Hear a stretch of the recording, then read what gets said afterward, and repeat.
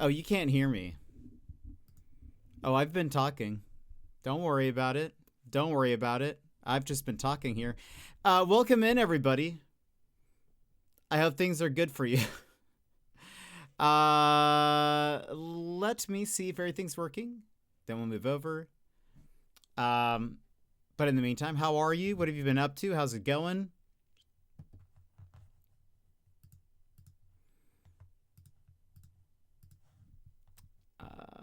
All right.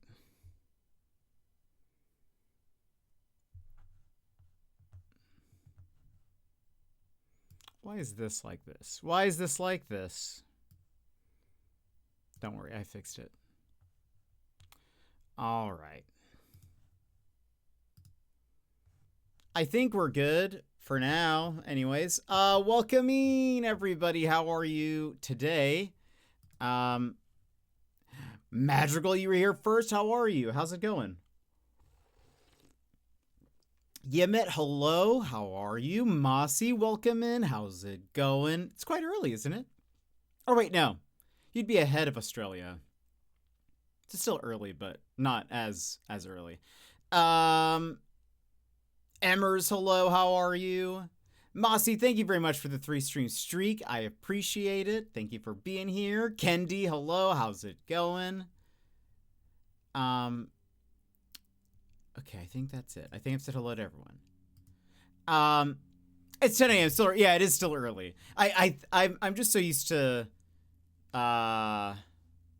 Australian Eastern Standard Time, AEST. I think that's what that is. So I think about that. So anyway, but then I was like, right, no, you'd be ahead of that. So never mind. But yeah, that is still early. But how are you? How's Nala? How is Nala? Pupper keeps me on my toes with some early starts. I bet. Doing all right. Busy weekend. Why was it so busy, Magical? I'm doing pretty good. Doing pretty good. We were going to stream yesterday, and then I just was very tired and was like, no stream today. I realized it after I said we would go live. I was like, I can't. I'm too tired. So I slept a little bit, but here we are. Here we are today. I started a little bit earlier today, so be proud of me, everybody. She's so cute. Comes out of her shell a lot, and is being super playful. Oh, that's great. That's wonderful. That's super fun. I'm sure we will need plenty of progress pictures as Nala continues to grow, but that's awesome. How is the other doggo treating Nala? Glad you got some rest? Yeah. Why has it been busy for you, Magical? By the way, Emmers, I have a couple of mayhem clips to show you if you're interested.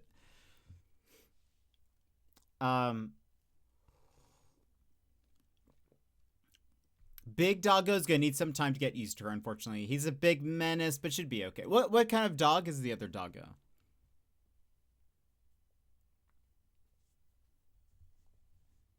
And also, what kind of dog is Nala? I forget. He's a French Mastiff. Oh boy, that is a big dog, is it not? Mastiffs are huge, right? Is that what I'm thinking of? Well, I don't know the French, but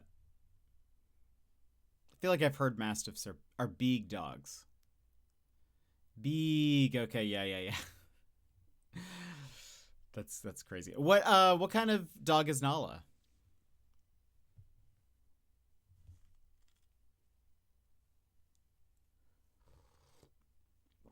Very cute dog. But what kind of breed? Labrador crossed with something, apparently. Nice. Okay, very cool. Oh, that'll be awesome. Yeah, probably when Nala grows a little bit. Or I don't know. Are you sticking with Nala? Once the pupper is grown a little bit, I'm sure they'll gel a little bit better. Sure, it looks just like a little tiny little thing to him. Yes, Nala was decided. Okay, perfect. Very cool. But that's so fun. That's very, very fun. By the way, I have posted Bear, welcome in. How's it going? I posted to my YouTube the Edwin interview just separately as well. So if you guys ever go to my YouTube VOD channel, you can give it a little like or something. Oh,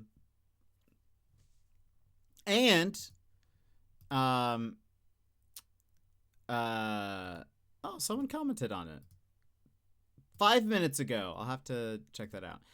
And one thing that's been odd is, so my VOD channel exists and it gets maybe like very, very little views. Most, I would say on average, the median number of views is 0. Some of them are ones. It's mostly because I'm grabbing like a thumbnail, like a screenshot for a thumbnail. But they're pretty. It's usually very low numbers.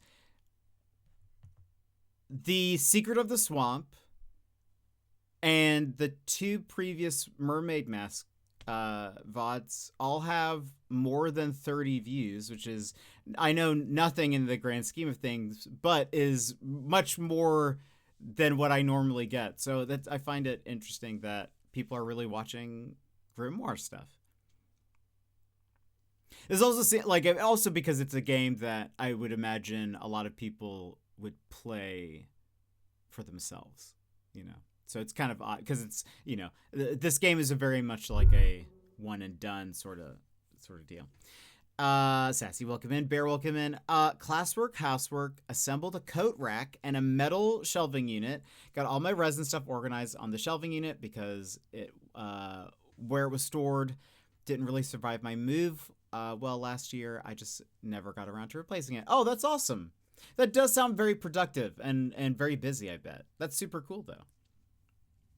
Look at you go. How is this next week? This is your second to last week of summer school, right? Coming up?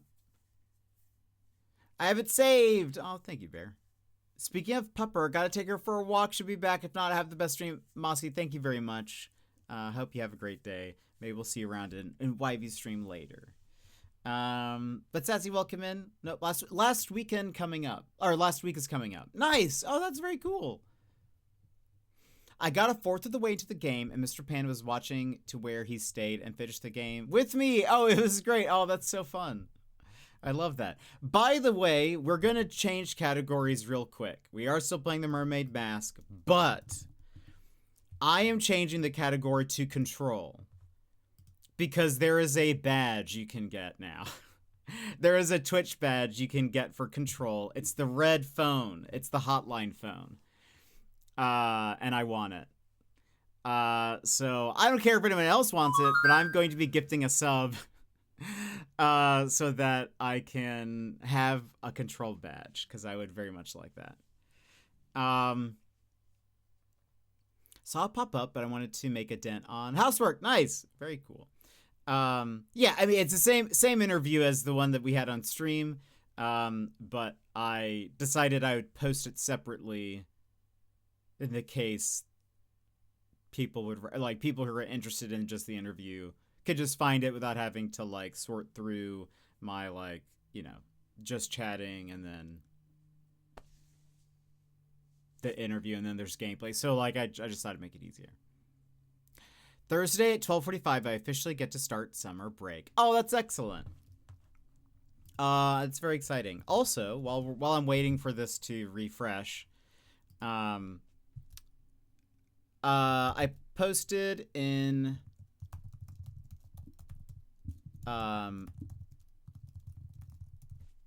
the Discord, but just in case someone needs a quick link to it, on Steam, The Life and Suffering of Sir Bronte is currently free till tomorrow.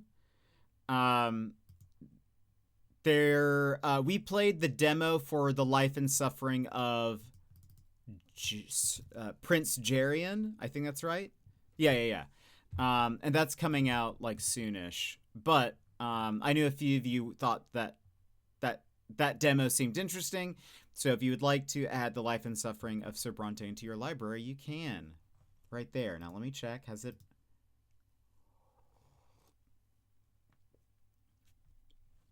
Haha!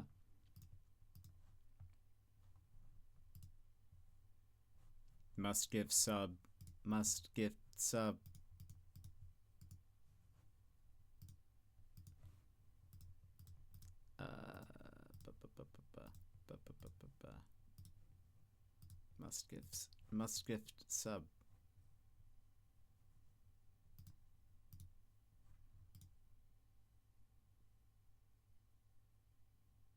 Thanks, friendo.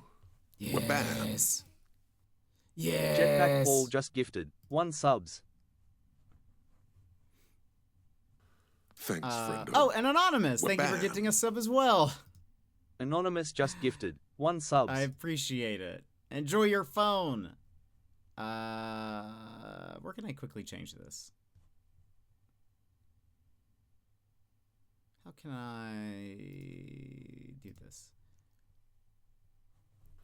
Thanks, friendo. Wabam. And Bear, Too thank you much for Too gifting Bear a just sub. gifted 1 subs. I appreciate it. Let's see. Where are you? Where are you? There it is. There it is. Ring, ring. Ring, ring. Wait. Wow, Bear, we said the same thing. Amazing. That's very funny. Look at it. It looks so menacing. Very happy. But Joss, Irish, Anatomy, enjoy your subs. Enjoy your subs. I am very excited that they're doing this. I'll leave this up for another like 5 minutes. If anybody else wants to get the control phone. But I was like, oh, I gotta have it, because then when oh, Winter, welcome in. How's it going? Legas, thank you for the subby. We're all currently the game control has a Twitch badge for people who gift a sub. So we're all doing that right now. And then we're switching back to our other game here in a second. Oh, Return of the Obra Dinn? Bear, you have to. I have a Mac, so it will not let me get the game. Oh, The Life and Suffering of Sir Bronte, Kimmy. Oh, that's a bummer. That is a bummer. That is fabulous. Yeah, so I sometimes am a little bit of a badge hoarder.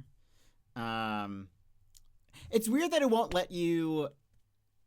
can you... Oh, I bet I know what you could do, Kimmy. If you go through your web browser, instead of going through like instead of going through the Steam app on your Mac, open it up in a web browser, go to Steam, whatever, it'll let you add it. Yeah, you should be able to, because I was able to do it. I didn't even think about it, but I was able to do it, and I'm on a Mac. So, Macs, rise up.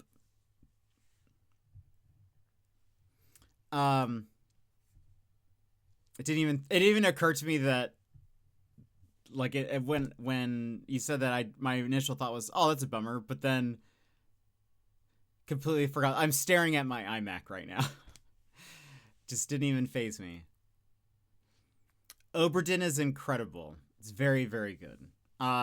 There's a new game by the same people that did the Root Trees, that is vaguely Obra Dinn-ish. The Galley House. It's something. It's A something. spark lights the fuse. Anonymous. The hype train roars Anonymous to just life. Thank you gifted very 6 much subs. Choo for choo. All aboard. 3, 4, 6 gifted subs. Thank you very much. Also, I feel like, why is this so bright and colorful? The thing that says Anonymous is gifting Oh, is gifting to all live viewers. Oh, that was a special thing. Anonymous, thank you very much. Basically, anybody who was watching that was not subbed just got a gifted sub. So thank you very much. That is very kind of you. Idle Beast, Paimon Gamer, Duck Plays, Starry Bue, Lucato, Radio Jackie. If you were gifted a sub, make sure you say thank you. That is so very kind. But thank you, Anonymous. I was like, the pop-up for me, I don't know if the pop-up for you guys, but the pop-up for me was like a special color. It was like gradients. It was like a very, very exciting, cool color. So I was like, why is it doing this? I've never seen that before. But yeah, it was because it was special. Yeah, because I forget that is an option. Sometimes now when you go to like gift a sub or something, it'll say, would you like to gift a sub to all of the currently watching people who don't have a sub? So that's very cool. Thank you. I bought it a week and a half ago. I've just been waiting to finish what I've been playing. I mean, I highly recommend Oberdin. Highly, highly recommend it. So good. And yeah, very kind. Thank you, Anonymous. Well, I guess because we have a hype train going, I'll let surely if anyone who wants the badge probably has gifted now, probably. So we can probably switch back. It's probably fine to switch back to the Mermaid Mask. Yeah, I'll go ahead and swap to the Mermaid Mask now. I just really wanted that controlled badge. So thank you guys for starting a hype train. Even though I just wanted the badge. That's it. Promise I wasn't trying to start anything. But it is great. Add it to my library. Thank you. Yeah, you're welcome. I'll have to remember that in the future, that if anybody mentions that they can't get on their Mac, that I need to say A collective cheer. to their... Damn. Our hype train. Magical. soars Thank you very higher. much for the Madrigal 1,000 Music cheered bits. X1000. Thank you very much. Getting us to the next level, which is level 3 complete. Thank you very much. That is very kind of you. Very much appreciate it.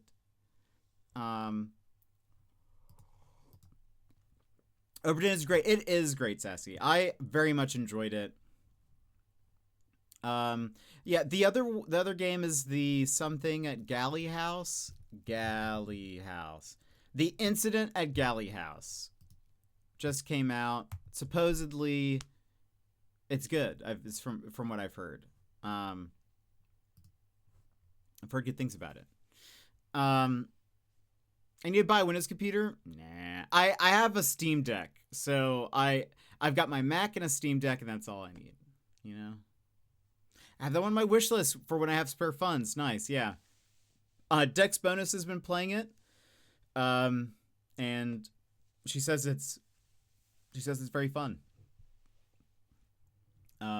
So I will probably check it out eventually. We have too many things right now. So I'm not looking to purchase it quite yet, but we've got Mermaid Mask, which we'll see how much longer it takes us. A collective cheer. Oh, Our Winter, hype thank you for the train 100 soars bits. higher. I appreciate it. Anatomy of Winter cheered X100. We've got Mermaid Mask, and then we have on Wednesday we're playing Male Catco with Lurkat again. Thursday we have Splatoon. So got a lot going on. There's a lot happening.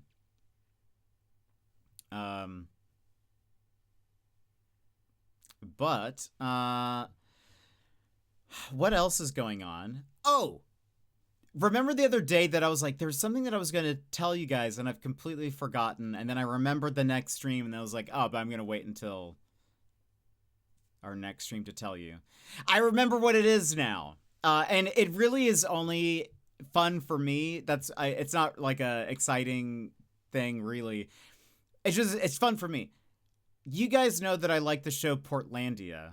Well, the main two actors of it, Fred Armisen and Carrie Brownstein, have started a podcast called AO Rewatch, which is a play off of a joke that they have in the show, where they're gonna watch every episode of Portlandia and talk about it. And I was like, this is content that is like specifically made for me. I cannot wait. So they already have one episode out, where they just kind of talk about the inception of the show. They haven't started actually like watching any episodes, and it's already great. I already love it. That's fun. Yeah, I am so happy. For those who have not seen Portlandia, it's just a really weird sketch show. And there's the same two people play like multiple characters in different sketches and whatever. I feel like there's a chance you've probably seen a sketch over time.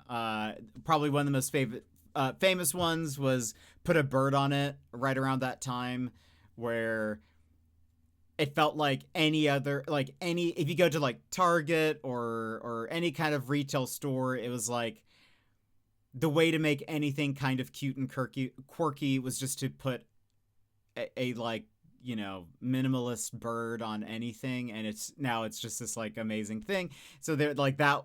So they have like a sketch about that. There's we've watched a few here, but it's great. I think Fred Armisen is really funny, and so it's fun also just seeing they're very good friends. So it's fun just seeing their dynamic. But anyway, I was like, I had like refreshed YouTube one day, and like within less than an hour of it posting, it was like recommended to me, and I was like, this is so, I cannot wait for this. This is so for me. And friends, thank you very much for the hype train. Very much appreciate it. Did I get anything? I got a conductor badge. But I don't want, hold on. Is it gonna give me did it change my badge? It did. I don't want that badge. I want give me my phone back. Thank you. Okay. Phone. Yep, we've got the phone again. Look at that. Mood. Fair. That's totally fair. So anyway, so yeah, the Portlandia revival podcast has started, and not revival, rewatch has started. Very excited about that. What else? I will mention the last stream. I really hate that Twitch changes your badge. At no point do I ever want the Hydrant Conductor one up. I sometimes like it. But I feel like especially when I've just gotten a new badge, I'm like, don't auto change it for me, please.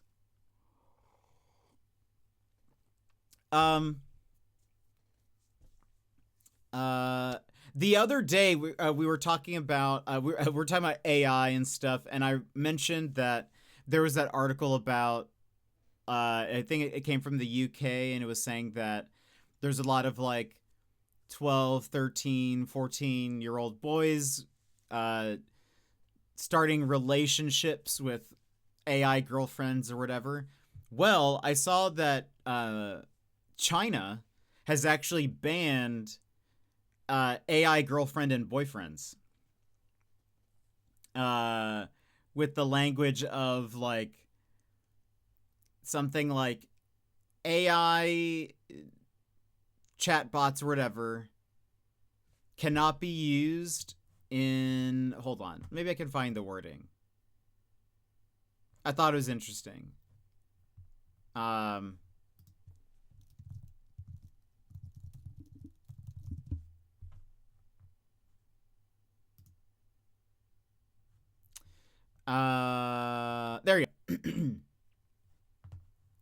AI companies, so the regulations took effect, earlier this week, jointly issued by 5 government departments, including the Cyberspace Administration of China. AI companies scramble as new laws take effect. The rules state AI tools cannot excessively cater to users, induce emotional dependence or addiction, and damage users' real interpersonal relationships.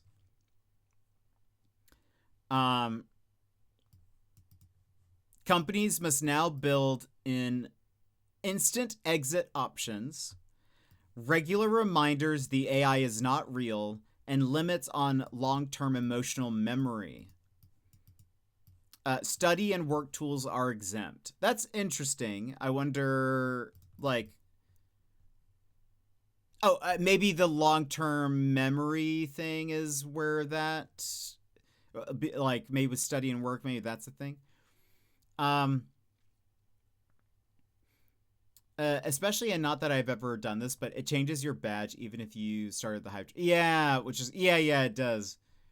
Oh, interesting. How are they able to enforce that? I feel like some of it is a little bit nebulous, because I would imagine some of it, like, I suppose, I wonder if some of it is like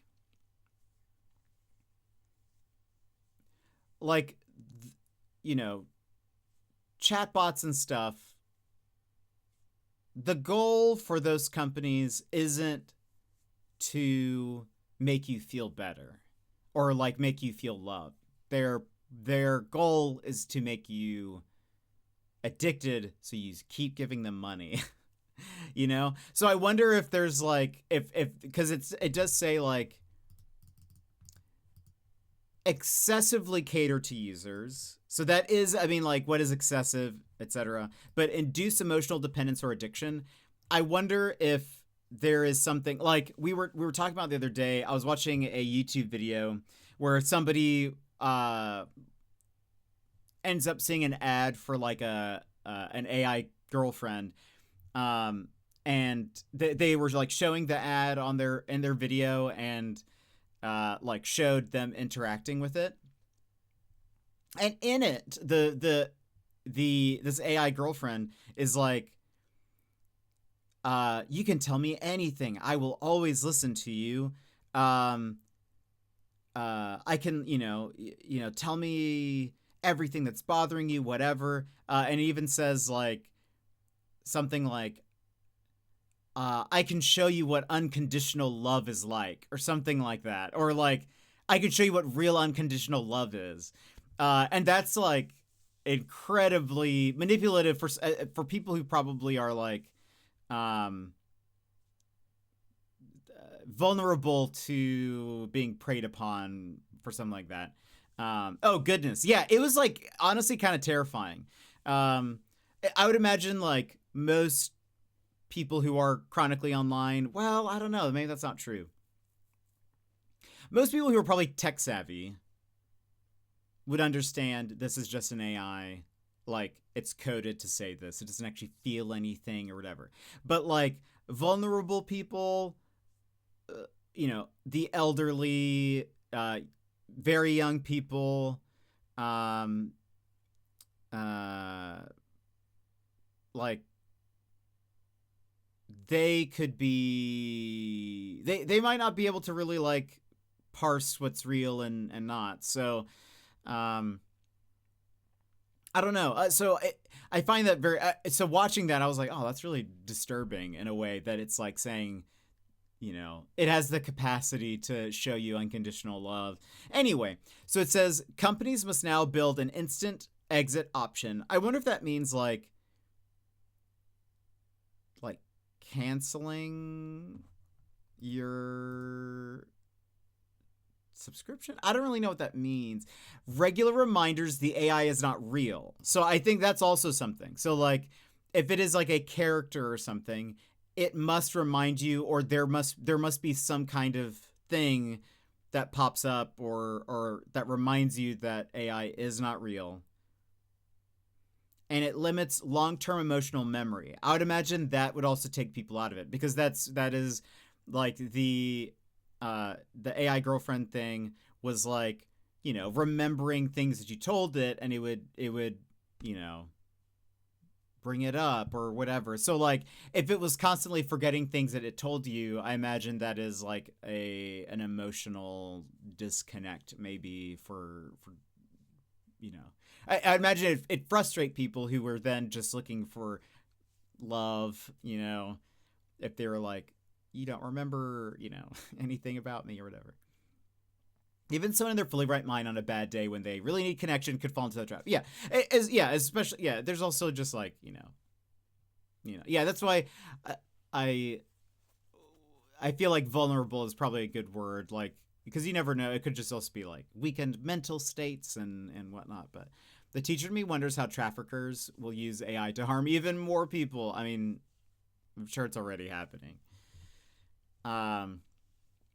Oh, you earned the 25k bit badge. If we had a 25k bit, you might get an emote.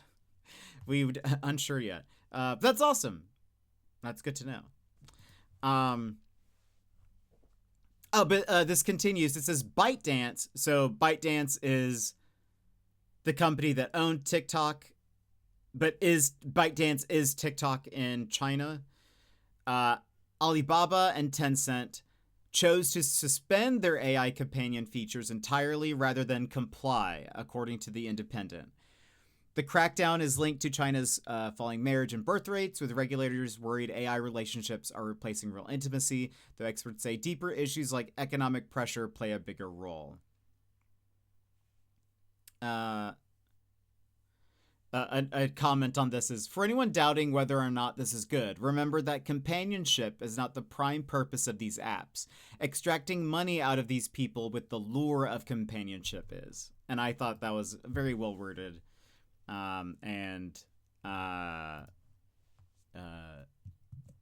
Anyway, I feel like that's a good move. I feel like that's probably a good, you know, regulatory thing. We just talked about Twitch changing the badge, and after that refresh, it changed the last. Yeah, it did. That's very funny. But now, at least when we contact support, we can say, Madrigal, that you just unlocked the 25k bit badge. It's a white chocolate mocha. I always drink a white mocha on stream. Every day.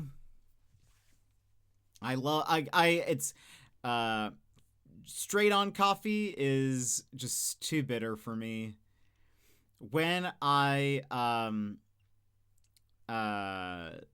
went to Australia, I was walking with a friend of mine, and he loves coffee, and we went to this one place, and he got this like espresso shot, and he was like, here, you should try it. And it was like, it was very flavorful, but it was so strong. I was like, I cannot have any more than that. That is, my sensibilities are I lean much sweeter than just black coffee. So, or like just, and this is like an espresso shot. So I was like, oh gosh, I can still like taste it if I think about it.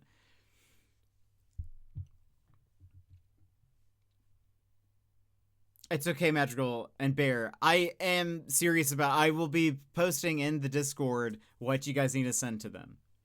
You can find that out through Jet's wiki page. It's filled with lots of lore. It's not fine, and it is not what it is. Yeah, no, I will though. I will though, because I will be, if either of you subscribe to a higher tier, I will be upset. I want you to know that. If you try to say that's a compromise, I will be actually upset.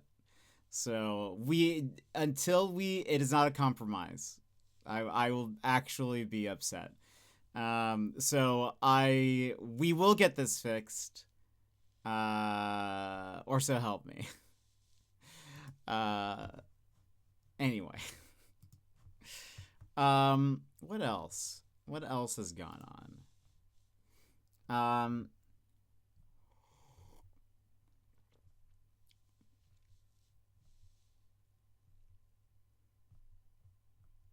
Is there anything else going on? Anything else that you guys have been doing this weekend?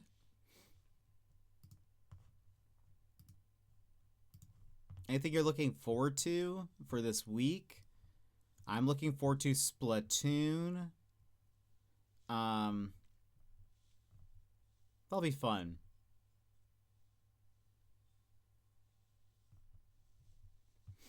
I'm scrolling through Reddit. But how can you be mad at us for more support? That's not fair. No, I can, because it's not a compromise.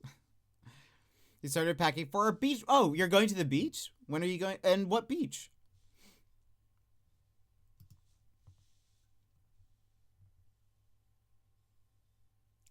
What beach? My nose is itchy. All the way south of New Jersey. We're going to stay at my aunt's house again like last year. Oh, that's so fun. I hope that goes well. Hope you have a great old time. A grand old trip. When is your trip? Is it this week? Well, 2 out of 2 times has ended in disaster. Oh. Well, I hope, I hope this time it doesn't. I hope this time it doesn't. Fair. Well, I hope, yeah, I hope this time goes smoothly. No one gets sick. Just a chill time.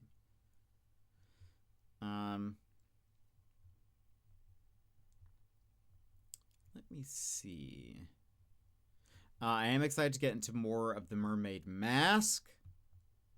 But we still got a little bit of time before we hop in. Gonna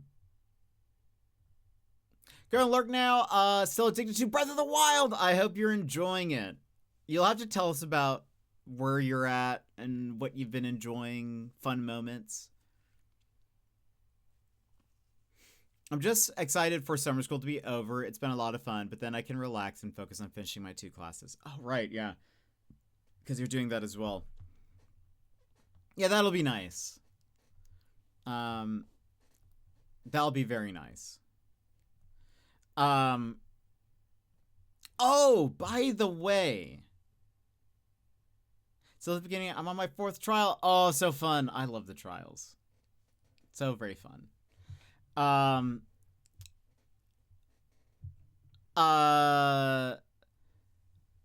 That PR person for Fading Echo messaged me again. And because I was like, oh, if I think I told you guys I was going to respond with like,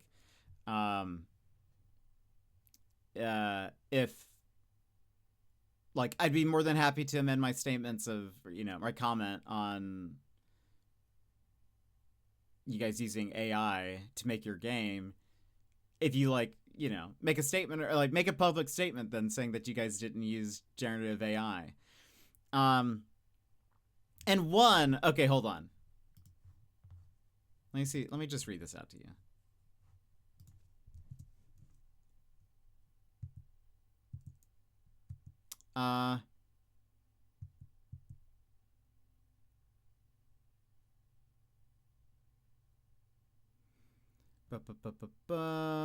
Okay, so this was my response to them when they like first when they first said, hey, can you remove your comment because we didn't use I know that the article mentions that the studio uses AI, but we didn't use AI in our game. And I said, so this was my response, or let's see. I also have to find a doctor at some point. I've been out of my insomnia meds for a few months. Really need to get them replaced before the school. Yeah, that's a good idea. That is a very good idea. I hope you get that sorted. So, so anyway, they were like, please correct or remove your comment. Which, the funny thing is like, on Instagram, like, you can just hide people's comments. You don't even have to delete them. You can, like, if you hit hide, it hides it for all the other users. So, like, I honestly don't know why they haven't, like, just done that if this is such an issue to them. So I responded and I said, oh, hi. From my understanding of the following quote in the interview, it sounds very much like generative AI is used in the process of games made by eMateria. And then I quoted the article. It's the long quote, but it's, at my company, the motto for a while has now been people won't be replaced by AI. People will be replaced by people using AI. Well, that's a little tough to stomach. I do understand it. I don't want to be one of those people that stubbornly says I'm not going to do it because I don't like it. I'm not going to oppose it because I don't understand it. But I'm not going to love it because I'm being told to. I'm going to take a cautionary step back. I'm going to acknowledge that it's inevitable, that this is going to be a part of the future, but I will stand for doing it ethically and correctly. And I said, I find the quote, people will be replaced by people using AI, to be an intriguing and ominous motto for a company. I then said, if Fading Echo is completely generative AI free in its art, coding, writing, assets, and general processes of its employees, and a public post is made saying that the game and its development is fully generative AI free, even from the concept stage, I will be more than happy to amend the comment. If that's true, I believe that would also be quite the PR win. I'll make sure to keep an eye out for any posts. More than happy to update. Thanks. And I thought that was going to be it. But they responded, how do you ethically steal someone else's work, though? That's the thing, is like, what's funny is, in the article, Elise, the senior producer, even mentions that in passing, the fact that it's based on other people's work that haven't been credited, that haven't been paid for, like, so it's a weird statement to make. But also, side note, I'm sort of like, I don't expect them to actually put out a message. It's just sort of like, I just kind of thought it'd be like an end cap to the conversation of like, all right, well, if this is based on what your senior producer has said. I feel like it seems pretty clear that generative AI is in use, because as the motto, or as it's being said in the company, people will be replaced if you're not using AI with people who are using AI. So I was just sort of like, great, if you're not using it, then you should be using that as a marketing angle, because there are people who will support that. But I'm just sort of like, if you make a post, great, then I'll delete the comment. Also, I'm not sure why they haven't deleted it or haven't hidden it or whatever themselves. They may have at this point, but I'm just confused why they are like wanting to engage with me in this. This feels so weird. But then they responded to me. Otherwise, they would have said our current games don't use AI. Yeah, exactly. So anyway, they responded and they said, thank you for explaining your interpretation. I understand how some of the broader wording in the interview may have led to confusion. To clarify, the comments you quoted concerned the company's broader perspective on AI and its potential uses. People won't be replaced by AI. People will be replaced by people using AI is not eMateria's company motto. Which I don't know why they had to specify that. I didn't actually believe that was their literal company motto, and I do say that to them in a response to this. But they're like, people won't be replaced by AI. People will be replaced by people using AI. It's not eMateria's company motto. Elise was referring to a phrase often said internally in broader discussions around AI while explaining her cautious perspective on the subject. And again, I like, okay, we'll continue, but I just was like, why do you think I anyway, okay. As you tried to convey in the interview, we do not want to reject new tools categorically. We remain open to considering their use when they provide genuine value and can be reused responsibly and ethically. However, that broader position does not mean that generative AI was used to create Fading Echo. No generative AI was used to create the game's artwork, characters, environments, dialogue, music, or any other creative assets. Every creative element was conceived and produced by the team and our collaborators. We do not intend to issue a standalone public statement on this, as we do not consider there to be anything specific to disclose or clarify publicly regarding the development of Fading Echo. Should we be asked about it by the press, we will of course answer their questions factually, but publishing a dedicated statement would unnecessarily turn a non-issue for the project into a public topic. Your current comment nevertheless presents your interpretation as a confirmed fact about the game. I would therefore still appreciate if you could amend or remove it to reflect that distinction. Thanks. Which sounds like they use generative AI in the code. Yes. You see, that's also something that I picked up. Or development process. Yes. Because they're very clear to state, the creative elements, but not anything else, which I responded, and this is my last response. I believe they have responded again, but I haven't even looked at it. But I said, hi, person. For the record, I did not actually believe that Elise meant that it was literally an official company motto. I understand its usage. I find it concerning it would be said at all. Anyway, I find the emphasis in specifying creative elements didn't address my full concerns. If generative AI and LLMs is used in non-creative aspects in the workflow, I would consider that having used Gen AI. Things like coding and programming and even the more administrative tasks as well. I appreciate your time in going through this. At this point, I'm just not satisfied in the given information. I don't consider taking a stand against generative AI to be a non-issue, especially when a senior producer goes on record supporting and promoting its usage. At this time, I'm unconvinced that no Gen AI was used in the making of Fading Echo. I'm sure you can understand how it may look that no dedicated statement is being made. There are so many people that would certainly go out of their way to support Fading Echo if the team went on record and declared that publicly. If no Gen AI was used in Fading Echo, then my comment is really a non-issue and you have nothing to worry about. It would be very simple for the team to make a public statement. So thank you for your time. I don't foresee us needing to discuss this more. I will keep an eye out for any public statements and remain open and willing to amend upon seeing them. Thank you for your time and I hope you have a great day. So they responded to that, but I just didn't check it. I was like, I don't know why this PR person is like engaging with me at all. Like, it feels weird because like if you have like if you're a restaurant or something and you have a troll or you have like something, it's just better just not to engage with them at all. Like you just don't talk to them or whatever. You just let it subside and go away. Like I don't think it's the comment that I made, I don't even think like people have liked it or anything. It's just I just made a comment about the studio using AI, and so like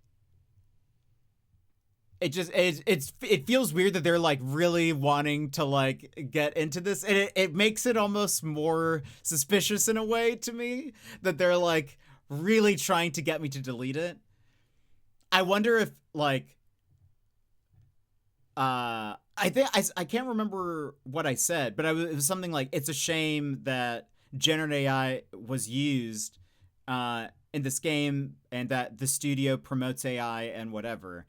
And I said the studio name. I wonder if they're just like worried of like it being, if someone like searches like for the studio name and AI, like if it's gonna come, but it's gonna come up anyway because of that article that they wrote. So like, I just don't even know. And again, I feel like the PR person then engaging me in this, and then me ending up being like, I'm unsatisfied with your response, like because again they're very specific in listing the creative elements but nothing else. it sort of looks worse in a way. Like it would be better had they just not said anything. If they just ignore my message, like I don't think anyone would see it. I don't think anyone would like really interact with it. Anyway, they made a point to specify the creative elements. They did not say it was not used for at all for any step of the game. Right. And again, they're sort of like, well, there's just no like evidence of that, or there's no like, you know, whatever. But it's like, I mean, if you're saying that internally the company, like, I find it honestly, like, I would hate to work for that company. If internally they are saying, people, we're not going to replace people with AI, but we will replace you with people who are using it. Like that is, that's kind of like, it is a subtly threatening quote and motto. For the record, Elise calls it a motto. I understood that that's not what, like, I don't believe it's going to be like eMateria Studios or eMateria Games, we will replace you with AI. I don't think that's like on their like website as like a, you know, in italics and script font. I don't think that's their motto. But like the fact that she says that means that they are saying it. And that it has come up enough for her to call it a motto. So that seems to me at least a few times, you know. So like that's, I feel like even saying that in your work environment, imagine like your manager or your boss or principal or whatever was like, you know, we're not going to replace you directly with just AI, but we will replace you with people who are using it. It's sort of putting you in a position where you're like, well, if I want to keep my job, I have to start using it now, because they'll just replace me with someone else who is using it. So like, that is not great. That's not great. They need to make a lot of money on the game because of the voice cast they got. They are trying to shut down any possible chances of them losing money. Sure. It just, I don't know. Like, again, if it was like, I would say, I don't know, if I were them still though, I would probably, if I were as someone who does social media marketing, if I were the person who was in charge of this, I saw, okay, someone made a weird comment and it has no likes or whatever, like no one's responded to it, I would just hide it and not worry about it at all, because chances are no one will see it then. Like it's just not an issue. Because again, like when you're posting on Instagram, if someone makes a comment, you can delete it. The person who then made that comment will see that their comment was deleted if they go back to that post.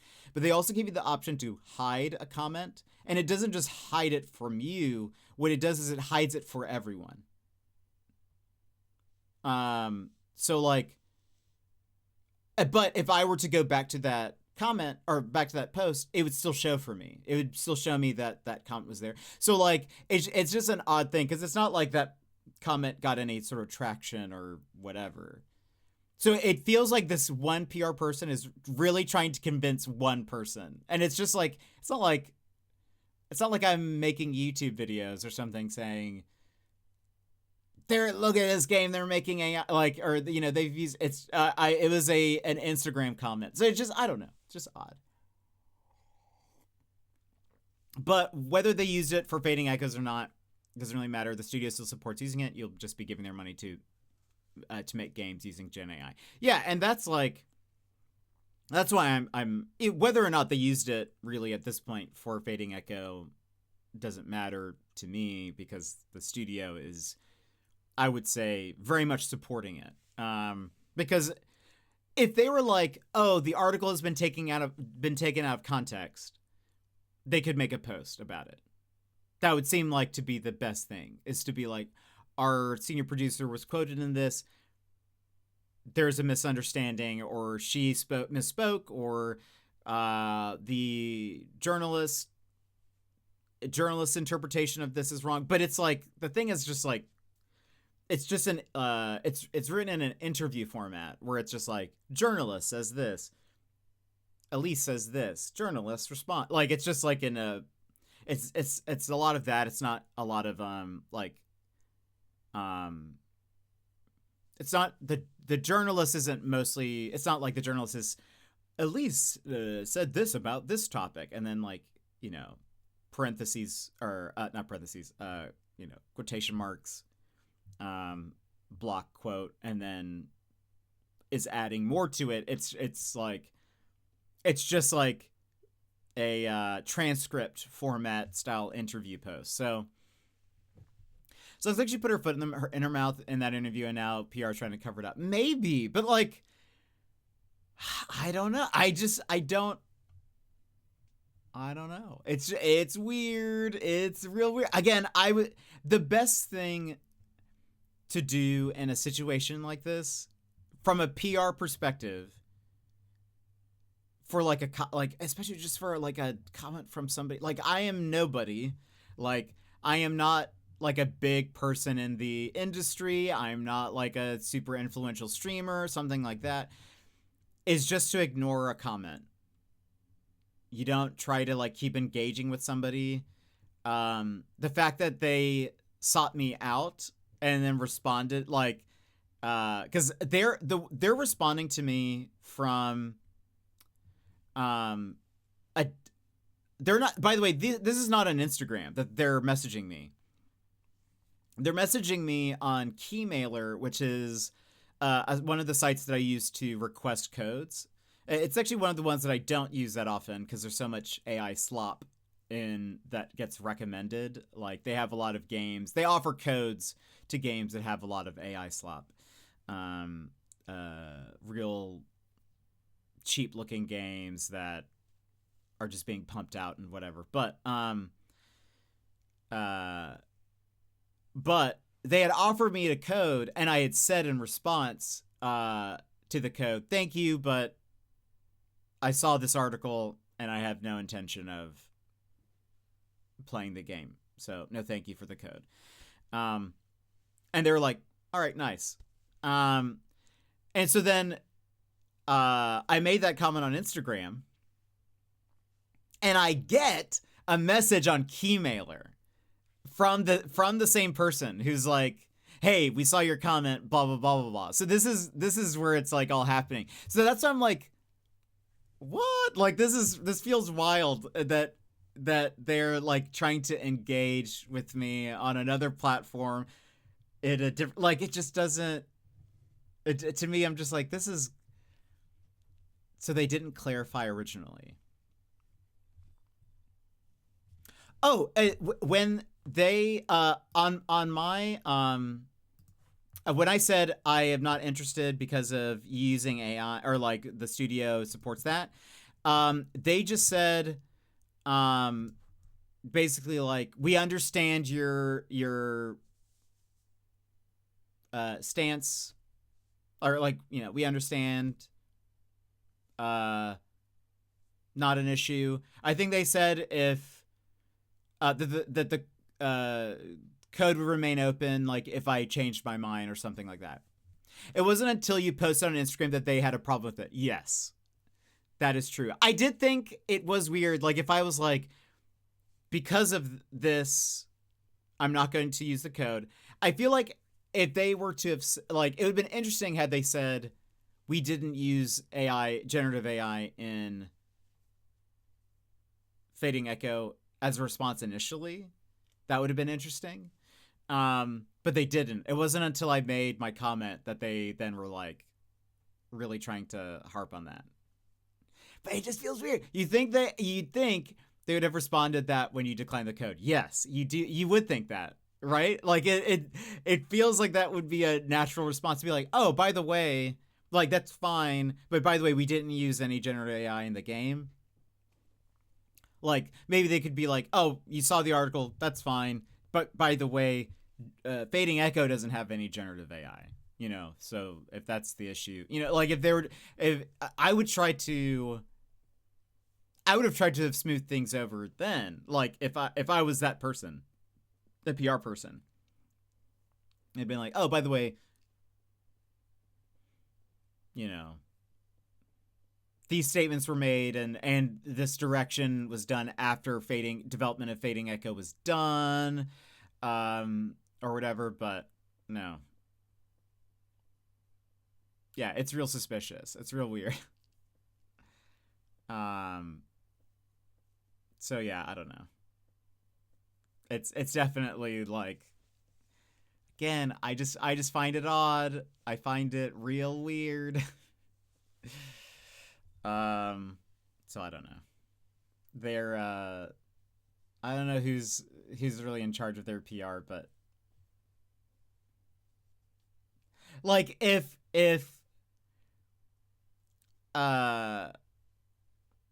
someone made a trolly comment on like a YouTube video of mine or something, I would just delete it. You can also like block people from like watching your YouTube channel or whatever.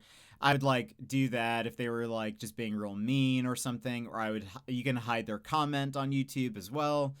I would just do that. But I wouldn't engage with them. I wouldn't talk with them. It's just not worth it. There's like, chances are there's going to be no benefit, but give more attention to it. It's sort of like the Strife Sand effect. By it's every once in a while you'll see a thing on Reddit that's like, Elon Musk wants like the internet to remove this picture, or does not want this picture spreading or whatever, and then that just causes more people to spread it, or like more people talk about it or whatever. But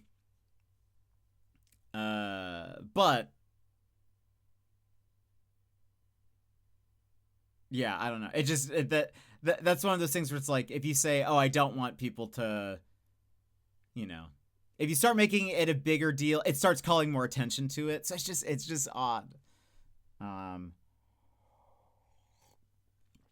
Anyway, it's not a game we'll be playing. It just feels weird that this person really wants to keep engaging. And I kind of also like that last message that I sent was sort of like, I don't really foresee us needing to talk about this anymore. It's just like, it sounds like they're not going to convince me. They're very much coming from like, it's a non-issue. We'll be making it an issue if we make a comment about it publicly. So like, and they don't have to. I'm not forcing them to. I'm not demanding that they do. I'm just saying I'm not going to, change my comment or whatever unless they do that. But I sort of also suggested that because I don't think they would. But but I would if they made a public statement. I'll change my comment. I saw someone yesterday who made a very hateful comment on a post. I just hit the report button instead of engaging with them. Yeah, that's the best thing to do. Is time to give them an ultimatum. No, but it's just funny to me like that they then responded again to my message. Like that should have just been like me saying, I don't really foresee us needing to talk about this. It doesn't need to go further. I don't know. That should have just been their sign to say, I'm not going to respond to this. Not my post, someone else's. Yeah. There's so many times when on Reddit, I'll see somebody comment something that's either like just a trolly comment, or it's not good, or they totally are missing the point or something. And I'll start thinking about a response to them. And then I'll be like, wait, why does this matter? This doesn't matter at all. And then I'll just downvote their comment or whatever, and then just move on. It's just really like not worth it. 'Cause also like, one, my comment wasn't trolly, but like trolls typically just thrive off of interaction. And so like giving them that, whether positive or negative, just fuels them. But from like a marketing PR standpoint, like they should have just not messaged me at all. It's weird behavior. That's a weird behavior sort of thing, especially on another platform too. That's like them going out of their way too. They had to they could have just messaged me directly on Facebook, or not on Facebook, on Instagram. But instead they were, I don't know. They heard about your reach. The thing is, my reach is so bad. So it's definitely not the issue. Your comment was just presenting facts based on the evidence you were given. Yeah, and that's the thing. They were like, yeah, it's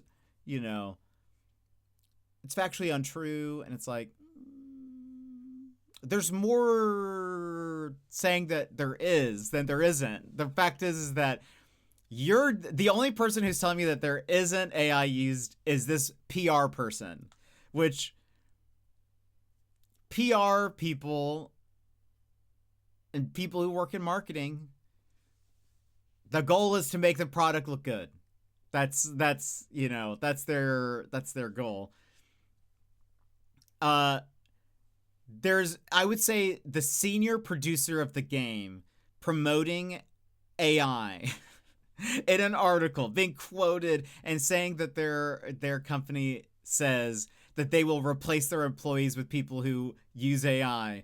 I feel like is more evidence that AI is used in it. It may not quite be a smoking gun as far as okay, there are assets in the game that used AI, and we find a picture that is straight up just generative AI. But the fact that you have somebody who works for the company and is saying and supporting this and supporting AI, but also promoting it, whether that was their intention or not, they are promoting generative AI. That is more of evidence than not. That definitely, I would say, is more of a point in my favor than not. So, those marketing people, am I right? I mean, that's why I am generally, maybe not my stream, but I would say that's why I feel generally pretty good about the stuff I make for Wivey or other people, any of the emotes and stuff I make for people, because I feel like I'm pretty good at making things look good, or his overlays and stuff. It made sure to specify that they didn't use it in any creative elements, not that they didn't use it at all. Yes, yeah, right. So I thought that was also very telling. This stuff looks amazing. Thank you. Yeah, I think that's what, I like branding. I enjoy branding, and so things like overlays and logos and emotes and stuff, that's why I feel pretty good about that stuff. Because I usually know, all right, all together, this looks pretty cohesive, or this looks good, or whatever. So I don't know. It's just weird stuff. But anyway, let's go ahead. We're gonna get into the game, but before we do, we have to run ads. So, stand up, stretch, grab a snack, grab a drink, etc., and then we'll be playing some more of the Mermaid Mask. So, BRB!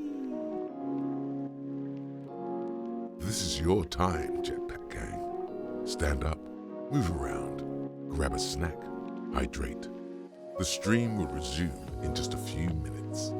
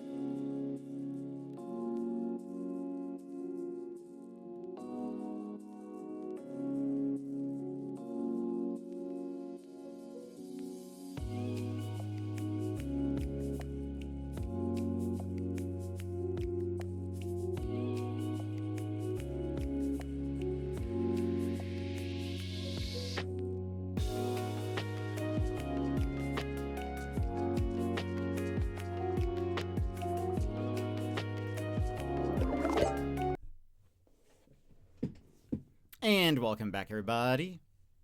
We are here to get into the game. Also, I just updated the game. There was an update that I guess fixed a couple of bugs, as well as they said that there were some times where the audio was quiet, which is true. And it should have fixed that. And I really hope that things aren't too loud. Things aren't too loud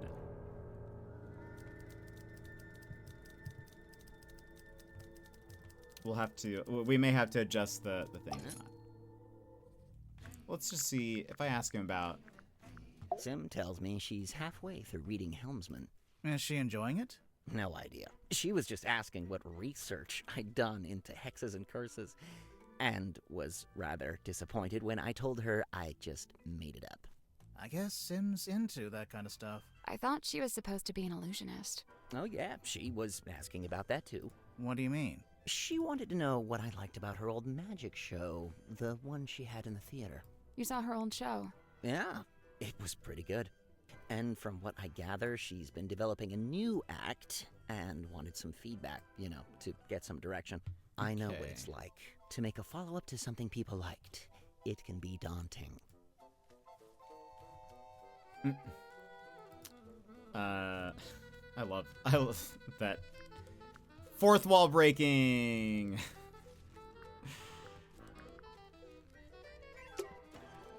All right. So we have. I was just checking the audio. Sorry.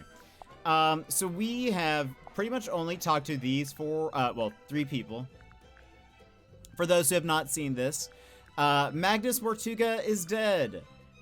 He was the previous captain of the ship. He was found in. Is there a map? I guess. He was found in the Illusion Theater. He had a slit throat. There was this bottle found on the ground with purple liquid.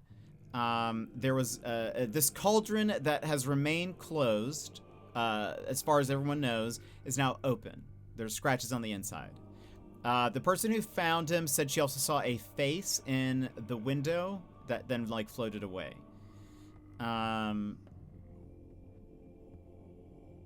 We are still sort of getting the basics of everything though. A Symmetry Silkmoth says that she was the first person to find him. That may or may not be true. Cynthia Seafoam is now the acting captain and also the rightful captain? ? She may she has a deed of ownership or something of the submarine. Is roommates with Sim and is also the person who hired Grimoire and Sally to come here. J.D. Werman is a book author. A lot of people are reading his book in this story. And he says that he finds living on the submarine interesting, that they're all inspirations for his books and stuff, like the drama of living on a submarine and all of that. He does not seem to be fazed by the murder in the least bit.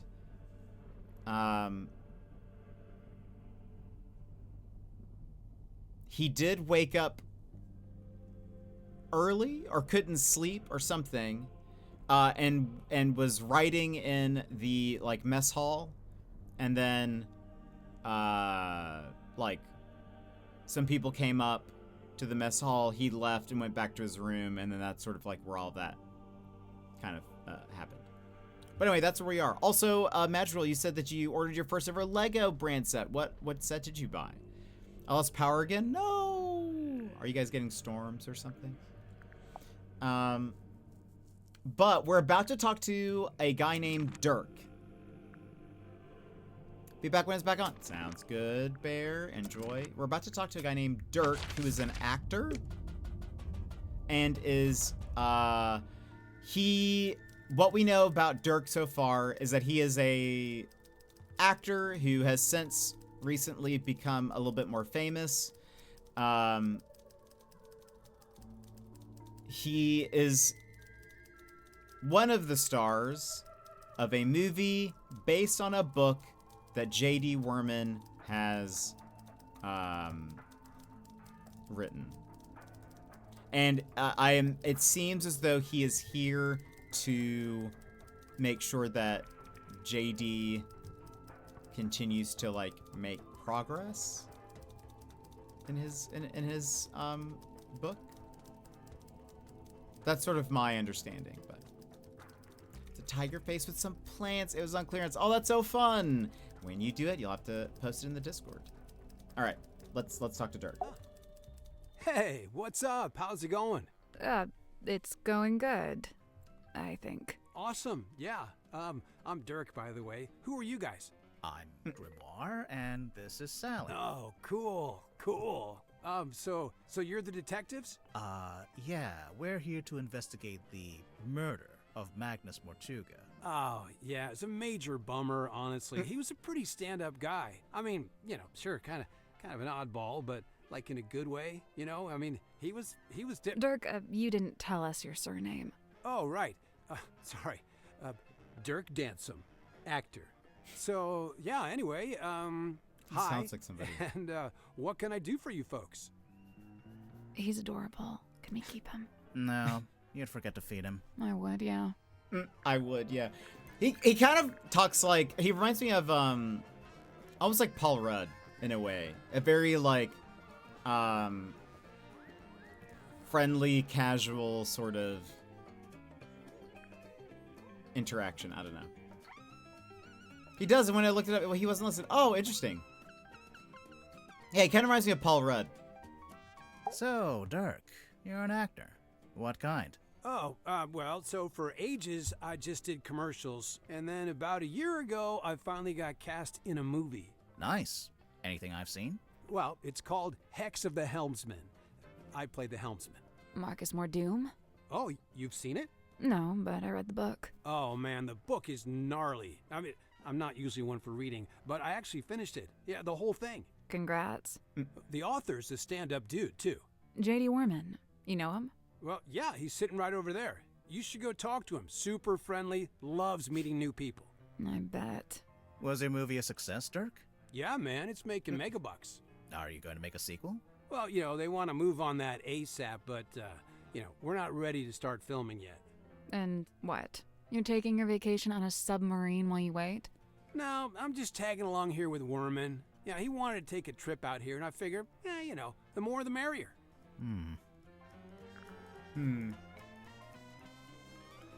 I think on the there's a Mermaid Mask Instagram. I think they've posted who this is. So I'm not sure. I didn't try to look at too much on the on their Instagram because I just didn't want to see anything about the characters. But they did like a they've been posting the character and then who the voice actor is with like some clips of voices and stuff. So they might have that there. And it actually might be technically Detective Grimoire. Hold on. It might not be the Mermaid Mask. Detective Grimoire is the account. I can check.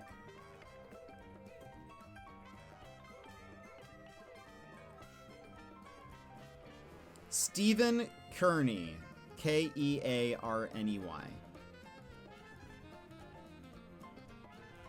Stephen Kearney. What do you make of the Mortuga submarine?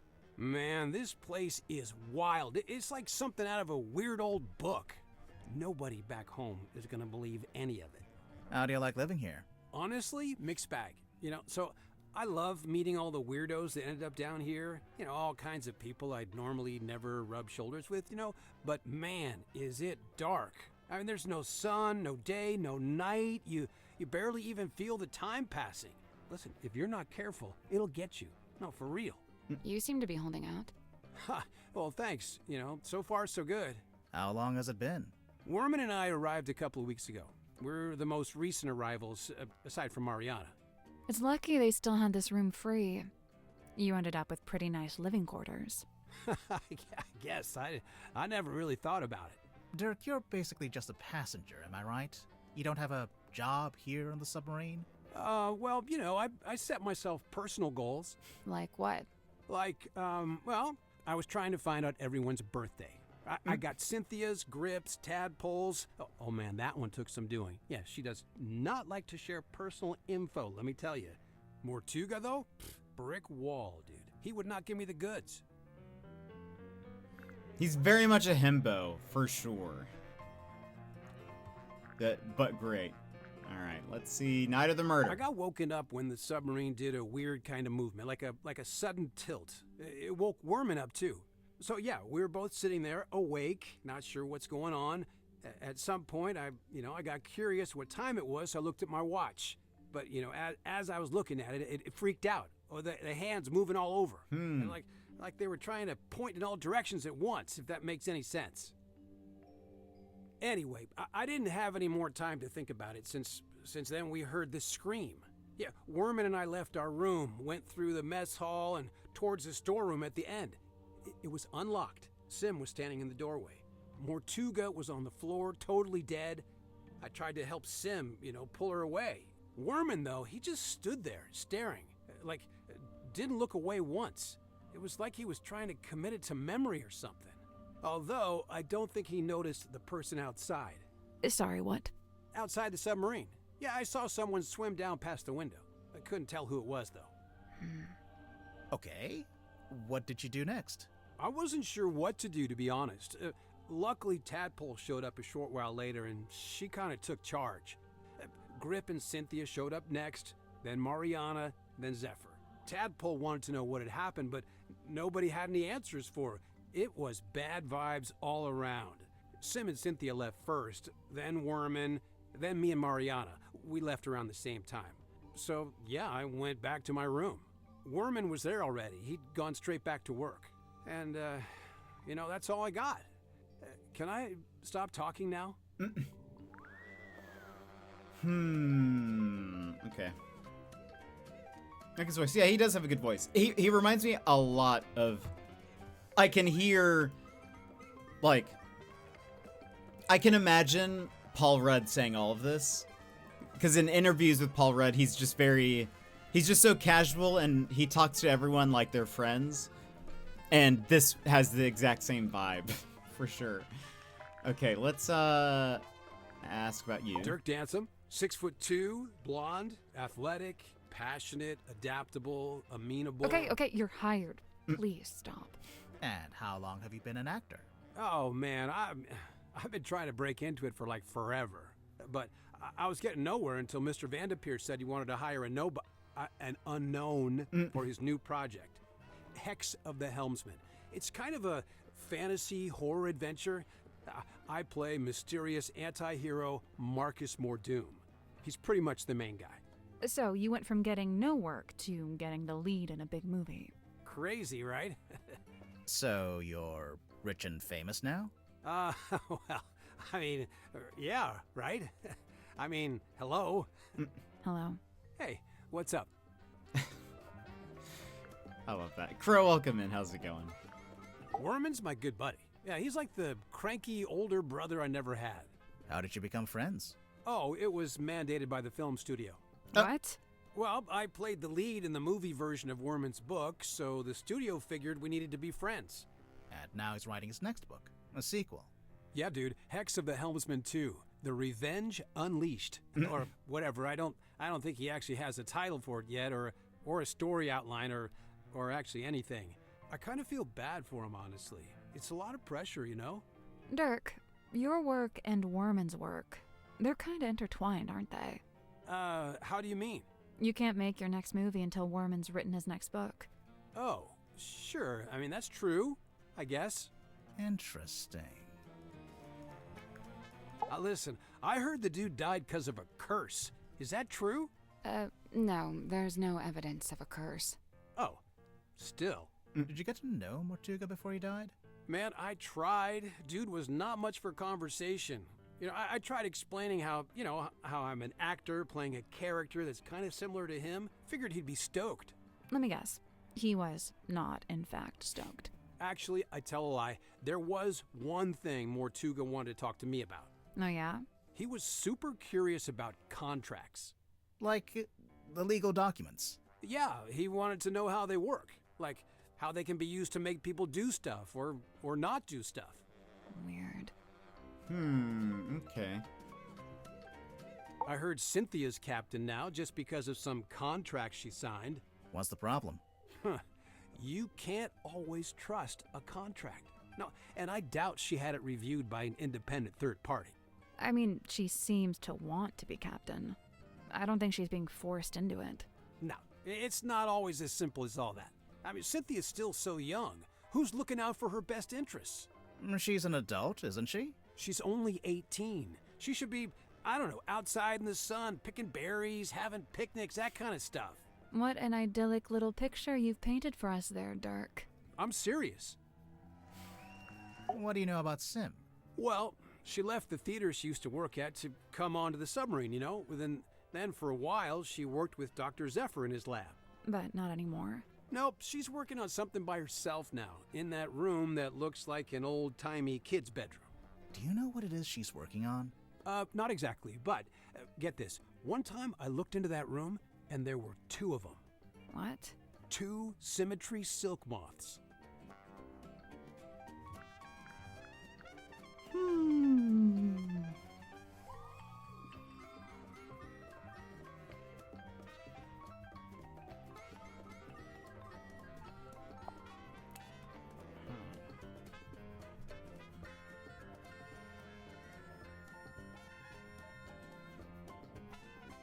Had some thoughts.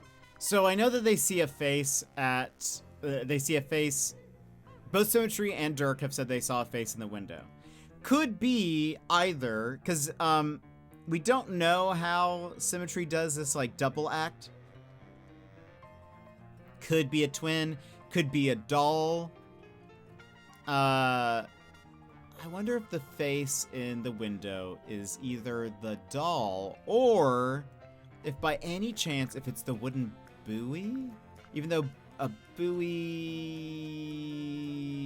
I don't know how it would be like, because it does look like a face, and it's supposed to.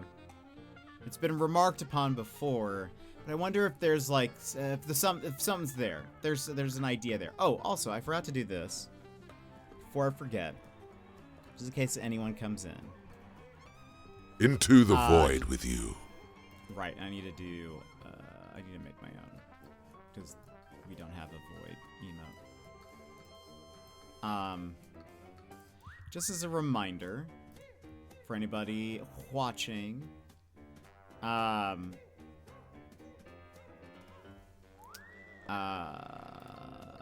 no backseating, no spoilers. We have in our Discord a backseating channel chat. Special channel where you guys can talk about the game, talk spoilers, etc. So you can get it all out there in a place that I don't see. So make sure you, you know, if you want to discuss that, you can discuss that there, but just not in chat, please. Buoy was a word for me that gave away that Edwin wasn't American. That is one, because he says boy, and it is interesting that Sally says buoy. I wonder if they like, just let. Actually, I don't know. I would imagine the UK is probably more similar to the way Australians say it. I'm curious if they were also like, we'll just let both people say it how they say it, so that way, like, all our bases are covered for people who are like listening to this, you know? Because I noticed earlier, I think it was when we were in the drawing room, that Sally says buoy. And I was like, oh. So it is, you know, sometimes correct. Well, I say correct, but you know, the American pronunciation. I am officially living the dream. How many people can say they're an action figure? I'll admit it. I'm jealous. You carry this thing around everywhere you go, Dirk. Of course, but I'm super duper careful to keep it in mint condition. Mint condition? I really wouldn't say. Yeah, you know, they told me if I leave it in the box, it'll be worth way more in the future. Yeah, do you have the whole set? Looks like there are 2 other figures in the series. Oh no, they only gave me this one. My co-star Julie has the other 2. The other 2? This is yours, Dirk? We literally found it in the pocket of your tuxedo. How'd you know for sure it's my tuxedo? Dirk, show me one other living soul on this submarine that could even conceivably own a tuxedo. That is one old document. I'd be surprised if it hasn't expired by now. Expired? Yeah, things like this normally have an agreed upon... Oh, no, there's no date. Huh. I guess it runs in perpetuity. What about if you ripped it in half? Ha! You know what? I found that doesn't actually do jack. No, I know. It works in the movies, but in real life, voiding a contract is a more complex procedure. Well, that's no fun. Is that Cynthia's mom? Yeah, I think so. That jacket is something else. It could do with a bit of aging, though. What do you mean? Well, it's pristine, but stuff like that doesn't look so hot when it's brand new. On our movie, we had a guy who roughed up all the outfits, made them look lived in, you know? So this photo is the first time Cynthia's mom wore that jacket?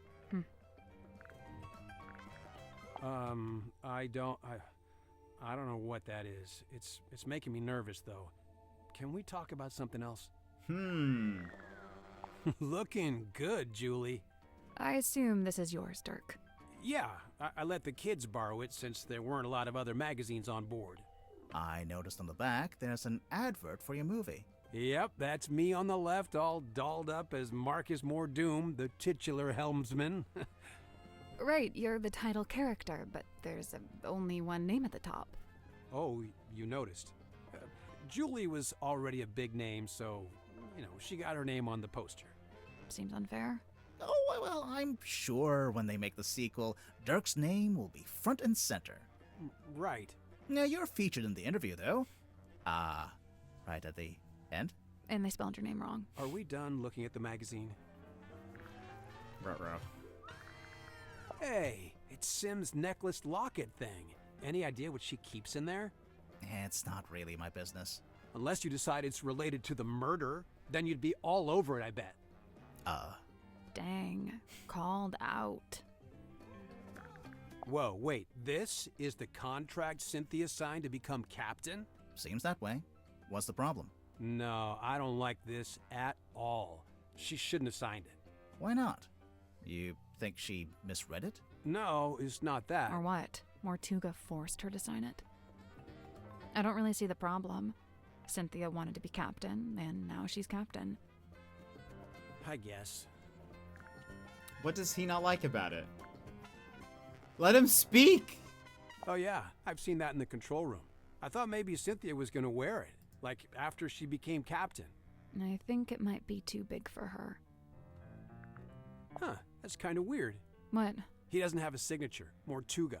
Yeah, he writes his name differently every time. Yeah. I wonder if it's on purpose. Maybe he just never bothered to decide on one. Right. You know, it doesn't seem like he was a paperwork kind of guy. Yeah, guess not. That's interesting. I didn't I'm pick glad up on Cynthia took my advice. What advice? She was looking super tense, so I told her to pick up a hobby. Arts and crafts is a good choice.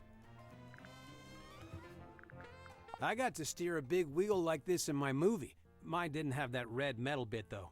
Also, mine was up on the aft deck, not, you know, indoors in a control room. Hey, the guy who wrote this review has the same name as who? I'm not sure if I'm allowed to say. We learned that James Dusk is the real name of J.D. Werman. That's what the J.D. stands for. Someone lose an eye? It's not real. Oh. Oh, it's got a weird smell. So? So maybe try asking Mariana about it. She's got a wicked sense of smell, like a dog. I'm serious. What's the deal with those holes along the sides? They're from when it was a sail. Why would a submarine need a sail?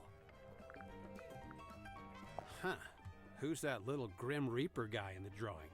I'm not sure. You recognize it? It does seem kind of familiar for some reason. I mean, it looks like the villain from Hex of the Helmsman. Man, Mortuga really was an odd duck, wasn't he? I mean, who owns something like this? What's it even for? It used to be locked, so I think he kept something inside it. Oh, what? And it got stolen? The thing? Whatever it was? Maybe, yeah. Whoa, I wonder where it is now. Hard to say, since we don't know what we're looking for. But somewhere on the submarine, I guess. Not necessarily. Someone could have thrown it into the ocean. Oh, great. Someone dropped their perfume? Oh, bummer, that stuff can get expensive. Oh, you found my tablets. What are they? Vitamin D, all 3 types. That's the one you get from sunlight. Yeah, I gotta take it while I'm down here, since I'm not getting natural light, you know? How come you left them in the mess hall?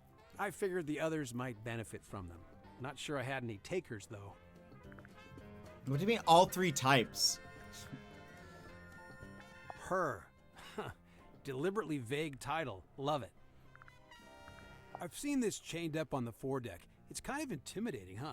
It's a boy. For real? Huh. It has long hair, so I always figured it was a girl. That's very funny. I love it. Whoa, this is a first a dish. Yeah, whose is this? It's mine. You gonna get Wormo to sign it? No, I Wormo. hadn't planned on it. He'd do it if you asked. I bet he'd even do a little doodle on the inside cover. Okay, maybe I do want that. I assume you've read it, Dirk? Of course, dude. First thing I did when I landed the part in the movie. What did you think? Loved it. I never thought about the sea so much in my whole life. It's almost like the ocean in the book. It represents something bigger, you know? So, Cynthia hired you to solve the murder, huh? Pretty much. How much do you charge? Is it like a day rate or what?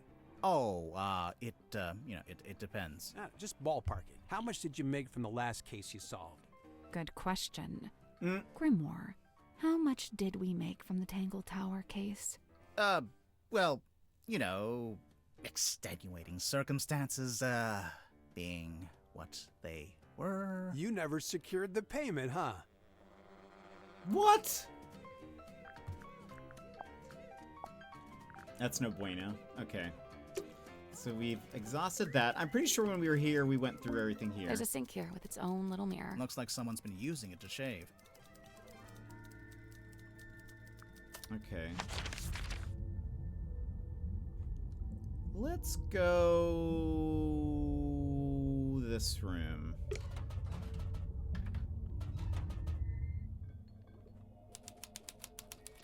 The Dream Chamber. Oh my. Okay, this looks intriguing.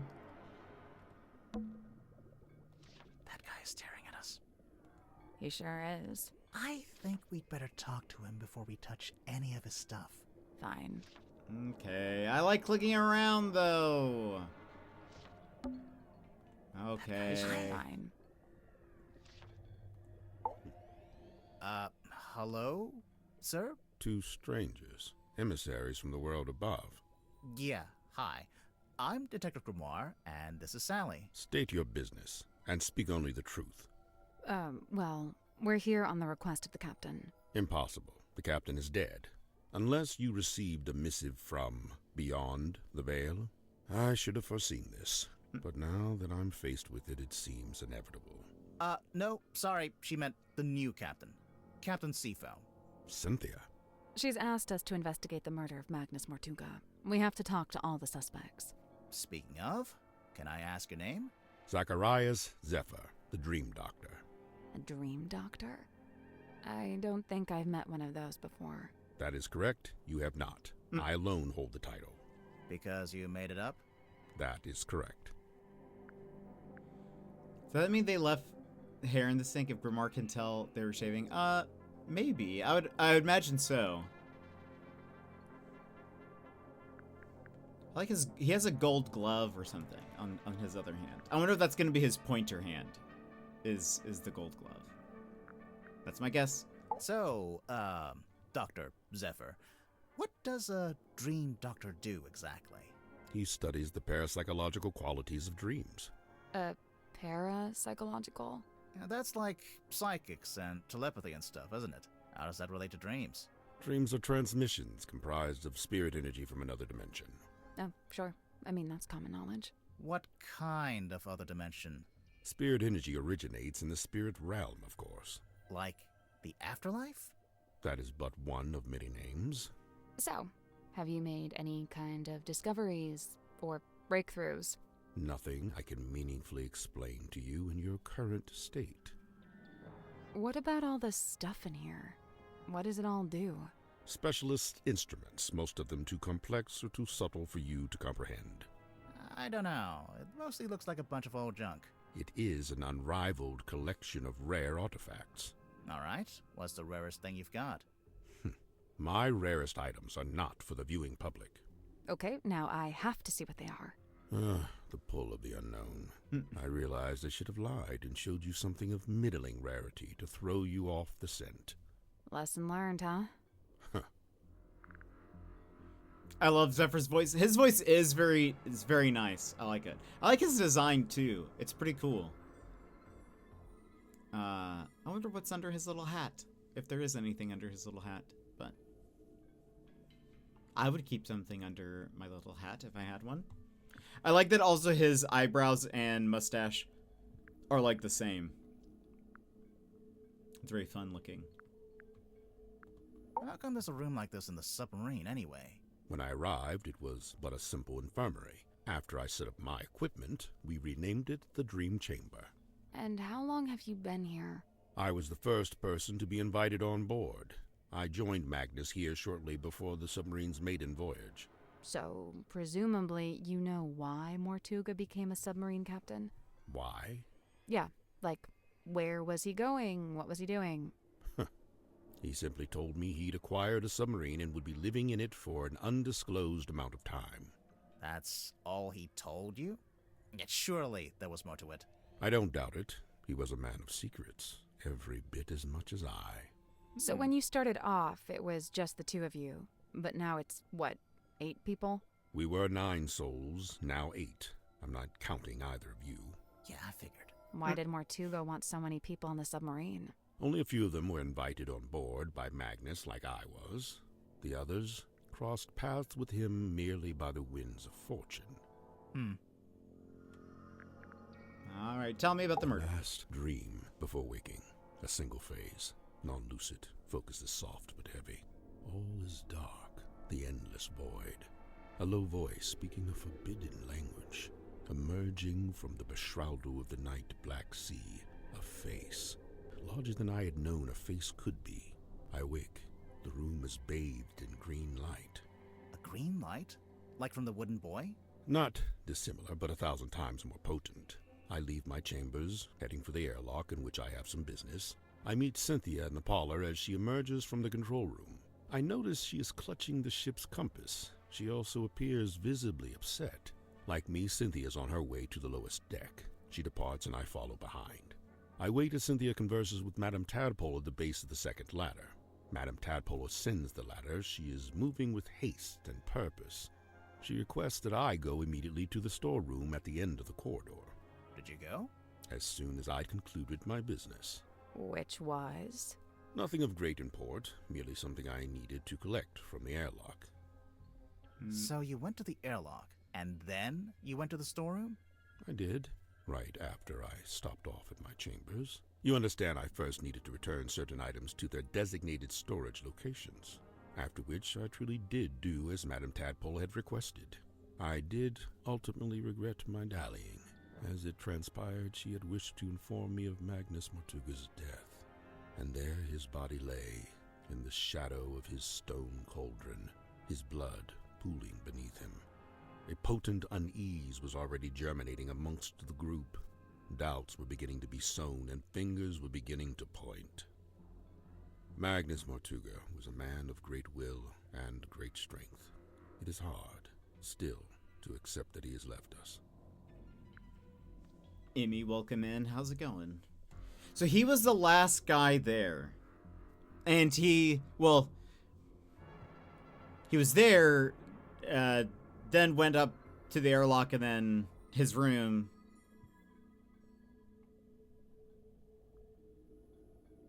And then came back down. That is a bit suspicious.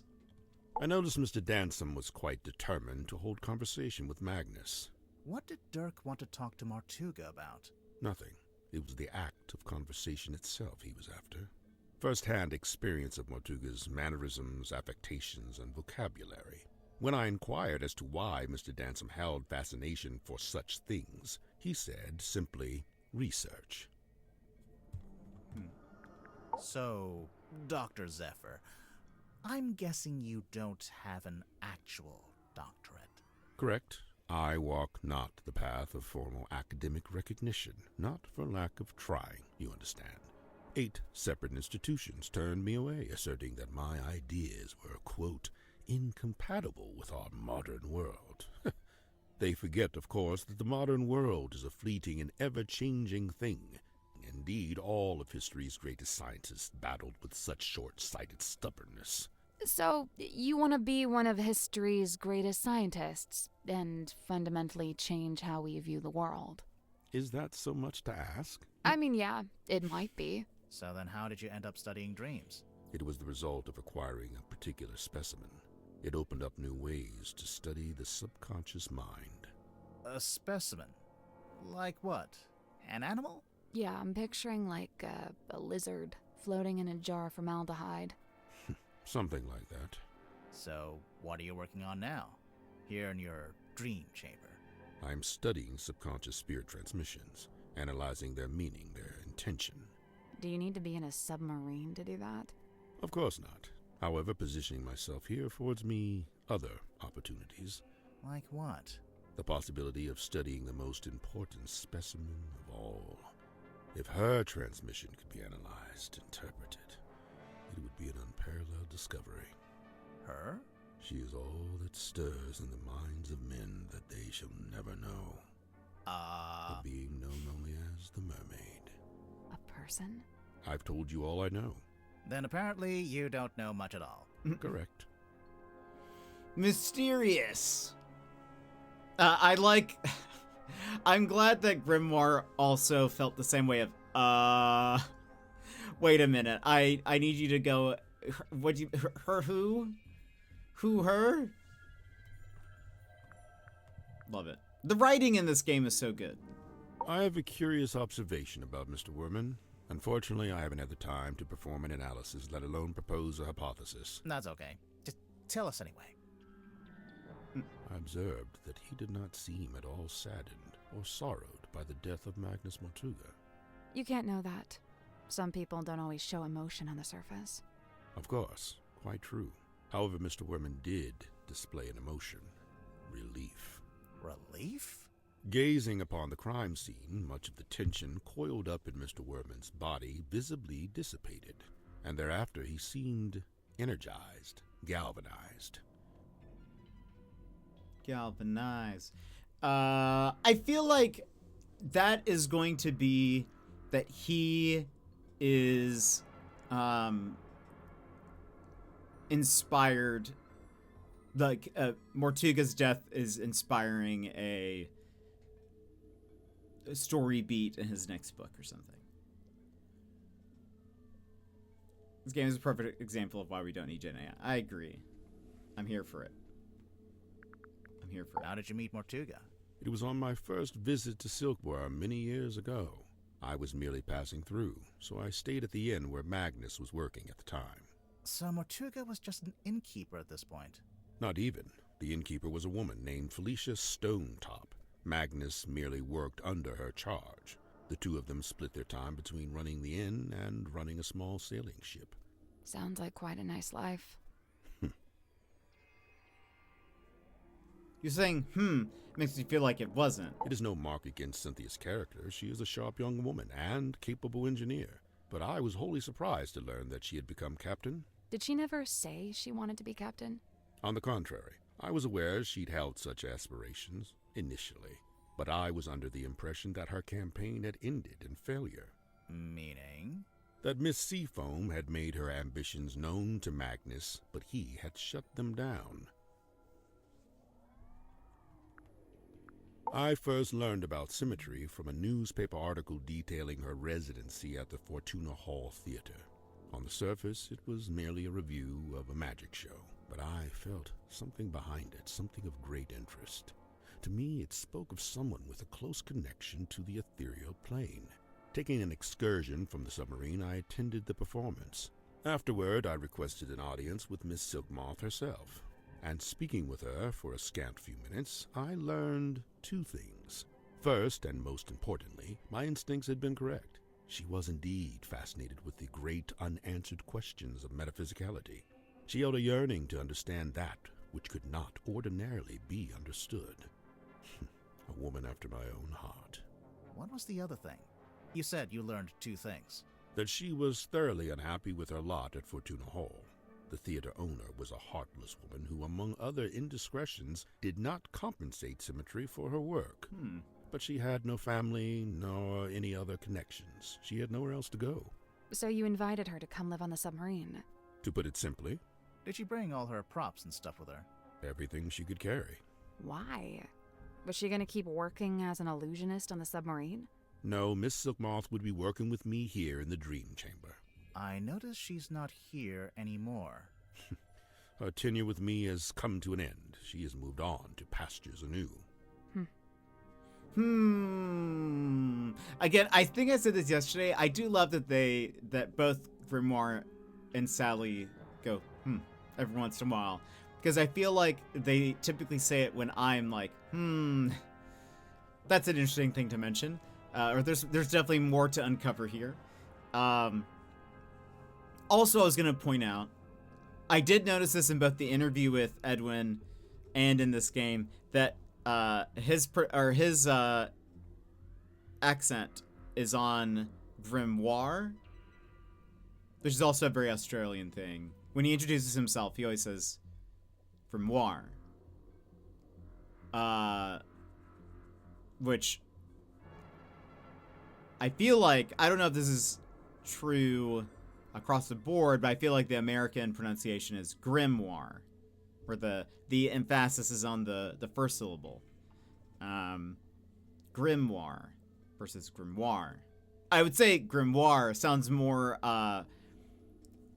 it sounds fancy. It sounds more what's the right word? Credible. I don't know. Not that grimoire sounds bad. It grimoire sounds more, I don't know. Highfalutin. Why is it still encased in polypropylene? Oh, Makes it's not it the more gold valuable hand. To a collector. Surely you get it. You're a kind of collector, aren't you? I collect only one-of-a-kind items, and only those with significant provenance. Technically, this does have significant provenance, since it's owned by Dirk, and he's the actor who plays the character. Oh, yeah. Yes, it does sound more sophisticated, for sure. I would agree. I have no interest in such a device. It is merely the debris of an exoteric society. It holds no energy. Sure it does. It says right there. Battery, 23%. Oh, Sally. Maybe it's to differentiate it from a book grimoire. Maybe. I do think, if I recall, I think I was watching some video on Australian accents, and I think that is something. I do know that, like, in general, like, the inflection in a sentence usually goes up at the end of a sentence with an Australian accent. Where I think I think the American accent tends to, like, bounce around a lot, but I think it ends in a like down accent typically at the end, unless it's asking a question. But like even a statement with an Australian accent is said with an up inflection. And so I wonder if also individual words are also like that. I don't actually know that for sure.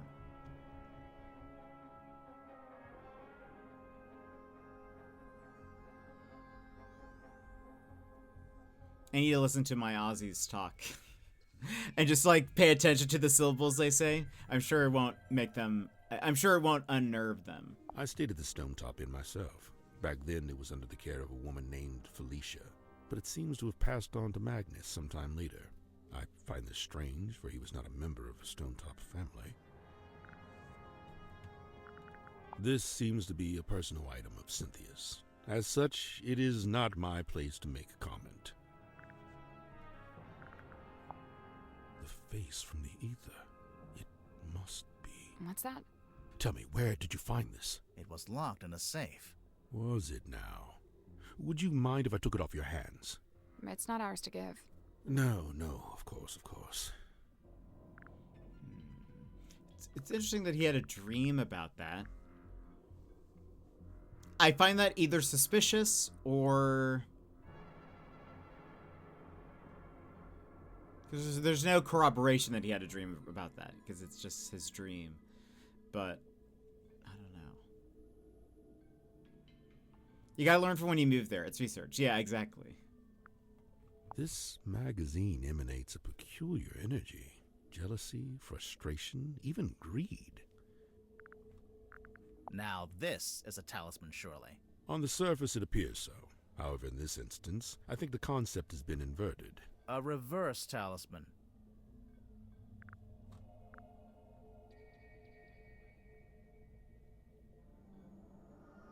Reverse talisman. What are talismans used for?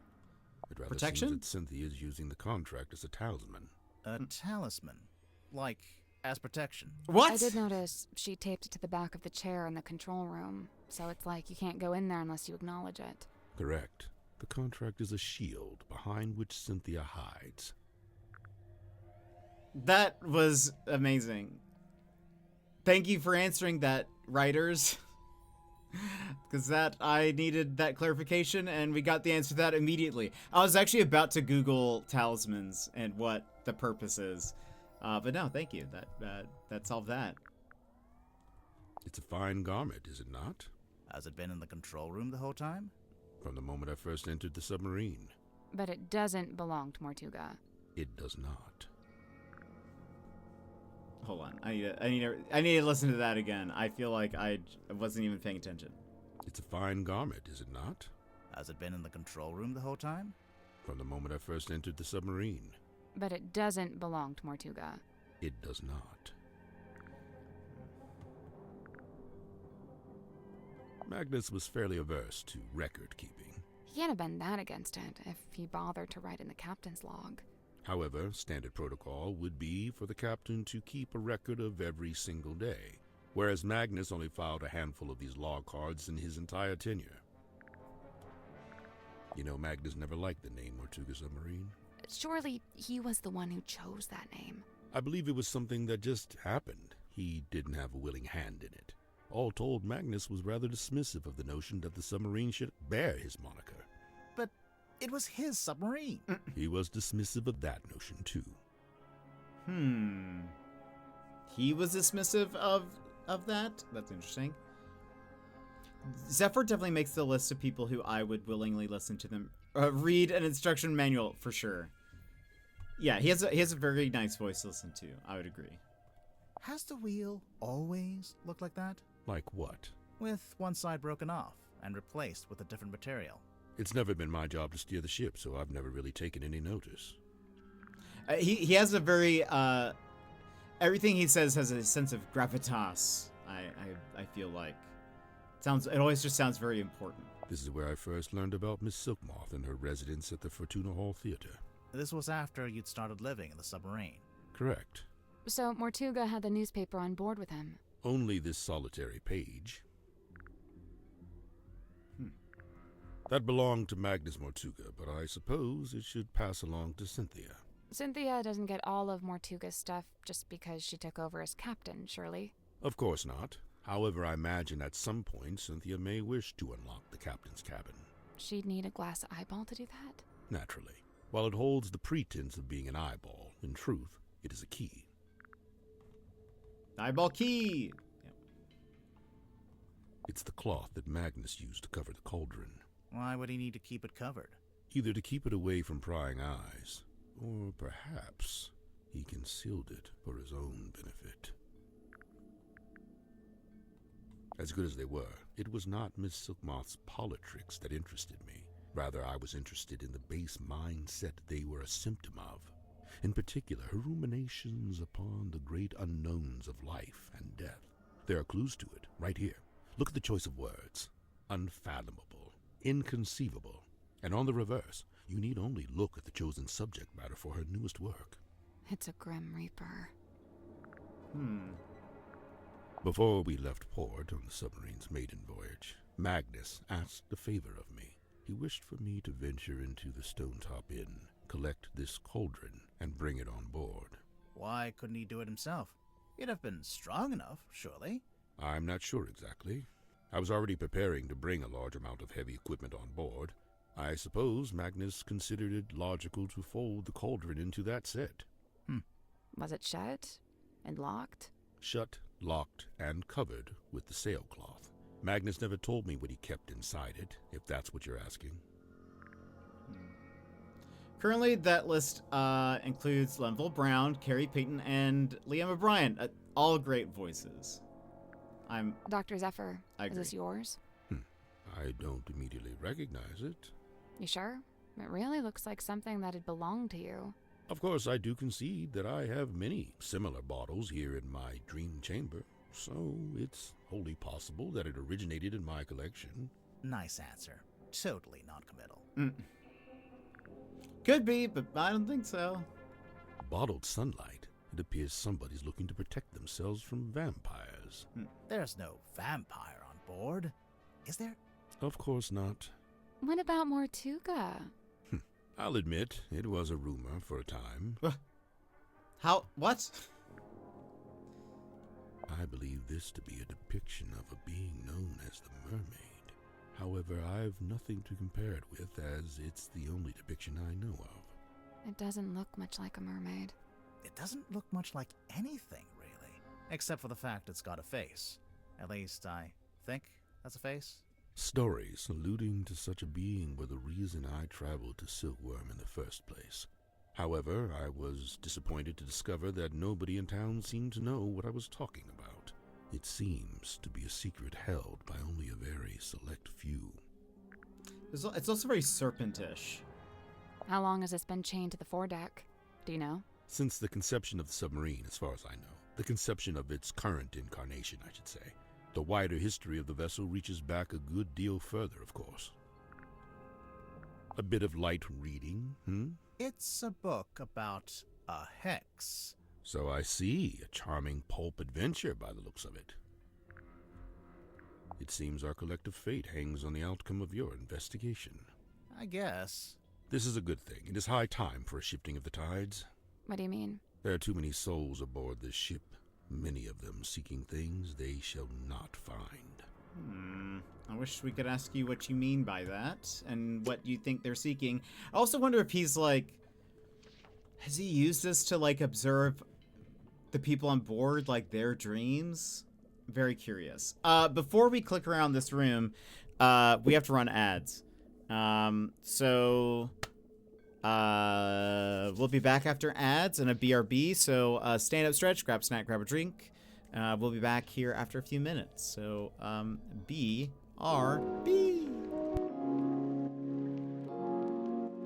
Take this pause to rejuvenate. Stand, stretch, hydrate. We will be back in just a few moments.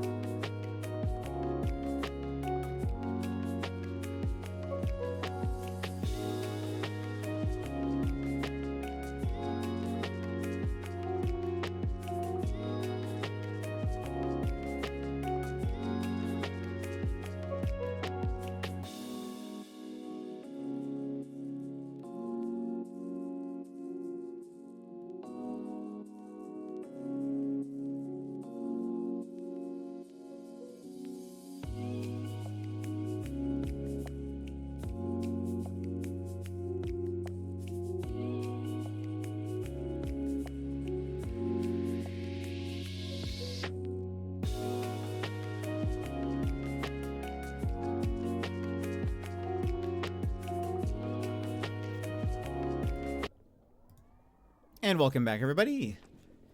All right. Let us see what we can find in this room, if anything. A set of small glass bottles. Poison? Might just be perfume. I'll meet you in the middle at poisoned perfume. Okay, drag the bottle caps and swap them onto the correct droppers. A crimson hue upon the label. Drips fall with a hurried cadence. Oh.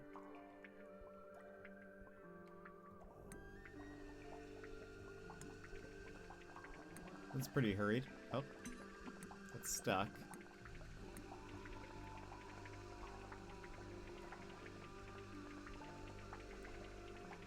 I feel like this one's faster.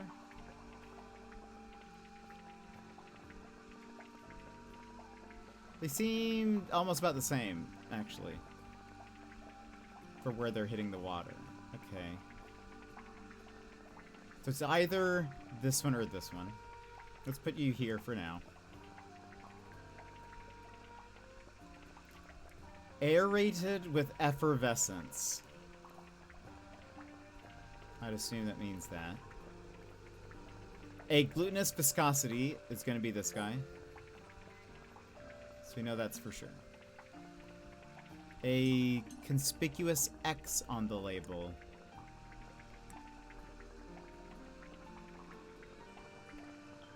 I mean, that's very like treasure chest.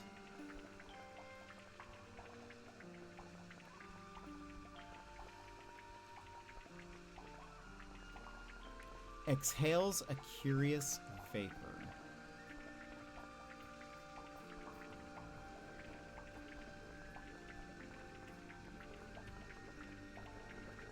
A conspicuous... Well, okay, wait, no. A conspicuous is...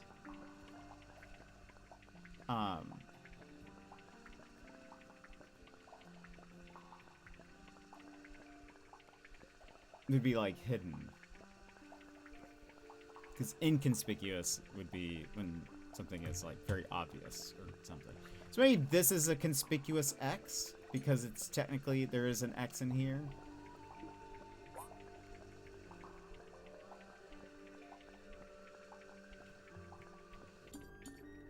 Okay, hold on. Oh, and a crimson hue. Wait. Oh, right. We were doing this one. A crimson hue upon the label. Okay, could be either of these three. Well, no, not this one. E.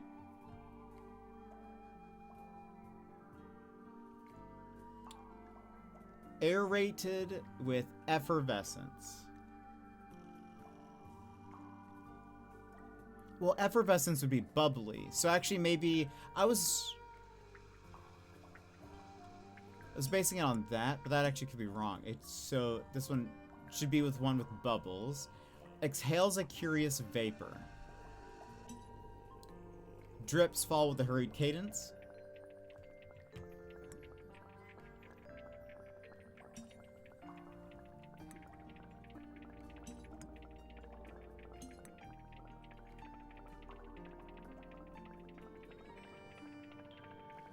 They're about the same. We know this one's correct. A conspicuous X upon the label. I'm going to say that's correct. I'm going to say these two are for sure. Crimson hue upon the label.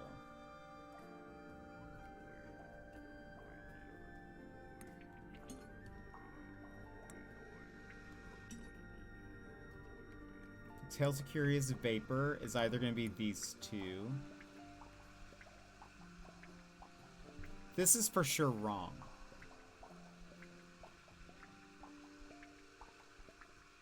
Because it needs to be one with bubbles. So let's swap these two.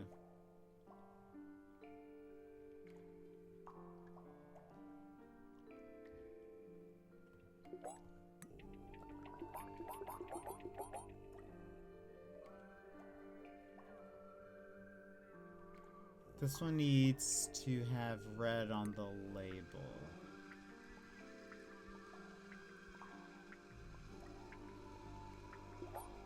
Let's swap these two.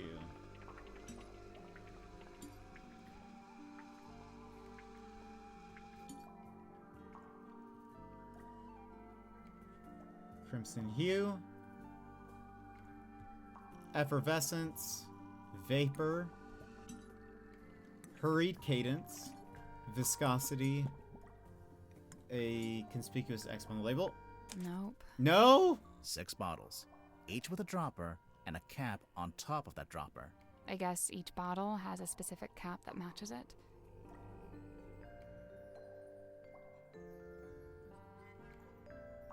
Crimson hue.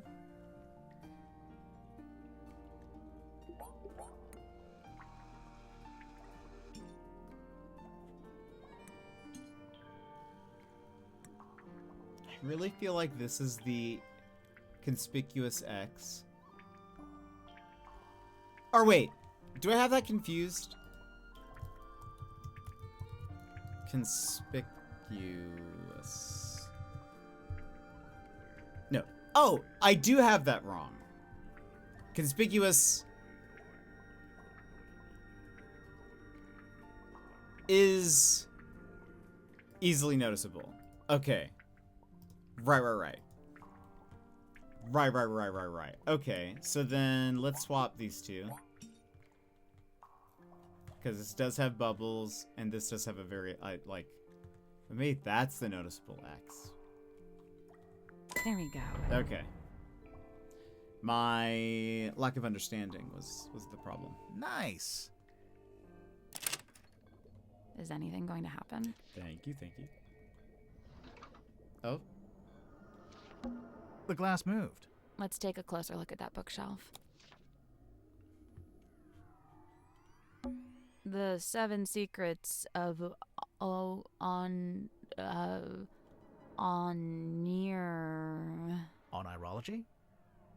The 7 Secrets of Onirology by Edward Edmonton. That's a face. I think I can see a face in there. That's probably just pareidolia. Who? The human habit of seeing faces where there aren't... Okay, no, I just saw it too. Terrifying!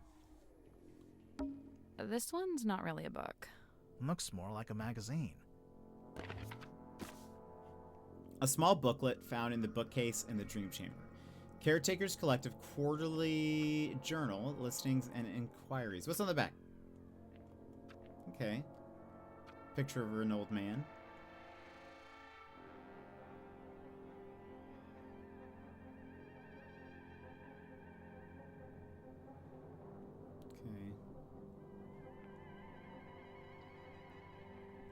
Okay. Lillian's locket. Okay. Silver snake skull. His golden palm. The mermaid's tongue.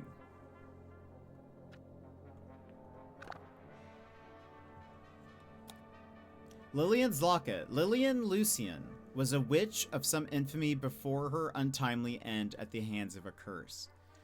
Some say the locket protects from curses, others suggest it absorbs them, imbibing their power. Silver snake skull. This disembodied skull of the mysterious silkworm serpent. Notably, it has no eye sockets. Use discretion, as several high-quality fakes are in circulation.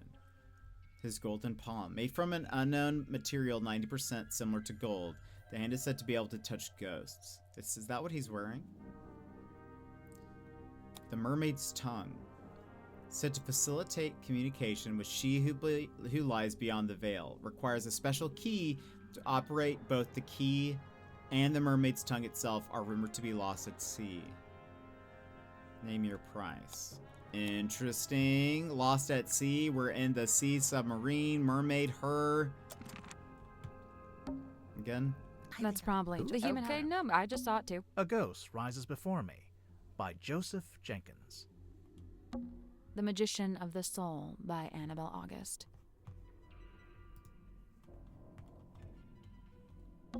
It is Speaking If You Are Listening by Carl Cavendish. Did we do this one? Divine Exolinguistics by Mary Morala. Prophecy from Parapsychology by Halcyon Hardwick. The ironic. seven secrets of What's this? A dusty old cloth. Okay.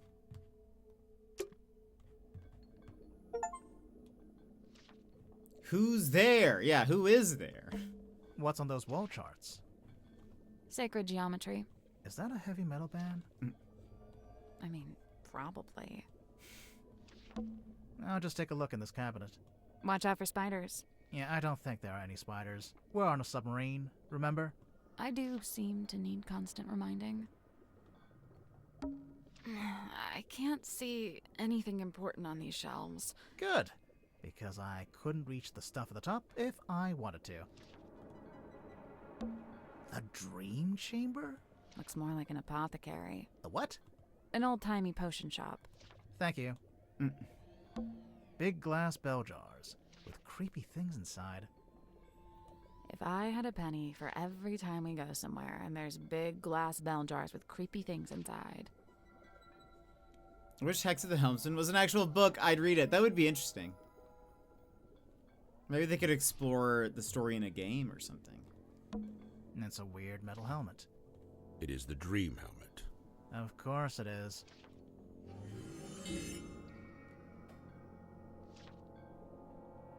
A peculiar piece of equipment found in Dr. Zephyr's dream chamber, a large brass funnel, is attached to the top of a pair of leather goggles. Curiously, the goggles are fully opaque. You can't see anything while you wear them. Okay.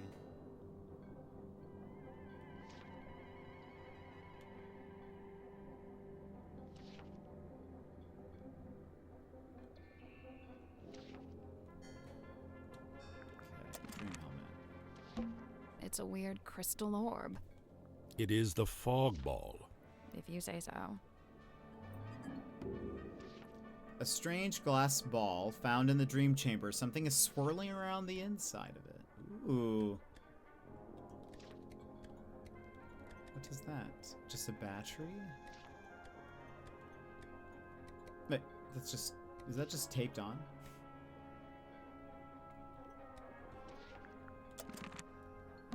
What's on those wall charts? Sacred Sacred geometry. geometry. I mean, probably. I can't see. Good. Because What's on those walls? Sacred. I mean, probably. Big Bell jars? glass Okay. bell. If I had a penny for. I can't. Good. Because the cabinet's full of scrolls, but Can't think of an excuse not to read them. they're too fragile, maybe? Hell, just say they're blank. No one will know.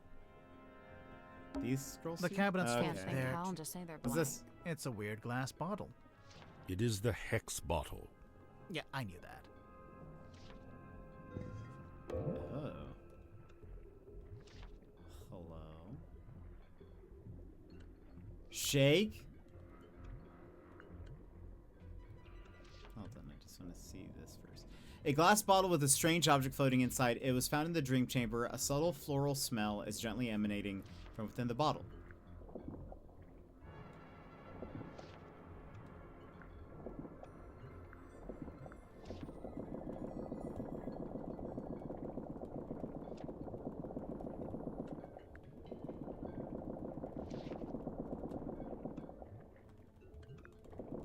I mean, surely...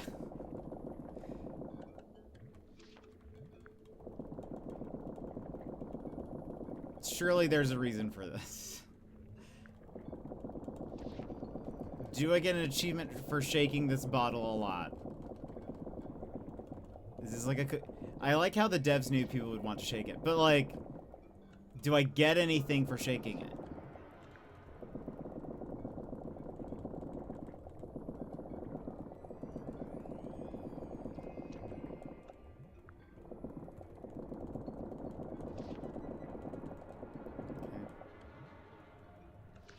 It does not seem so. Maybe that comes later. Maybe we'll be able to... You know. I wonder how it gets electricity. Yeah, I would recommend that you don't wonder about that. Is there anything up here? It's a big dome. All the light coming from the top gets filtered through the pink glass.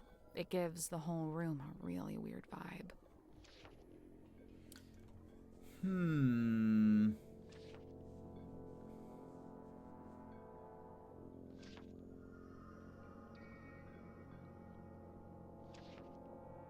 It's a pink glass. So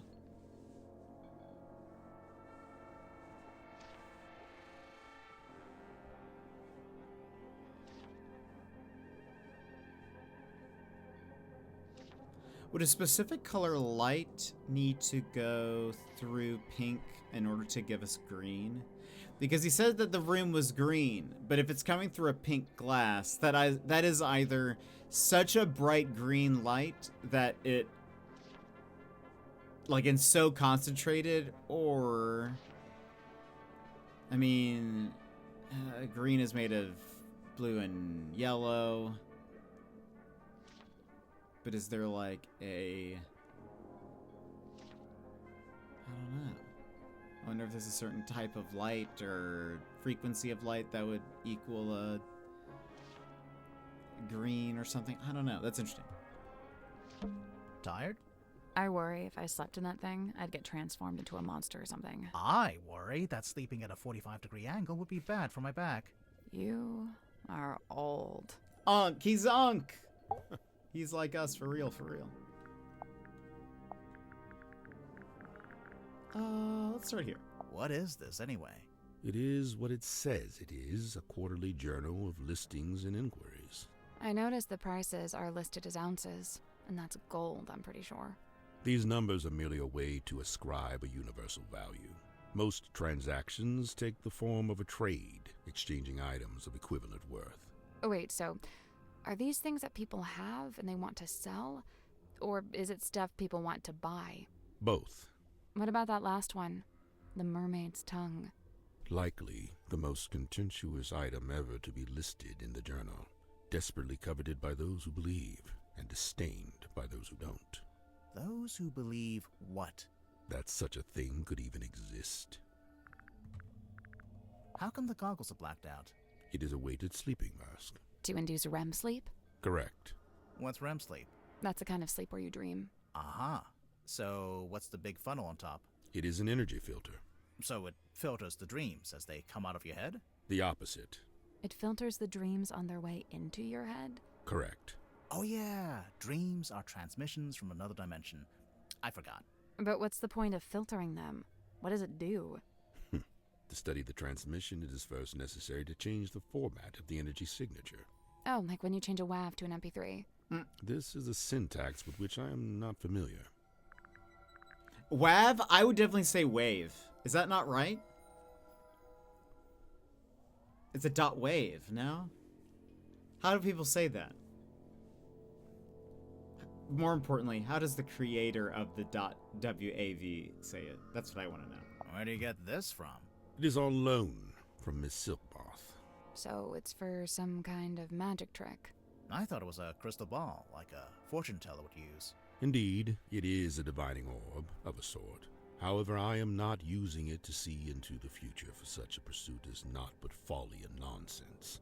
Right. But I'm sure whatever you're using it for is totally rational and sensible. Do not question the orb. I'm always telling him that. Do not question the orb. I would say wave. Yeah, I'm pretty sure it also stands for waveform.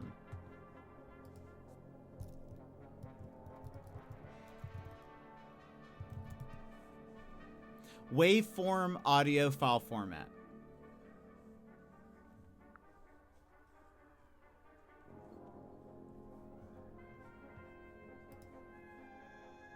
I'm gonna say it's dot wave.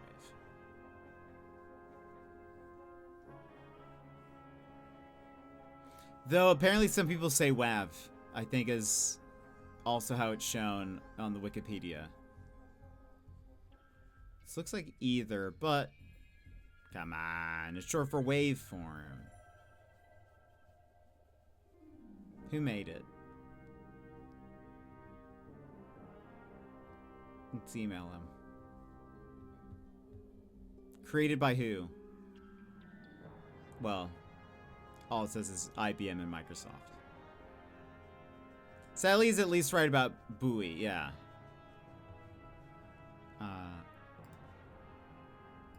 Yeah, I definitely would say I would say wave. I think in pretty much every time. All right. Hex bottle. Okay, I'll bite. What's a hex bottle? It is a glass container with a hex inside. A hex like a magic spell? I've been forthcoming thus far. Unusually so for a man of my nature. However, certain things I shall be keeping to myself, especially if it has no bearing on your investigation. What if we can prove it's got something to do with the murder or the crime scene? Ah, well then you'd have forced my hand, wouldn't you? Okay, maybe that's important for later then. All right, to the next place. That's locked. Locked. Oh, use an item. Oh, we have a key now.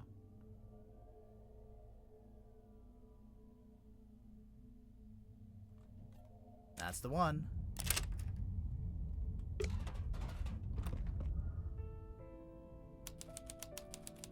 Ooh! Oh, hello. It's a treasure chest. Someone's peeking out from inside. Hello? Handheld radio. It's got a little captain's thing on it. A small handheld radio hidden in the captain's cabin. It seems to be broken.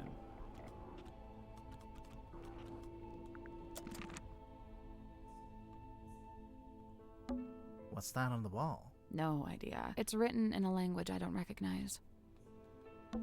What's that on the wall? No idea. It's written in a language I don't recognize. It's Mortuga's bookshelf. A lot of these aren't books. They're scrolls. Scroll shelf.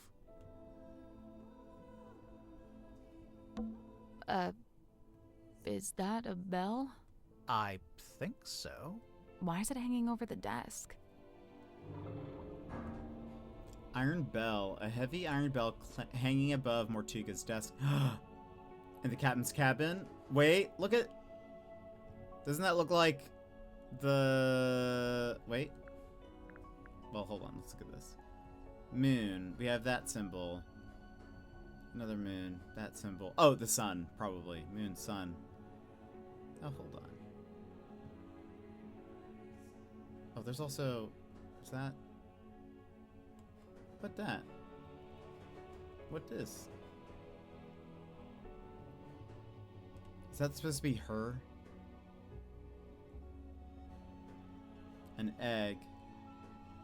Something hatches from the egg. Crawls out. Okay. Now hold on. This says...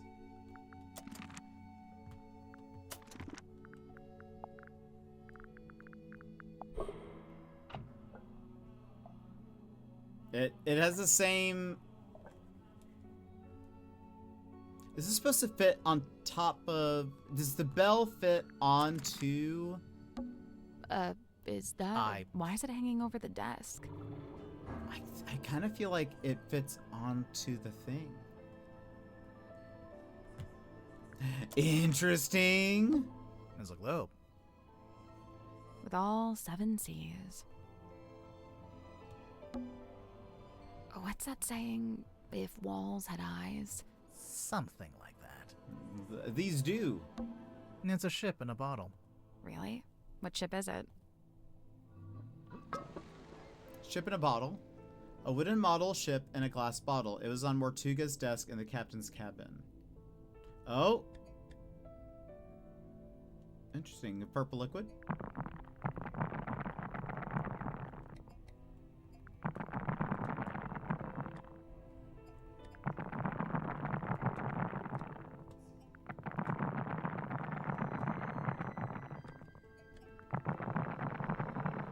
Rowboat, welcome in. How are you?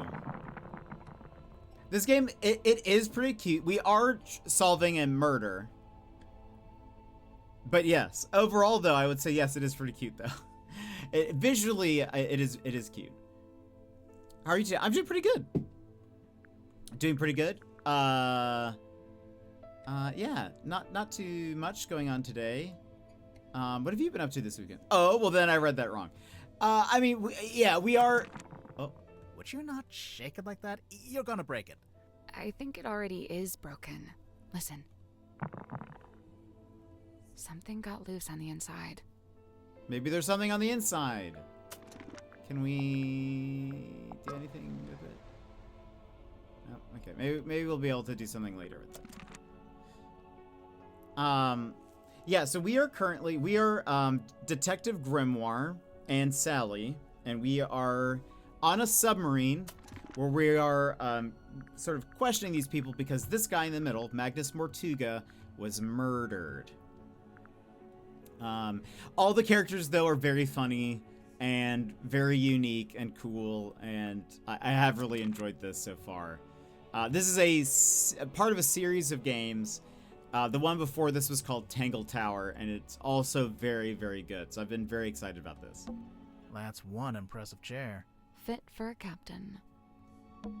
A candle on a skull on a book. So was Mortuga a pirate or what? I don't think he actually did any pirating. I'd say he was pirate adjacent. He is pirate adjacent. He has pirate adjacent vibes. Mortuga's desk. Anything in the drawers? Just dust. It's a painting. It's beautiful. Probably haunted, but beautiful. Her painting. Oh, interesting. A framed painting of a woman found in the captain's cabin. There is a metal plaque on the base of the frame with the word "her" engraved on it. There's also some stuff on the back. There's that symbol again. We've seen that symbol on a thing. We've seen that symbol on a thing. And this is what it says on the back. And Mother finally let me have the map. Most of it anyway. The important bits are all still there. Problem. I spent all last night trying to decipher the actual coordinates. I couldn't do it. Magnus couldn't do it either. But he said we could we could pay someone to do it for us. So this is not written by Magnus. He just has this painting in his cabin. So wait, problem. I spent all last night trying to decipher the actual coordinates. I couldn't do it. Magnus couldn't do it either, but he said we could pay someone to do it for us. So I've put him in charge of that while I make preparations on the ship. Wanted to turn around and go back to Silkworm. Empty-handed? Never. So all the way there, he was sulky and moody, even more so than usual. I mean, he can be such a baby sometimes. I don't let it bother me because, as I had known it would, the moment we saw the green light, his curiosity got the better. The green light. Interesting. Hauled it up. Took forever. It's super heavy, and I really didn't want any of it to get damaged. Once it's on the deck, Magnus put his arms around it to turn the things. He can just about reach, but I told him not to do it like that. Might not be safe, since we don't know exactly what'll happen. So I said, we could do it together, one each. That worked just fine, but okay, so they're incomplete journals of some kind. So, who is it? Grimoire. Let's make sure to ask everyone about this. Everyone. Yeah, I'm curious to see what kind of responses we get. I'm also curious about what kind of responses we get. Never heard of it, but I'm loving what it's all about so far. Yeah, you'll love the characters. The characters are the shining, the suspects are the shining element of storage boxes of this game. Why keep them in here, I wonder? Where else would they be? A storage room? Nice window. It looks directly out the back of the ship. The ship? Yeah, you know, the submarine. The submarine seems to be made from a ship. Built on. Does this? Is that? Okay, why no. is it hanging over the desk? I wonder something, but hold on. It's an old birdcage. Minus the bird.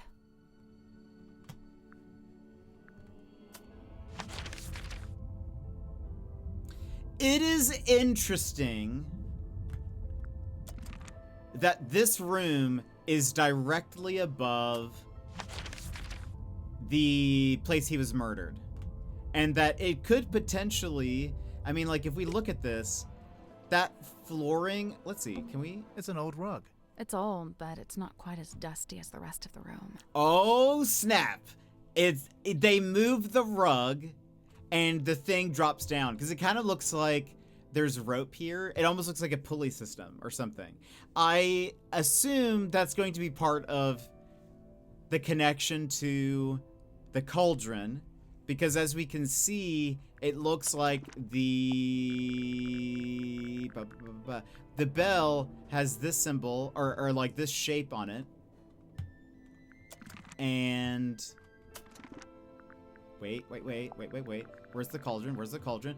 But it also has this shape on it. So I feel like something's going to happen and the rug gets moved out of the way, the bell lowers, and that's how it like opens and closes. How does that happen? I don't know. Also, It's a treasure chest. Hold on. Someone's... Hello? so this, if I were to guess, this is made by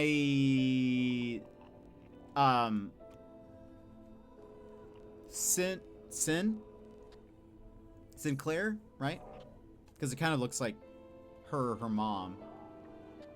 I wonder if she was spying on Mortuga. If she like hid this radio in here so she could like listen in. Is this important? So this was more too... Where did he sleep? It's not his bedroom. It's more like his office. Okay. We'll come back here. I feel pretty good about that. I feel like we like maybe cracked some bit of the case just then. Just got to interview Edwin, who's the voice of Brimar on Friday. Yeah, this is very cool, very fun. All right, let's go check out whose room. Let's go to the right.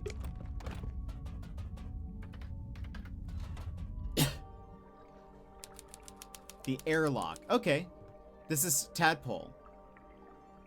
Or we've heard of her, but we have not actually spoken to her yet. Looks like a jellyfish. It's 2 glass bowls and some seashells. Right. But what does it look like? Jellyfish. Mm. She sells seashells by the seashore. Terrible place to sell seashells. Anyone can get them for free. They're just lying around. What is this? Sally, how do you feel about swimming? Nope, not happening. Is this like a moon pool? It's a treasure chest. We can't reach it while it's underwater. What a tease. Huh. Okay.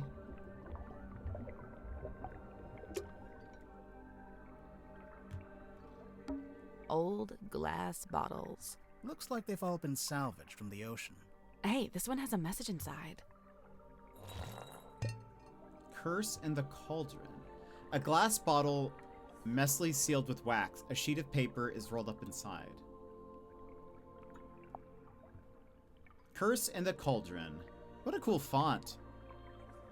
I love that. I love this font. Whatever this is, I love it. Curse in the Cauldron. A small room within the bowels of the ship. His lifeless body lies in the shadow of an ancient stone cauldron.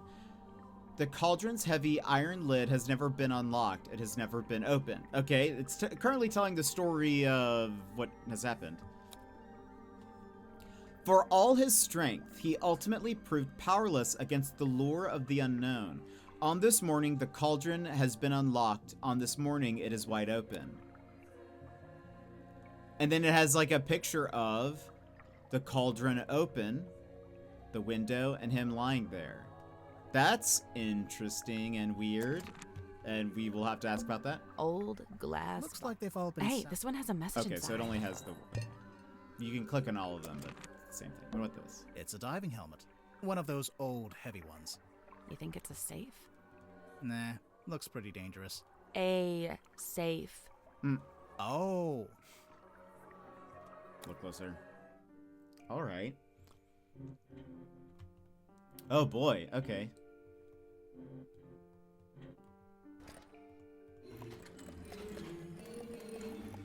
So... Do we have to do like... This has a triangle So we put the triangle here. And then this has a plus sign, like plus to plus, triangle to triangle.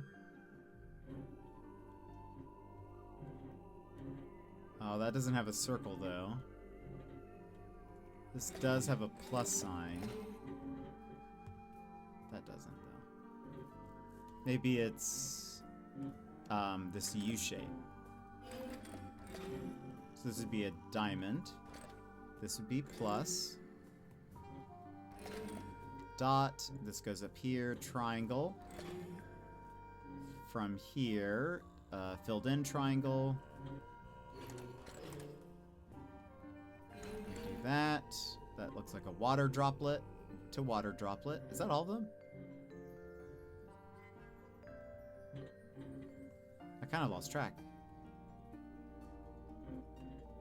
C to C, diamond to diamond, cross to cross, dot to dot, triangle, triangle. This was filled in triangle, filled in, C, C, water droplet. Did we do all of it? Yeah, I think so. Oh, that was it. Nice! Nice work. What's inside? Again, I love that we do all this without having spoken to these people first. They're just letting us do this. A pocketbook. Shake.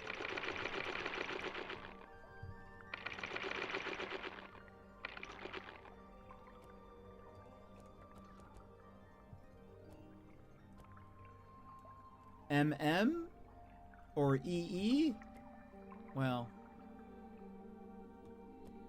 Or WW? I don't know. We need a, okay, so we need a lock for this. Or a combination. It's a collection of small mirrors. You know, it might be fun to start a mirror collection. I could really see myself doing that.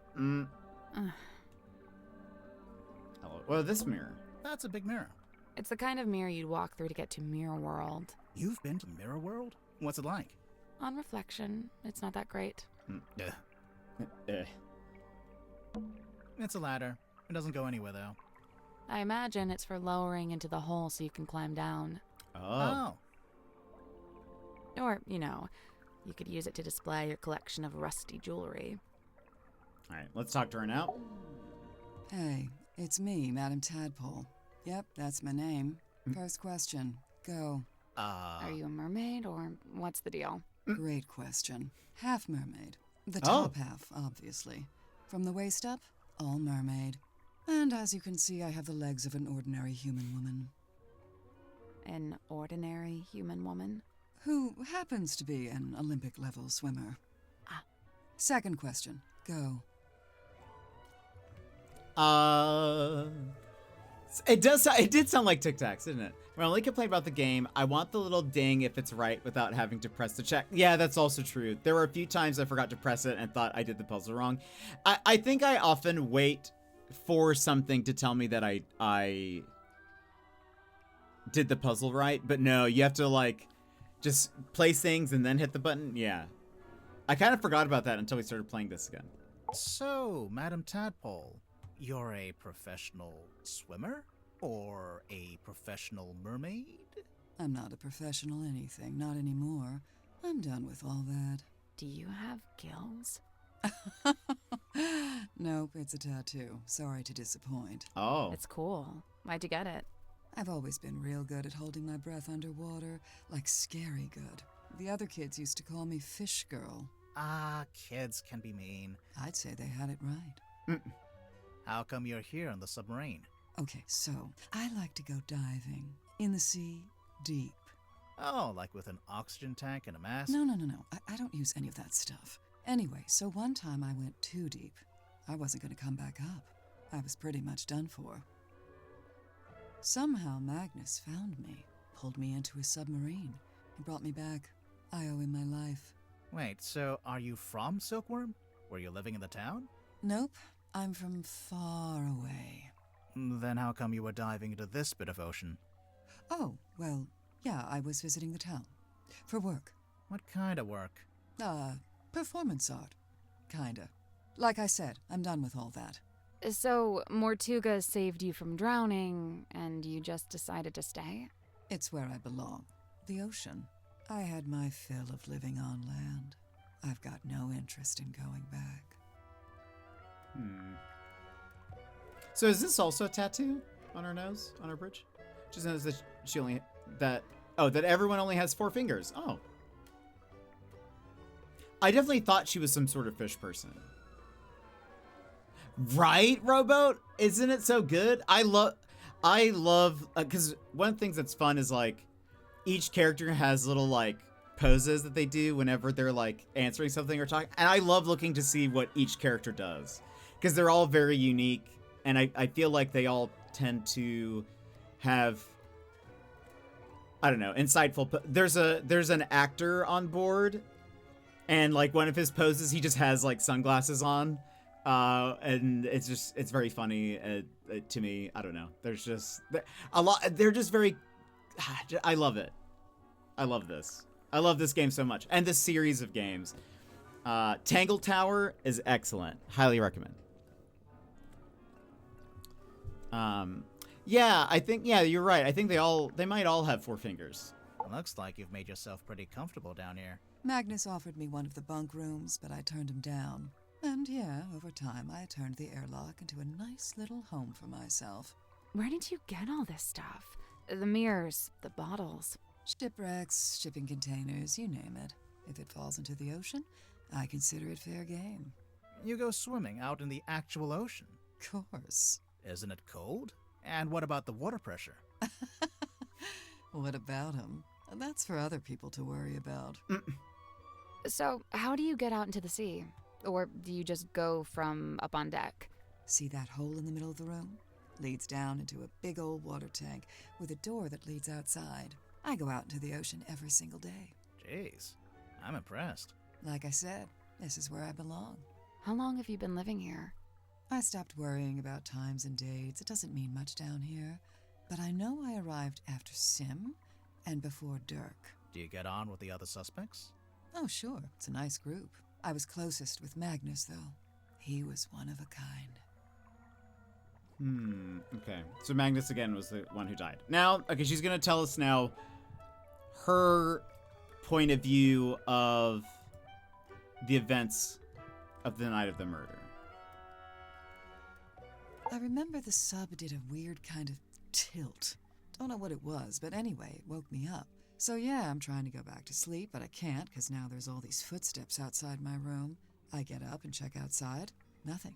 So I check the bilge. Was anyone in there? No, but something's dripping into the water.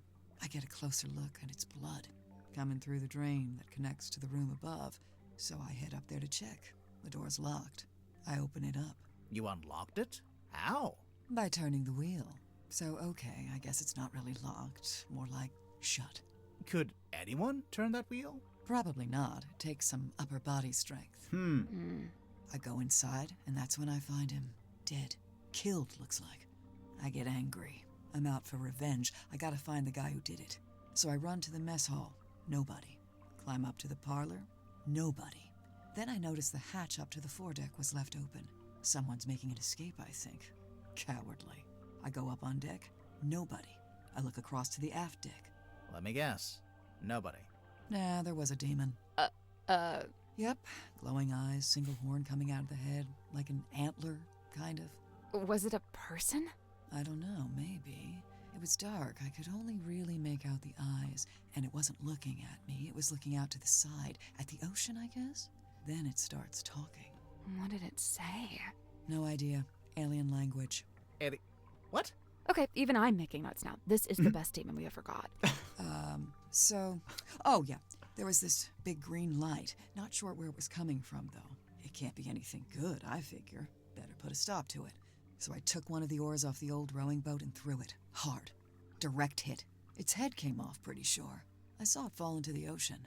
Suspect vanquishes demon with improvised javelin. After that, the green glow went away, so now it's too dark to see anything. I want to be sure, so I jump off the side and swim over to the aft deck. But nope, nothing. Then I dive down past the back of the sub to take a look around. Did you see anyone? No.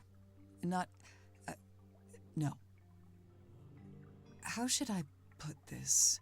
I'm pretty sure I was being watched. Like I could feel something was out there with me.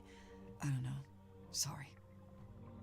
Did you ever find the head of the demon or whatever it was?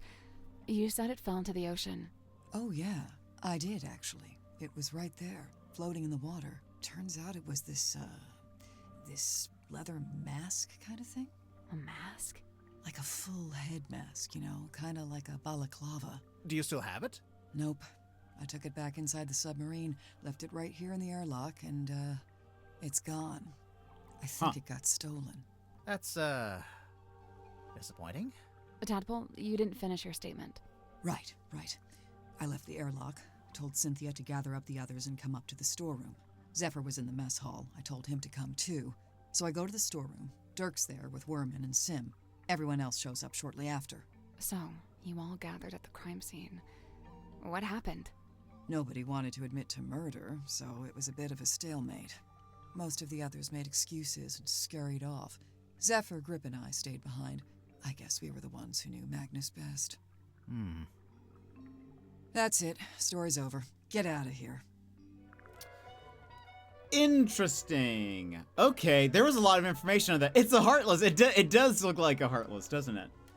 Okay. There was a lot there. I wonder, I mean, no. I was gonna say, because people have mentioned that when they finally went to the room and saw Mortuga dead on the floor, they looked at the window and said that they saw a face. Part of me was like, could the face have been like the head of the thing that she knocked off? And it just was floating by the window. But it doesn't seem to match up. But she does say that she felt like she's being watched. So that is peculiar. All right, so now, for those who haven't seen, we can now ask her about everyone on board that we've talked to thus far. Miss Tadpole, you said you were an Olympic-level swimmer. Oh, sure. They never let me compete, though. I got banned way back when I used to swim in regionals. Why? What did you do? Nothing. They just decided I had certain physical abnormalities that made it unfair to the other swimmers. That kind of sucks. It's whatever. I never really cared about competing anyway. So what did you do after you got banned? Oh, you know, left home, traveled, got a job, quit that job, traveled some more. And, have you always been green? Oh, you finally built up the courage to ask, huh? No, it was a reaction to some chemicals we used in a little water tank I used to swim in. The doctor said it's reversible, but I couldn't afford the treatment, so yeah, I'm green. Okay, her laugh is great. I think that's probably, I usually pick out like a favorite pose or like a favorite animation or whatever. I think the laugh animation for her is my favorite. Because I feel like it's probably very difficult to draw someone like that. But also, her hair moves so, like, fluidly when she laughs. It's very cool. It's very cool looking. Okay, that does explain a lot. I kind of was like, it's interesting so far. I was like, the whole cast, they're human, except we do have this, like, fish person, question mark? What's going on? So no, she is just a human. Okay.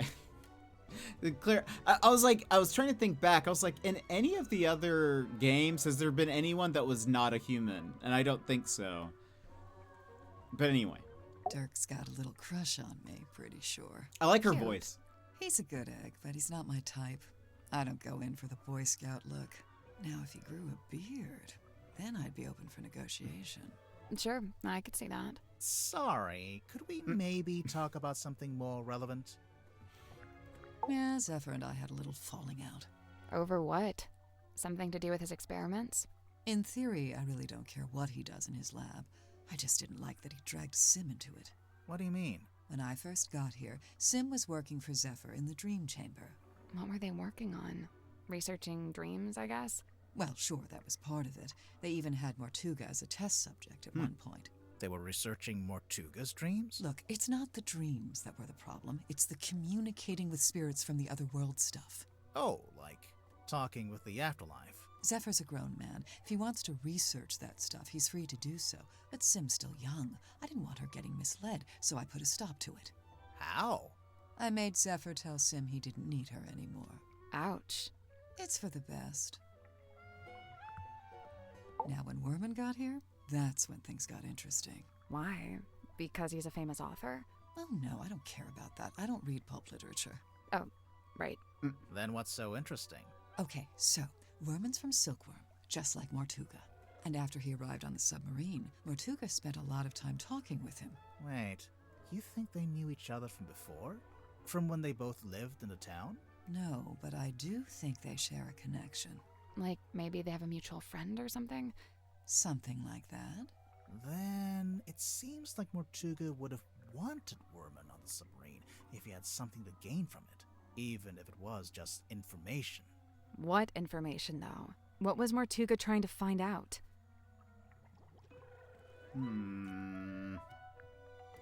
I really liked him. He wasn't like anyone else I've met. What did you like about him? He was this great combination of super introverted and super proactive. Like you'd be complaining that you had a headache or whatever, and he wouldn't say a word. But then the next morning, you'd wake up and find painkillers beside your bed. Wow. Kinda creepy, sneaking into your room at night. And where would he get painkillers on a submarine? The point is, he actually cared about other people. Really, the only person he was hard on was himself. Go on. Well, for one, he never let himself leave the submarine, even if he wanted to. Did he want to? I think so. Then what was stopping him? I wish I could say. The writing is great. I love that little bit between Sally and Grimar being like, that's a little creepy. And then, where would you even get painkillers? The point is, he was very nice. And that is really interesting, because he seems very intense. Just based, like, his character design is very intense. As I've pointed out before, like, all of the other characters are very round. Like, she has a very pointy hair, but it's still, like, the silhouette is very, like, soft and round. But everyone else is, he is the opposite. He has very jagged features, and, like, even his hair is very, like, angular. So, he looks very, like, intense. But apparently he might be fairly caring, maybe. We don't really know much about him. The comedic relief in this is great. Yeah, it's a very fun... All of the games have been like this, where they're all like centered around a murder or something. But there's this lightness to it that's just very fun. Like, the characters are all just great. Like, they're all just make things fun. Little Cynthia. She's cute, huh? I don't know if that's an appropriate way to talk about your captain. You're so right. You think her being captain is kind of a joke? It's not a joke to her. She cares a lot about the submarine. I just don't think it's doing her any good to care that much. It's just a hunk of metal, after all. And wood. Some of it is made out of wood, I noticed. Did Mortuga want Cynthia to succeed him as captain? Did he ever mention it? No, I'd say he probably felt the same way I do about it. Which is... that she's too young and too bright to be living down here in the dark. Her voice reminds me of Sim's quite delicate. Faye She's got some real self-worth issues. She's kind of eerie. from Cowboy Bebop. And she's got this 1,000-yard stare, like a rabbit in the headlights. She's got a unique way of speaking, too. Yeah, I'm still not sure how much of it is sincere and how much is residual from her time performing on stage. I have heard her talking more normally, though, when she's with Cynthia. What about Sim's parents? Orphan. As far as I know, she was homeless for a while, until the system picked her up and she got moved into the theater. So, she's never had any kind of normal life. Nope. That 1,000-yard stare's starting to make a little more sense now, huh? Okay. We still have to ask her about all of these clues, but we have to run ads, unfortunately. So we will BRB, come back, and then we'll start asking some more. So stand up, stretch, grab a snack, grab a drink, etc. Simcopter, welcome in. How are you? I hope you're having a good day. How goes your weekend? We're currently playing the Mermaid Mask, which has been phenomenal. But how are you?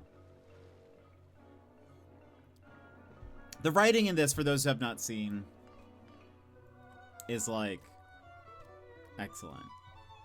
It's the comedic timing, the voice acting is also just like, it's just Pizza Chef. It's very, very good. But we do have to run ads, and so we'll BRB just so that people don't miss anything, and then we'll come back in and all of that. But so stand up, stretch, grab a snack, grab a drink, etc. We'll BRB. Take this pause to rejuvenate. Stand, stretch, hydrate. We will be back in just a few moments.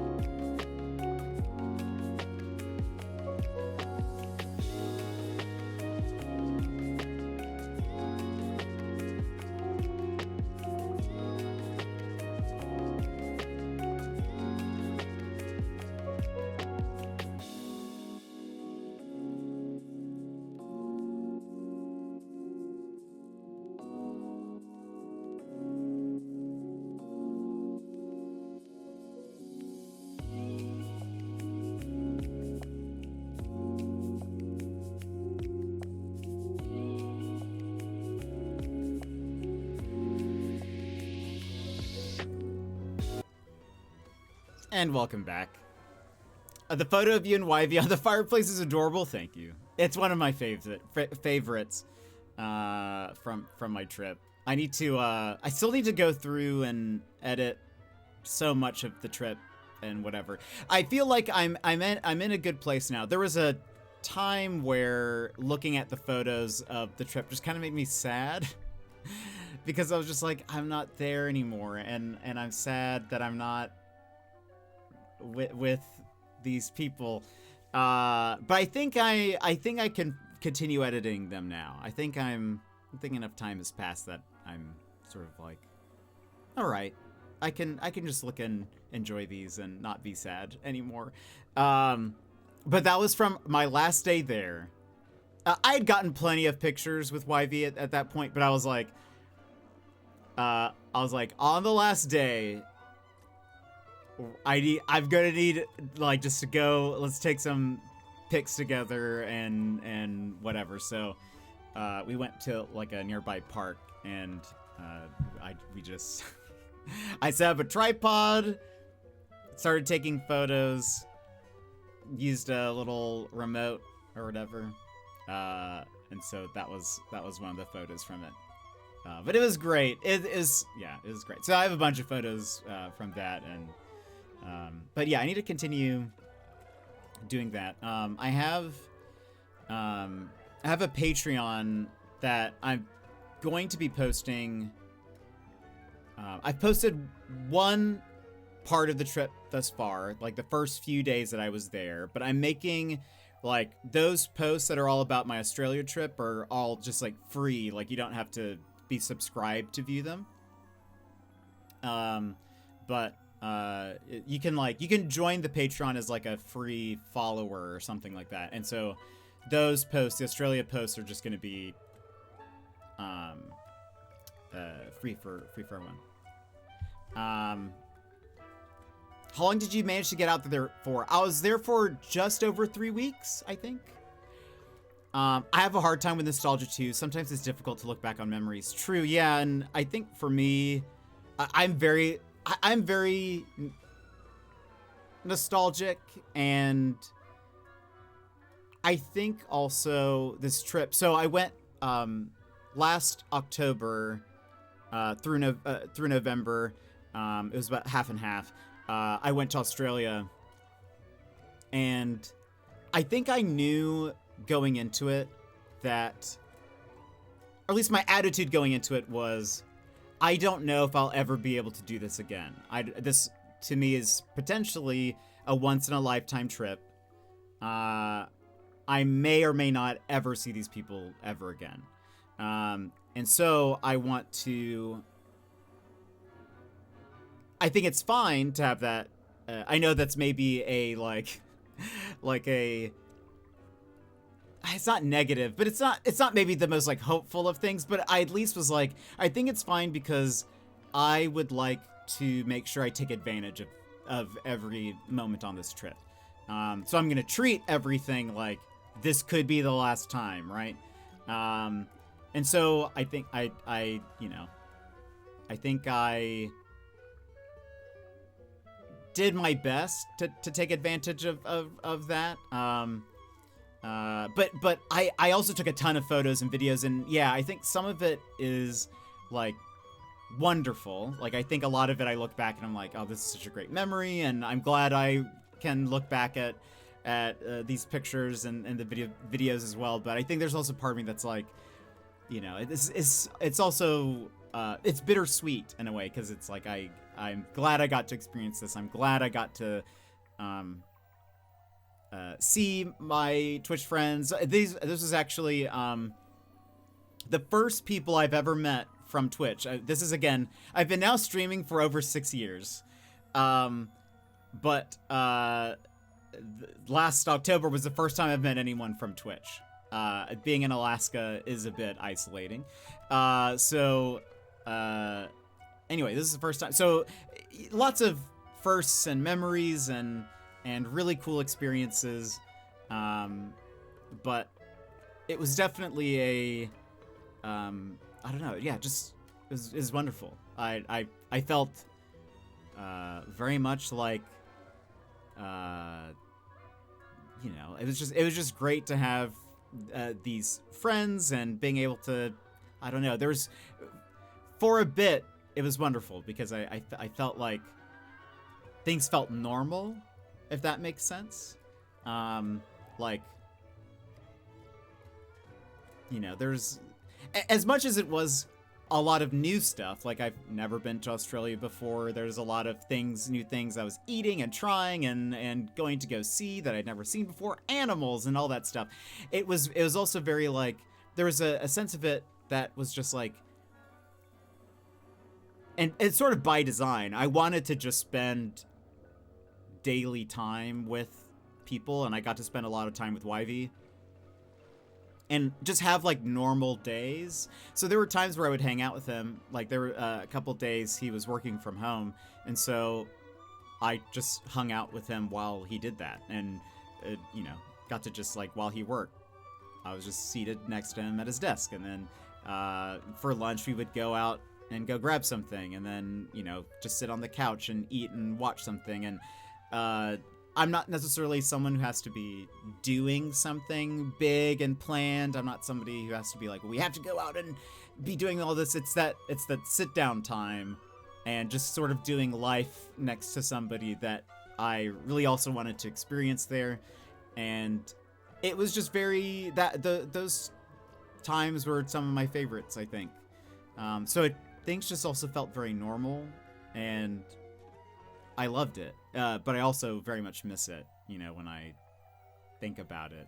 And seeing some of those pictures, it's like, like, I don't know. It's great.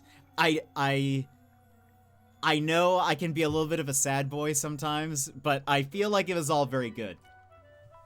Like, I remember being like, you know, I was like, I was telling Yv, I was like, I know you're gonna hate how much I'm gonna be like, I need a hug, or like, I'm going to go hug you now, or whatever. But it's because I know that at some point, that's going to be the last hug, you know? Like, it's going to be the last one. And at the end of the trip, I'm gonna come home and gonna be like, I didn't hug him enough. Even though it might have been, like, once a day forever, you know, or twice a day or whatever. There's still gonna be a point where I'm gonna be like, oh, I wish, like, one more would have been great, you know? Because that's just what it's like. But maybe I'm just a softie. I don't know. I get that. Like, you found your people. Yes, exactly. Would you ever consider moving there? Yes. And I'm actually sort of in the, vague process of doing that. I've given my, my resume, my CV, to a friend of ours, another Aussie streamer. Just in the case, he says he has some connections to people who do recruiting. So I was like, I just in case there's that, and I mean to do some more just job searching on my own. I've just been fairly busy the last month, so I haven't really had time to like sit down and do some more, but I've already done a little bit of that. But yes, I would love to, even if it wasn't necessarily in the city that like YB lives in, and some of the other people I know, even if it was just, I feel like just being in Australia would then give me the opportunity to see them even just a little bit more likely, you know? Fox, welcome in. Yay, move here. I'm trying. I would absolutely love to move. And that's like, so we're raising again money for an Australia trip, which again, I felt weird starting another fundraiser after we just got back from Australia, but I asked for permission and I technically waited at least a month or two. I waited till January to start it up again. But we've hit the first goal. This is sort of like I'm doing it in chunks. We hit the first goal, so we're on chunk 2. But this will either go towards another trip, or if things work out, if timing works out where I'm able to find a job, this will then help me move over there. But I would love to move. Absolutely love to. I don't know how like logistically feasible it is. I feel like trying to find a job overseas is difficult. But I'm gonna try. I'm trying my best. 'Cause why not? I'd rather try and fail than not try and just wonder if I could have ever moved to Australia. But it also, again, the people that I met there and the friends that I have there are all very wonderful, and I would like to, I don't know, even just have the opportunity to potentially see them on a more than once in my lifetime basis. So even if I'm not even in the same city, even if I'm not in the same state, I would love to give it a shot at being there, because then I can hopefully travel and see them, I think that'd be amazing. But yeah, so it was great. I'm actually trying to once I finish all of the photos for from my trip, my plan is to create a command. I think we have a command now. Does it still work? I actually don't know. Okay, it only partially works, where it does the link in chat. I would like to do, I have an idea. I've had it for a while. I'll tell you guys now. But I have this idea where if someone does !Australia, I would like for it's gonna look like a Polaroid, but it'll pop on screen and it'll display a random image from my trip. I think that'd be very fun.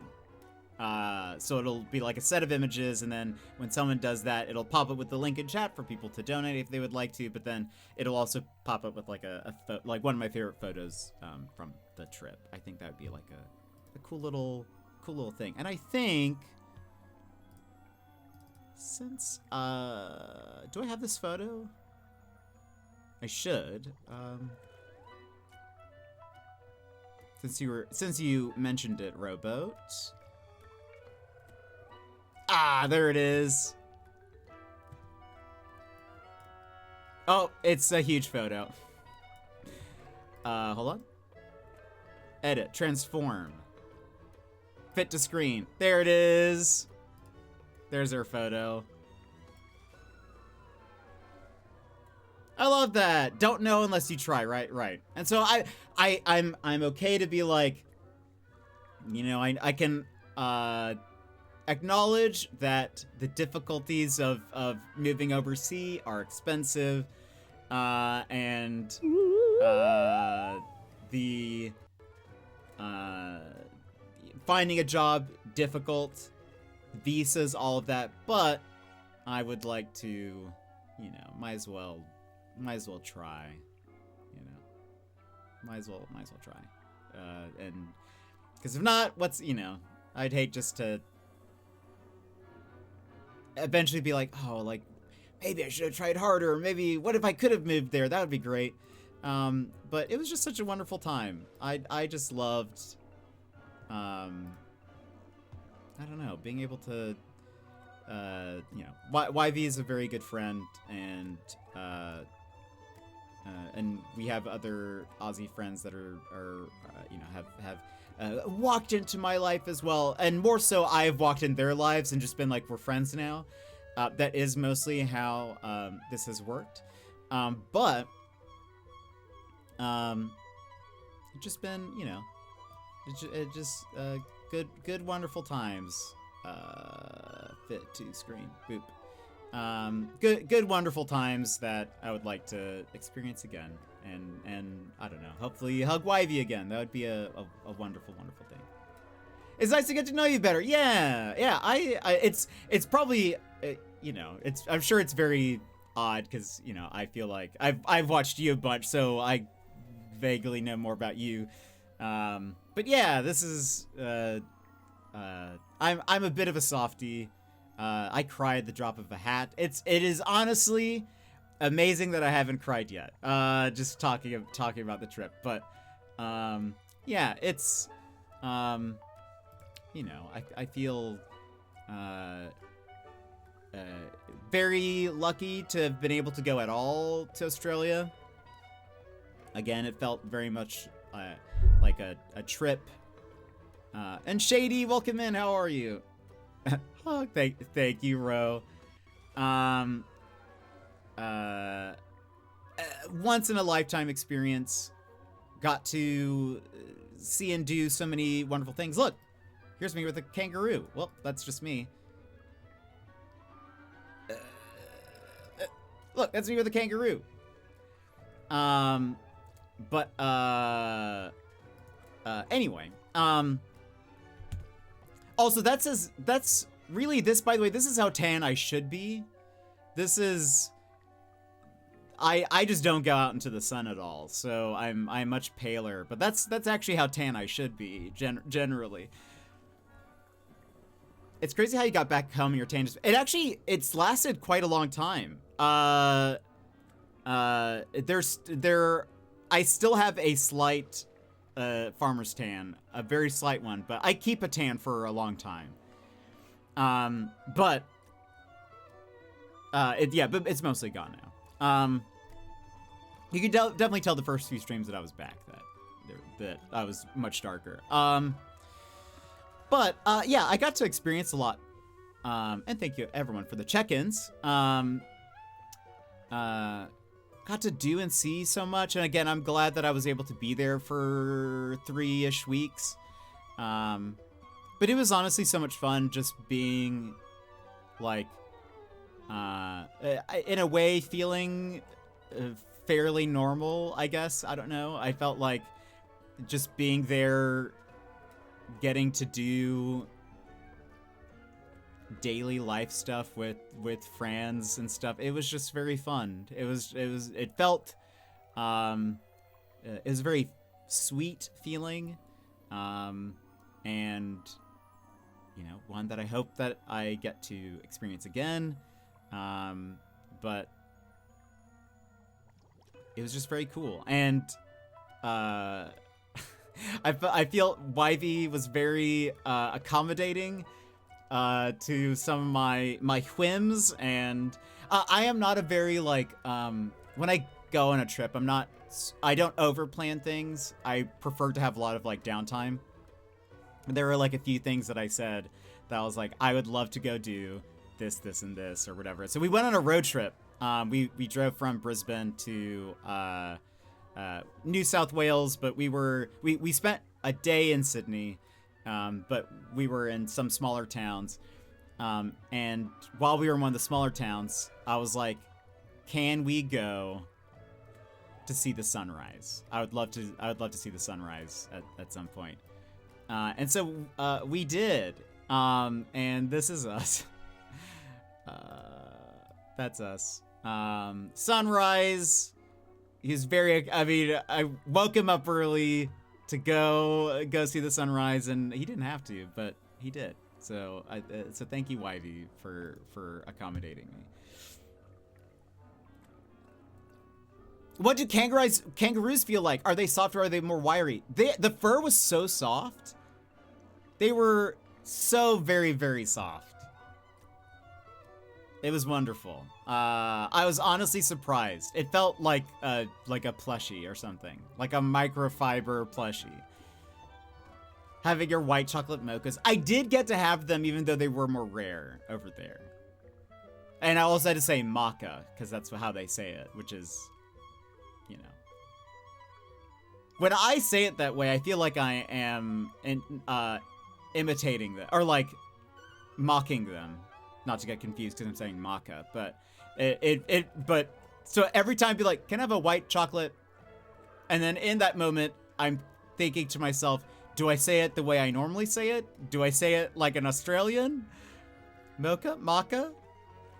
I'd usually say it both. I'd usually also, and Wivey got to see this a few times, there were a couple times where I would be asking somebody a question, somebody at a restaurant counter, or if I was checking out somewhere, I'd ask a question, and I felt like I had to play up my American dumbness a little bit and just be like, I just have to excuse myself for being a dumb American, but let me ask this.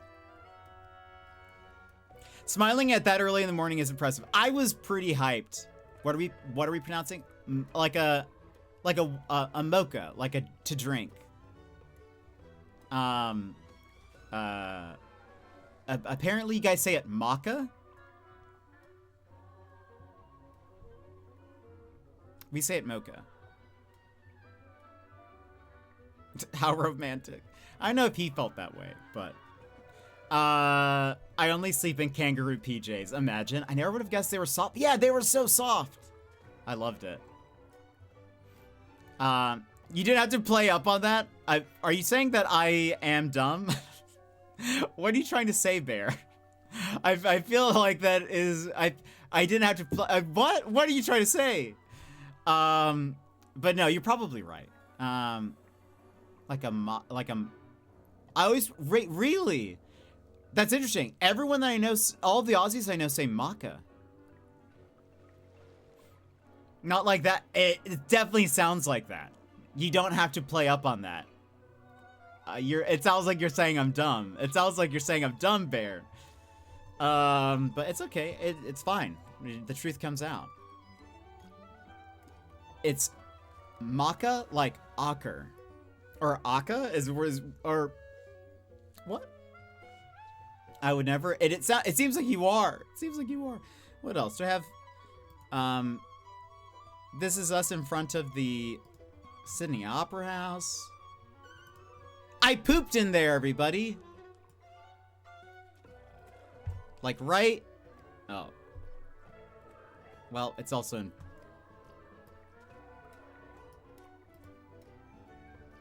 I probably pooped like right there, like, but inside. But right there, somewhere I think in here, because we have to go. You enter actually in from under. There is like an entrance up here, but we went through underneath, and then it was like to the left. So it's probably like right here-ish, maybe. I pooped. Just keep that in mind. The next time you go or see the Opera House, you can be like, such a cool building. And then immediately me saying that. I'm from Sydney, but never heard. Opera poop. It's true. And the bathrooms were kind of amazing. The toilet paper roll holders, backlit, are like backlit. So when you're in the stall, there's like, when you're in the stall, the toilet paper rolls are in sort of like a little indentation in the stall wall.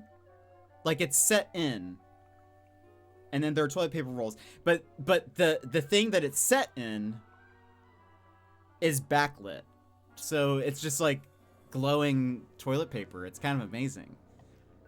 I took a picture of it and sent it to YV while he was outside.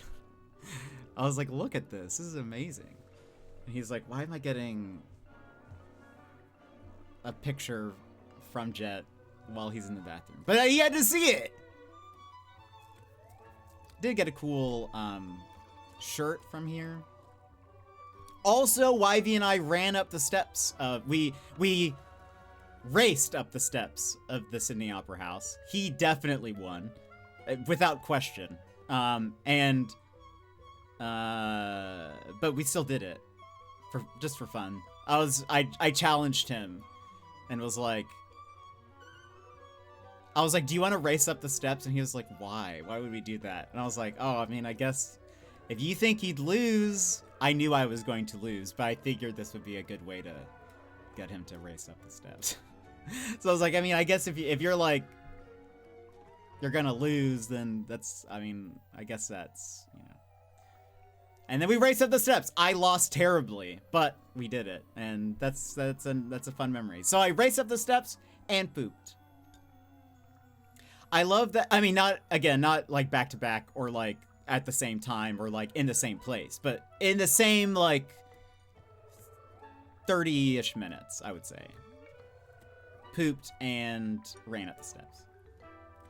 I love that he's sleeveless and you're wearing a jacket. Yeah, I'm wearing a hoodie. It was a fairly light hoodie though. Did you know Rocky was filmed there? No, it was not. No, it was not. Don't try to trick me with your Aussie charms. Anything else to mention? This is me being killed by the hold on. This is me being killed by the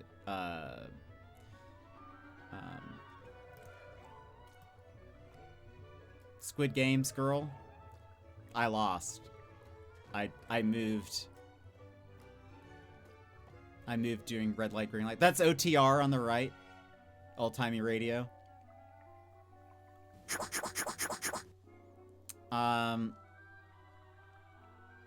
Is Jet going to be the one on the ground? Yes, of course. The famous Joker steps. I'm pretty sure that's New York, right? anyway, that's me dead. What else? Anything else to show real quick? Anyway, it was such a wonderful, this is us in Newcastle. I showed all these photos before, by the way, in when I did my trip overview thing. I think I played a little video. That's what these are all from that. So you guys have all seen these before, technically. But this is us getting ice. We were eating ice cream. Right, the beach is to that side.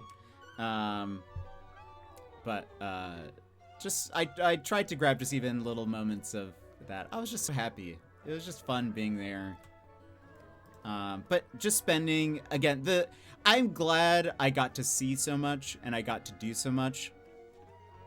But for me, the thing that like made the trip as special as it was the people, and like the time that I got to spend with them. For me, I think that was the like, you know, the thing that made the trip was the time spent with people. I remember when I was planning the trip and getting things ready, I remember YV was even like, why stick around here though? Like, you should go see another city or something. And I was just like, yeah, but like, I could go. I'm sure it'd be fine. Like, I'm sure I'd find things I'd enjoy doing if I went to, you know, other cities. But if I wasn't really experiencing it with a friend, then to me that just, it wouldn't feel the same. So like the times then that I like, cause so I flew to Brisbane. We stayed there a couple of days. Then we road tripped down for a week and then came back up. And then I stayed in Brisbane for the next 2 weeks. On the weekends we traveled. And so like on one weekend we went up to the Australia Zoo, and whatever. But I got like, I was still seeing him in that time while he was back at work and whatever. But it was just that week has some of my favorite memories. Actually, another streamer also came down. He lives in Queensland, but he and I think he grew up in Brisbane. But anyway, he came back and was hanging out with me. A guy named Introvertical was there as well, and that was wonderful. We had some great walks and chats and all of that, and that was just phenomenal. But the other city doesn't have YV in it. You see, and I say that he doesn't understand. He just doesn't understand. I also did go into the water, and I didn't drown. I had an amazing time, bro. It was absolutely phenomenal. And again, like, the parts that were just the best for me were the times that I got to hang out with my friends and even just having a meal together, or there were some days where YV was very busy, and so I would only see him for lunch. I would go to his work, we would grab lunch, and then he would go back, and then I would go like explore the city. But that was still like my favorite times of the day. Usually was still just grabbing lunch with him, and I don't know, just it felt like, in a small way, it felt like for those 3 weeks I got to do kind of like have a daily life there, and got to, you know, have you know, friends that I see often and grab lunch with and do stuff with, and it just felt very, I don't know, it was very life-giving, very I don't know, it was just wonderful. Honestly, one of the best times of my life probably ever. It was a dream. It still feels like a dream when I think about it. And again, I hope that maybe one day I'll either get to go back or maybe even get a chance to move there. I, you know, would love to be able to see them all again and hug them and eat food and eat pizza with them and watch movies and all of that. I know a lot of that stuff you could do remotely, but it's different. It's different. So I don't know. It was wonderful though. But anyway, thank you guys for listening to all of that again. I still think about my trip like every day. It's very rare that I don't think about some aspect of the trip and being there and all of that. So I have lots of little reminders. So my like phone wallpaper is from my trip as well. So like I see that and I just look at that for a bit sometimes. But just a wonderful experience. But anyway, so I for those that didn't know me, I'm a bit of a softie. Bit of a little. I know my hard exterior and world weary expressions and cynicism probably leads you astray, but it's true. I am a bit of a softie. I am very I don't know, nostalgic but also hopeful. Again, I have hope that I will see them again. There is still part of me that's very realistic and grounded in like, all right, that's a lot of work and effort, and it's in some ways it's also like in streaming in a bit. Like I feel like my attitude is also the same there, where it's like, let's take a gander. I've been doing this for the 6+ years. We've probably peaked. But the realism is like, we've probably peaked at this point. I've probably done the best I can. But, there's always just like you might as well just keep trying. You might as well just keep going for it and keep doing it and, whatever. In the same way, it's like the realism of, moving the finances for that. I mean, obviously I'd sell a ton of stuff. I would be able to sell a lot of stuff in order to move. But the logistics of finding a job, I would have to, find a job that's hiring in the fields that I'm in. I do a lot of marketing, so like graphic design, video editing, social media marketing, just corporate stuff marketing. I would have to find a place that would want me for that, or are hiring for that, and are willing to hire someone from overseas instead of like an Aussie local. Would probably, it's like the chances of that, it's sort of slim. So like it's just like there's a lot that has to align in order for that to happen. But I suppose I might as well, because if you don't try, then it's a definite no, right? But if you do try, it could also still be a no. But there is a small chance there's a yes there. So there, as much as I am a bit a tired unk,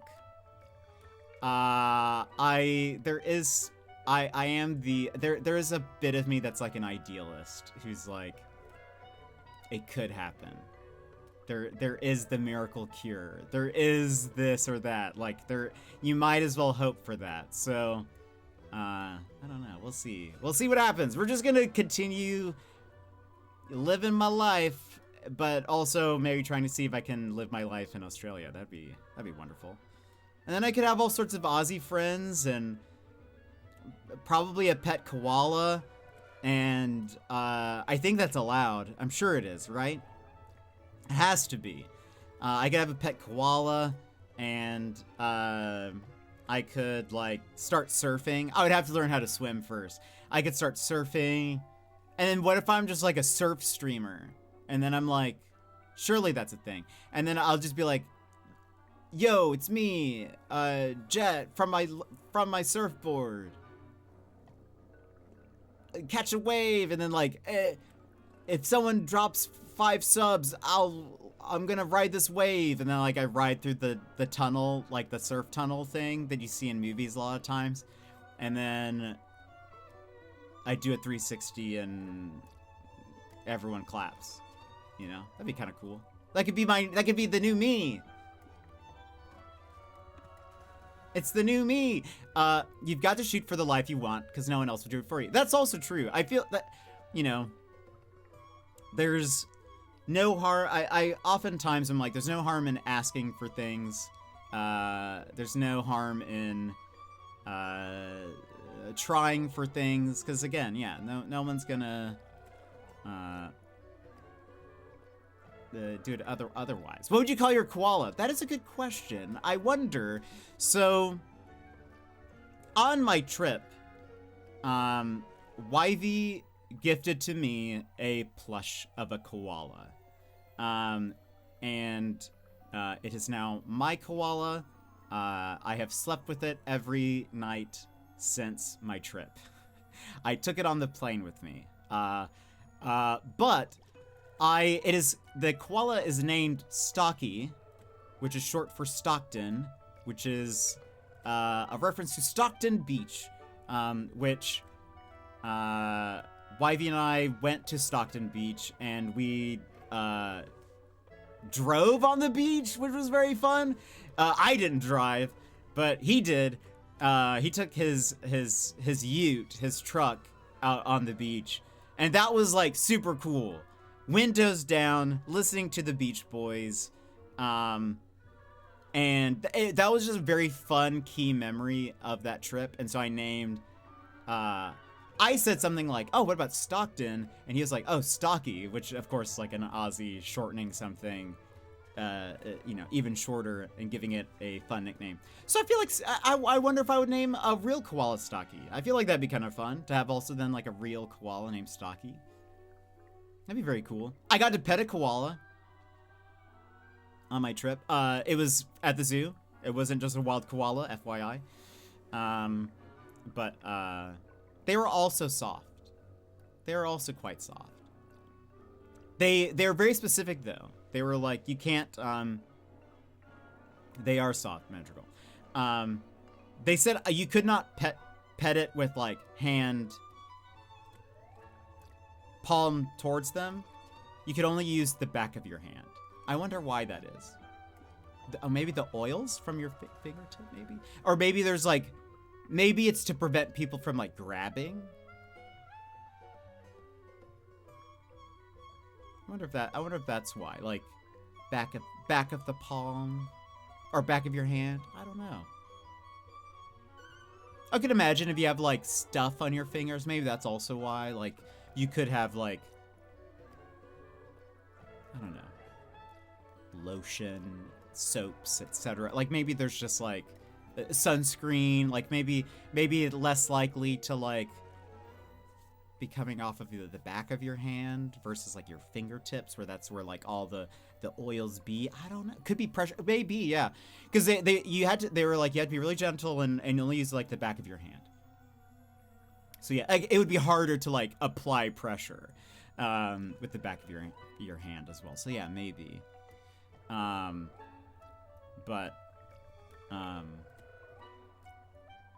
Anyway, yeah, it was very fun. The trip overall, again, it was such a dream and such a wonderful time, and I think about it often. And Yvy and I got to hang out a couple of weeks ago for his birthday. We played Power Wash Sim and chatted and whatever. And it was just fun to, you know, I often bring up the trip, and you know, it was different. It definitely, you know, it's not the same when we hang out remotely, but still a nice reminder, and you know, it's still a good time. But yeah, I would. There's always going to be a part of me that would like to be back, and I don't know, love to experience that again. And part of me, there's even like dumb things that I've done where I'm like, maybe I should get like, what if I got a beach scented candle? Would that help? With that, maybe that would be enough to like make me feel like I'm back there a little bit. I have definitely ordered a lot of Australian snacks that I had over there. Madrigal sent me a box of Aussie goodies that that definitely help. I think like some of the tastes and flavors of my trip sort of bring me back as well. The beach scented candles usually just smell like sunscreen. That's the thing, is I was like, I don't know if I'm gonna be able to get the actual like real scent. I'm gonna have to, especially like the more like the candles that you can get at just like a grocery store. I feel like I'm gonna have to find like a specialty candle that's like, no, this actually smells like the salt and the you know, the breeze of like when, you know, of being on a beach. But I feel like that's just probably hard to grab. But no, getting the snacks is nice, and like I've ordered more Wheat Bix. I've ordered certain candies that I really enjoyed while I was over there, and I don't know, some of it's nice little reminders of what the trip was. But yeah, hopefully I'll get to go back. But yeah, I think so at some point once I finish, so I'm on the Patreon, which by the way, if you guys would like to join, you don't have to, you can join for free. I will be posting on there my trip in different parts. Part 1 is already up there. And then I stopped because I was like, I'm getting too sad while I edit photos. And so but now I think I'm in a good place where I can do that again. Those posts are all for free. There are a bunch of posts that are paywalled, but the Australia trip posts are going to be for free. So if you want to join as a free member, you can. So that way you get the full stories. I'm breaking it up into, the first part was the first few days, the travel there, and the couple of days before the road trip. The next video is going to be the road trip with YV, which was a week. Then I'm going to do, I think probably the following week as one. And then I have like the Australia Zoo, and then maybe the last weekend end, or I'm going to have to figure out how to break up the last little bit. Anyway, so but I'm going like not photo by photo. I took over like 6,000 photos on my trip. And it still nearly wasn't enough, but I am like selecting photos from that you know, the period of time, and then like talking sort of day by day and going like, here's a bunch of photos from this day, this is what I did, here's the next day, this is what I did, this is what we did, this is what we saw, this is what happened, here's some fun stories or whatever. So if you have any interest in that, you can do that. On my VODs, there is a like a I think this was on my birthday stream when I had YB on. So this has been back in January. I had like a video go of photos, and it had a video in there as well. Excuse me. But that's kind of the only, like, I did like a short little recap on stream. That I'm gonna kind of do like a more in-depth thing there. But now I can finally like get into the work of it all. But anyway, let's go ahead. Hold on. Have I been talking for an hour? We are soon needing to run ads again. But one, I hope you guys didn't mind this little detour. Thank you guys for chatting with me about Australia and all of that. It's always very fun. I never mind. I was gonna say, I do plan on, like, once I finish all of those photos, again, my plan is to have a thing where, before we had this thing where if you did exclamation point Australia, it would play the Animal Crossing travel sound. The bum bum bum. And then like a giant bar would pop up and show it would show me on a little jetpack on our journey to our next donation goal. But I do plan on doing something where it's like when someone does exclamation point Australia, a random photo will display in like a little Polaroid. I think that'd be kind of fun.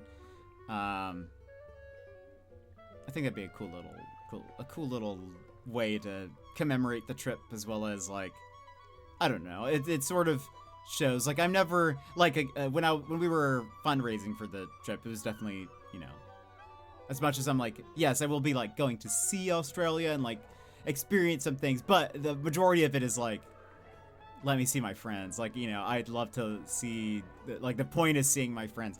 You know, I'm sure a lot of the photos that are going to be in there are like pictures of me with people, or you know, I'm sure there will be some like experiences in some of the things, but I think I have a picture of the toilet paper rolls. I really hope I saved a picture of the toilet paper rolls. If I do, that'll probably be one of them. I need you guys to see the toilet paper.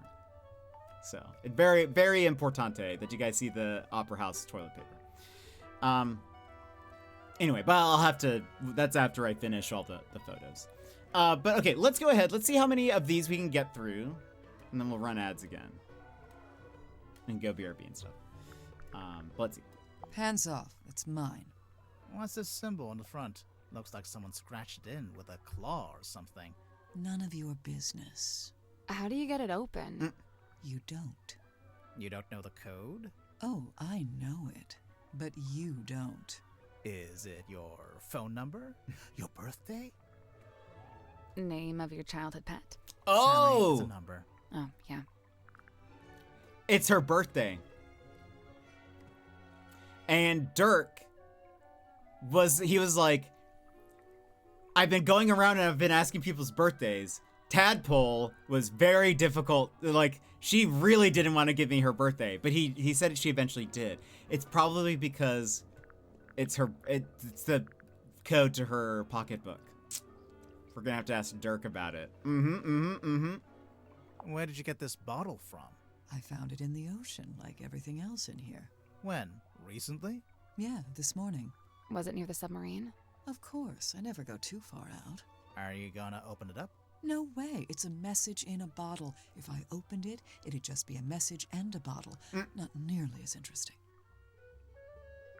Side note, by the way, we interviewed the voice actor for Grimoire in our last stream.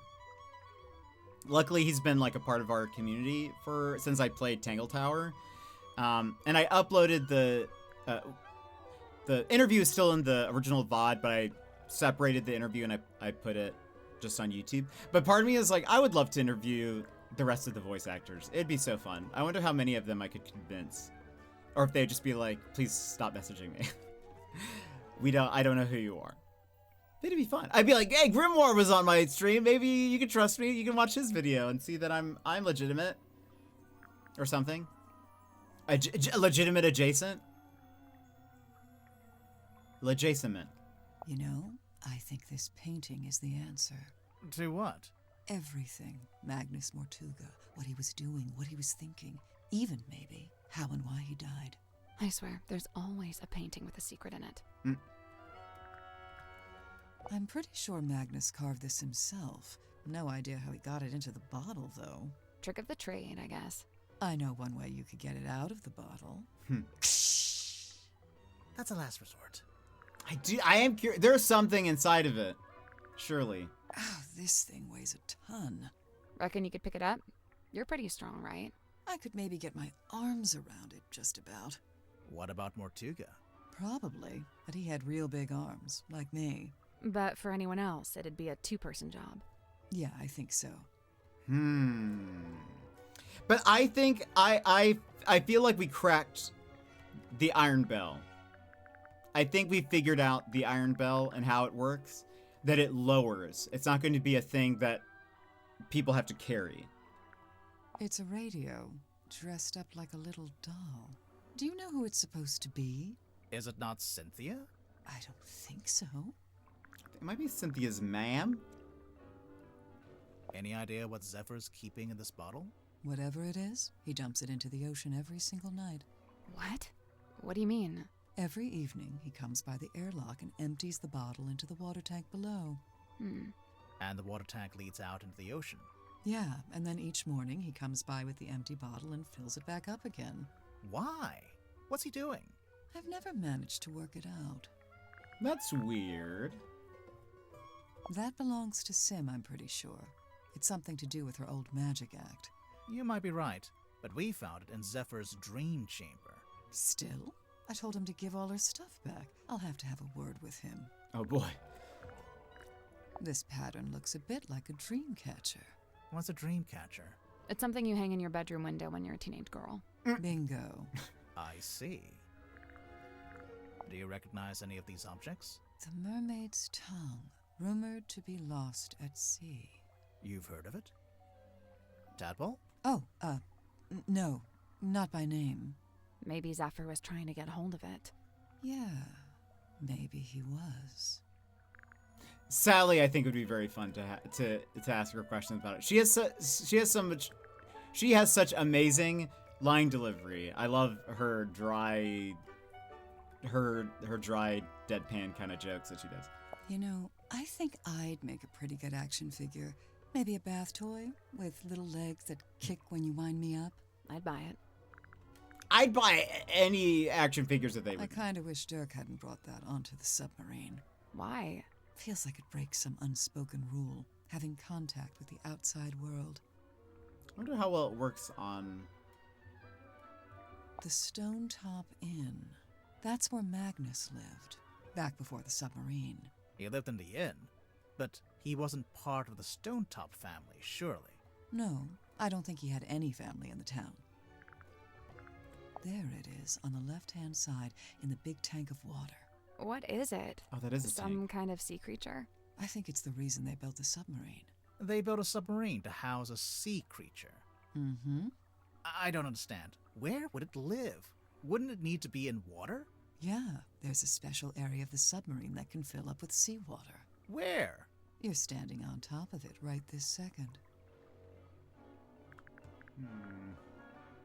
Tadpole, is this a photo of you? Why'd you say that? It's an underwater photo, and it kind of looks like a woman's face. I just thought... All mysterious underwater women look alike, is that it? No, I'm kidding. For the record, I don't think it looks like you. Right, it doesn't. In fact, it doesn't look like anyone.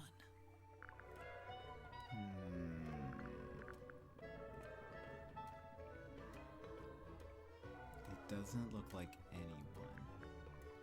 Yeah, see, this is what I'm talking about. Dirk looks way better like that. The beard, the long hair, the outfit. You like the rugged pirate look, huh? I can't help it if I have a type. I'm surprised Sim let you see it. She's normally pretty guarded about it. Do you know why she wears it all the time? It's some kind of family heirloom, I think. Looks like Mortuga chose to use a typewriter for this.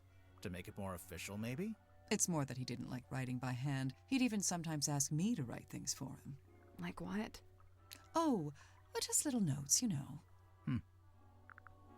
He didn't like writing by hand?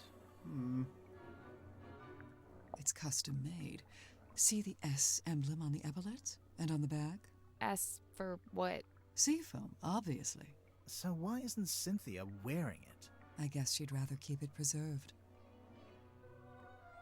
There's lots of... I feel like right now there's a lot of things that aren't being said that I'm Magnus trying to really figure out. wasn't one for record keeping. Well, he did make a few entries, though. Looks like it's just each time someone new arrives on the submarine. That makes sense. He was always people-focused. Human interactions, relationships. It's what he considered most important. We are the same for real, for real. I guess now that Cynthia's captain, she wants an up-to-date blueprint of the submarine. Why was there an out-of-date blueprint? The ship has kind of a complex history. She's been through a few different phases, lived through a few rough patches. Magnus used to let me steer. He even taught me how to do it. Sounds like he was setting you up to be the next captain. I don't know about that. She would probably make a good captain, being how well she swims and likes being underwater. Where did you find this? Symmetry had it. Does it not belong to her? No, it belongs to Magnus. Just the front page? Or did he have the whole newspaper? Just this one page. Why is he so interested in Sim's old magic act? He's not. Oh, maybe we need to take a look at that? A better look at that? Where did you find that? Yeah, it was in Sim's... Oh, we just found it lying around in a corridor. What is it? It's Magnus's key. It unlocks his cabin. I'm pretty sure Magnus kept this in the storeroom. He had it covering the cauldron, I guess? It seems likely. Just to protect it from dust? Or maybe he was specifically keeping it hidden.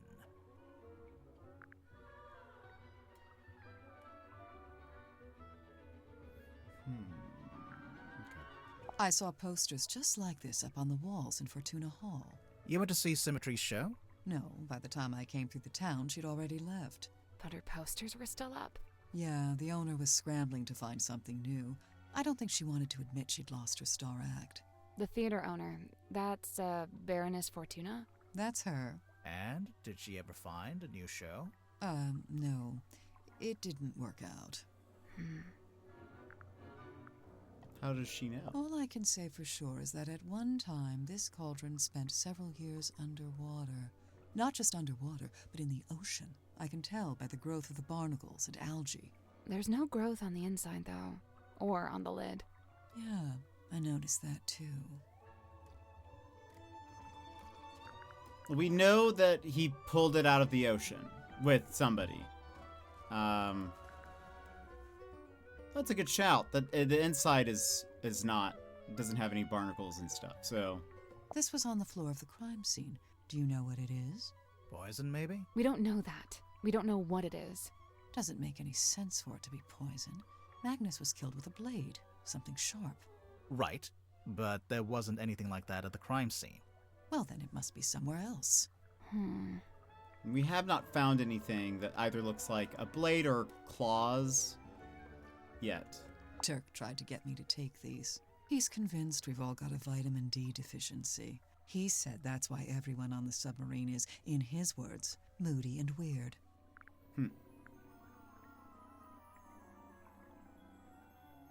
Looks like the baby bottle from Hercules.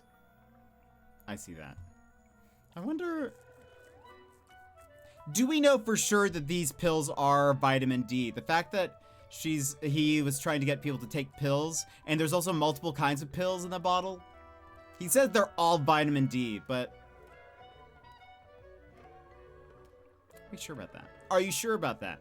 There should be no girl dinners this week, hopefully. I have everything prepped in the crock pot. This in the fridge tomorrow morning. I just have to remember to put the crock pot in base and turn it on. Oh, excellent. That sounds wonderful. What did you put in there? What? I feel like I know what this is. The thing in the painting. You've seen it?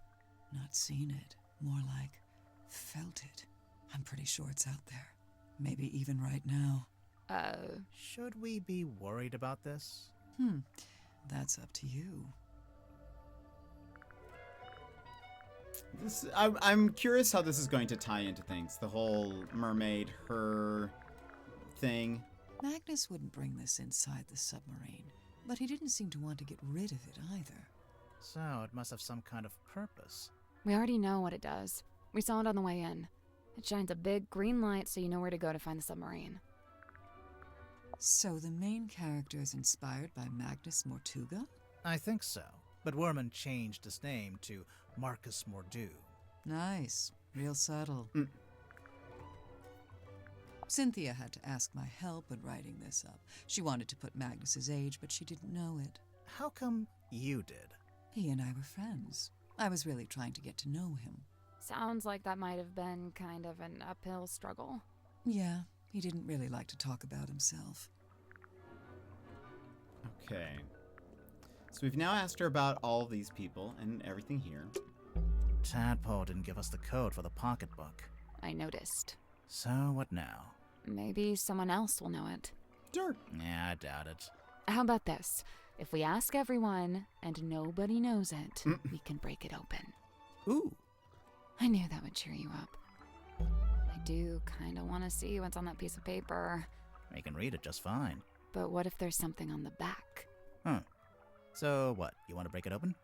Maybe, yeah. Hey, I don't go around breaking your stuff. Okay, maybe there will be a way to open the bottle. Okay, here's what we're gonna do. We're gonna run ads, because we have to, in 50 seconds. We'll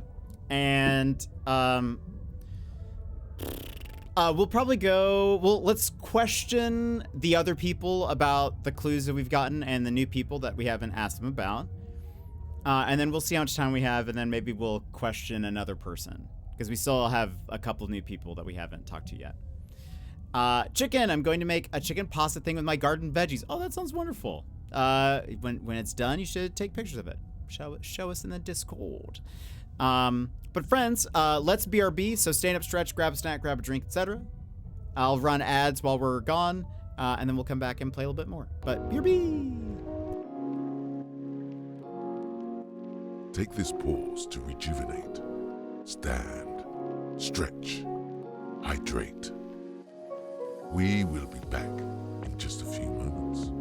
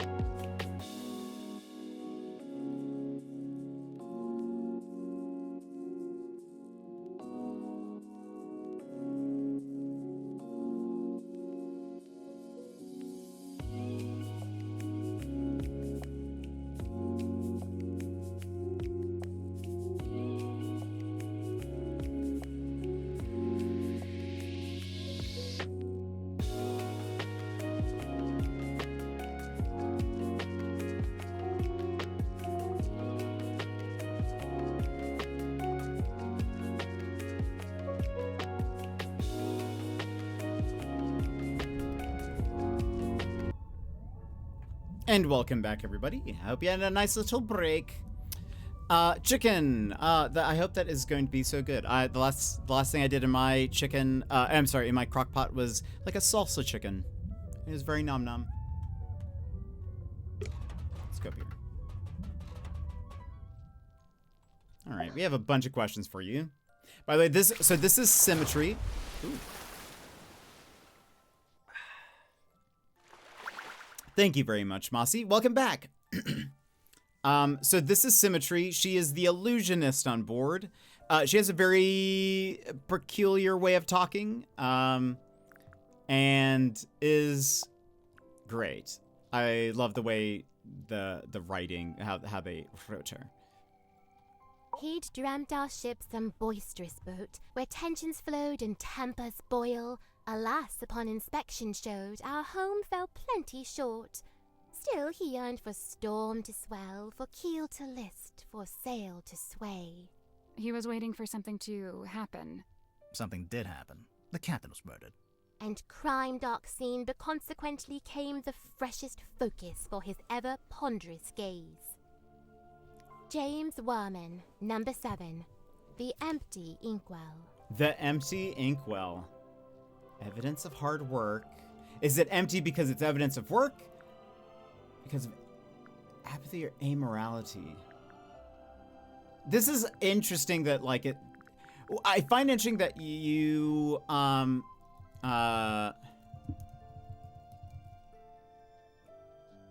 choose one and you don't get to, like, see what the other... Like, if the different options do anything else. I'm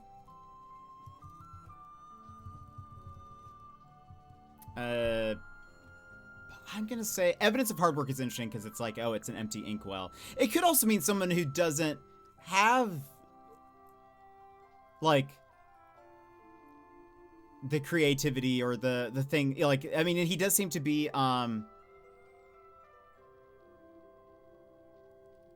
he seems to have seems to be struggling from writer's block right now. So, like, an empty inkwell would be sort of an interesting aspect of that. But we'll say evidence of hard work. Evidence of hard work? She doesn't say anything, which is, I almost feel like I've gotten it wrong, but I don't think that's actually it, though. But okay. His life's long hope to pierce the veil and breach those blackest bounds. Solitary once, no more, for help is found in frightened form of fair and freckled face. She means herself. I'm following. A time bespent in chamber dream, enchained to lofty quest. Then lo, a shock! Dismissed, bespurned, rejected, my lonesome purpose lost. Why'd he do that? Zacharias Zephyr, number 3, The Entangled Dream. Also wonder, well... Hold on. Oh, he was 7. I was like, oh, well, he is 3. 1, 2, 3. Maybe it's the order in which they... Maybe it's the order in which they were on the submarine. What did you put in it? Just salt, chicken and salsa, or other things too? I also put beans.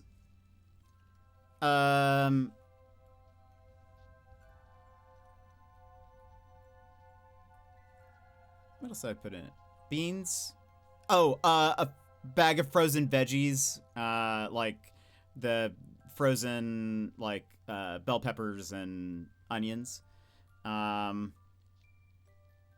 There's already so much in, like, a salsa can, or not can, salsa jar, that I don't feel like I needed to add too much else. So I think I just lightly salted, and because the salsa jar already has a lot of salt in it anyway, so I just kind of lightly salted the chicken. I think I put, a packet of fajita seasoning.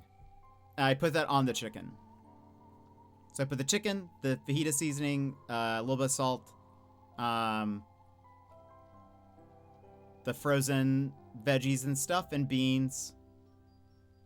And then I put the salsa on top of it.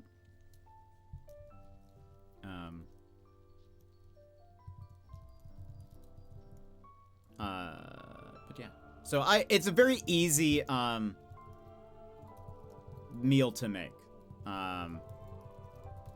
So. Okay. Zachariah Zephyr, number 3. The Entangled Dream. Entangled Dream. That's an interesting symbol. Deceiving yourself, losing your right over ambition. Entangled Dream. I don't know. Deceiving yourself? Let's listen to... I'm very curious what she's going to say about Dirk. Let's listen to that. Likened to the orchard oak, sturdy, stout, and towering tall, but bears she a quietsome grace, like a windless night on sail-still sea. I ponder, could some such thing be mine to know? I don't see why not. Maybe I should cut my hair short and dye it green. Maybe that'll do it. What's that? Madam Tadpole, number 5.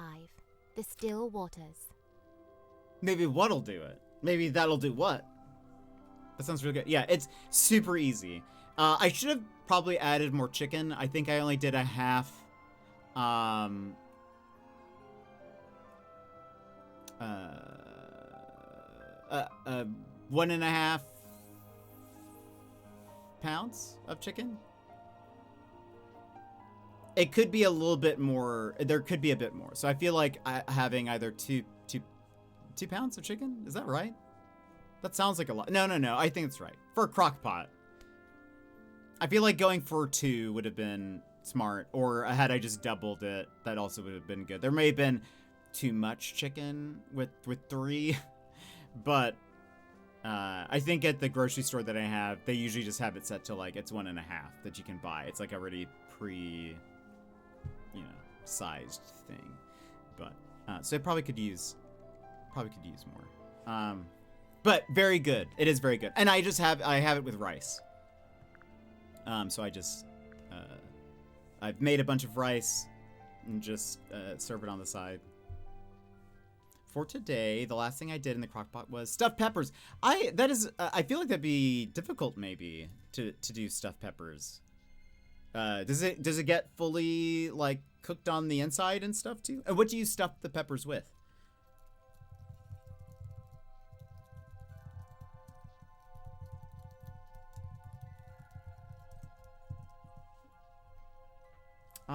Manitels. The Still Waters.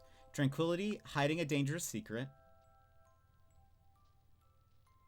Resistant to change. Hiding a dangerous secret sounds fun. Hiding a dangerous secret. Okay. So we still have to talk to Mariana and Mr. Grip, but... An actor or a mage in guise who sways men's souls with artful feigned truth. You, think Dirk might be swaying our souls? Fret not, as dwell he in this deep sea womb, his strength's divorced from skyward source. Skyward source? The sun, I'm guessing. How do you know he likes the sun so much? Alone he's oft espied, atop our ship, and stood enrobed in warmer light. Dirk goes up on deck a lot, huh? By himself, I wonder.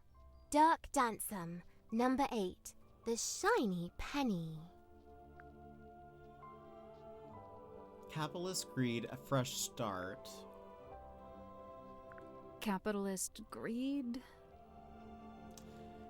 Okay, so he was 8, Werman was 7, which would make sense because they came together.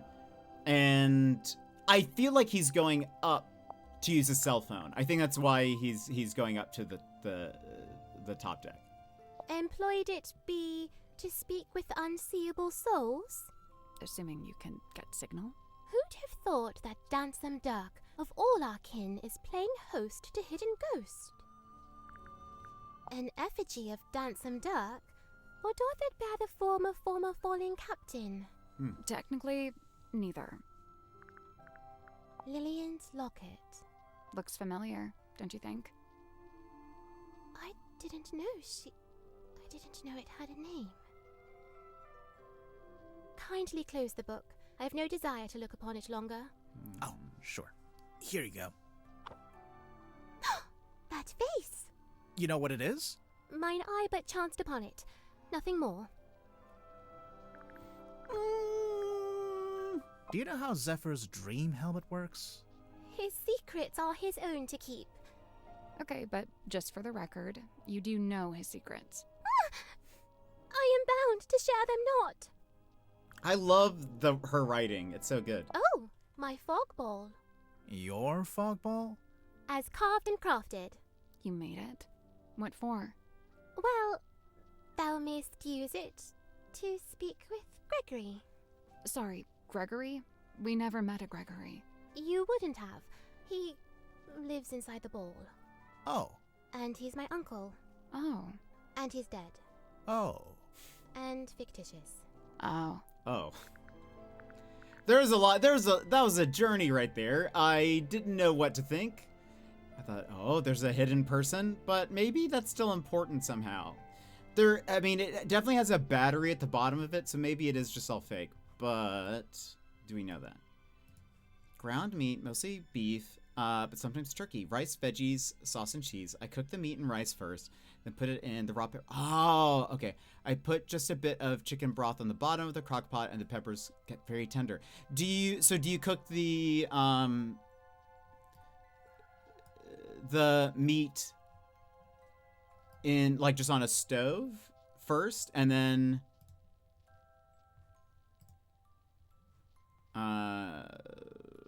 or yes, okay. Oh, that's cool. I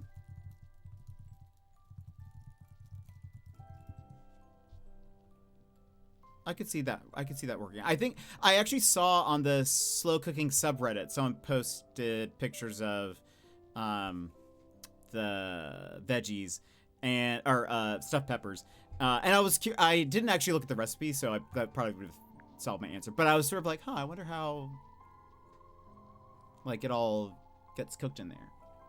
But hey, Sim, do you know anything about this? Speaketh soft. Okay. Do you know anything about this? Nay. How it blinks and flickers so. It's just broken. I think it's turning itself on and off. As if it sought to speak with kin. It's a radio. I'm not sure it has kin. A pair is what she means. To dwell beneath a heavy iron-casted thing, ever poised for rope to snap, ever set to fall. Mortuga, you didn't dwell beneath it. Not really. I don't know. It's hanging directly over his desk. That's a choice. Do you know anything about Mortuga's model ship? Yet another weight upon his ever-troubled mind. Although, given that it's sealed in glass, I imagine it's now very hard to fix. What are you talking about? It's broken. Some part of its innards has come loose. A yearning stirred along by grief to seek to find a path, a bridge to cross that dark divide. Grief? Mm-hmm. I assume she's dead, this woman? Why? The crosses in the background. Oh. I think they're just ship masts. Like she's standing by the harbor. What would you say that is? Sealed within the glassy tomb. Yeah. A mistake? A regret? I thought it was a piece of paper. Shows what I know. A book adorned by bloody stain? Might be. Might not. It might not be a book. No, no. I meant the blood stain. What is that stain? Okay, so we've asked her now about that. Now, let's go up to see you.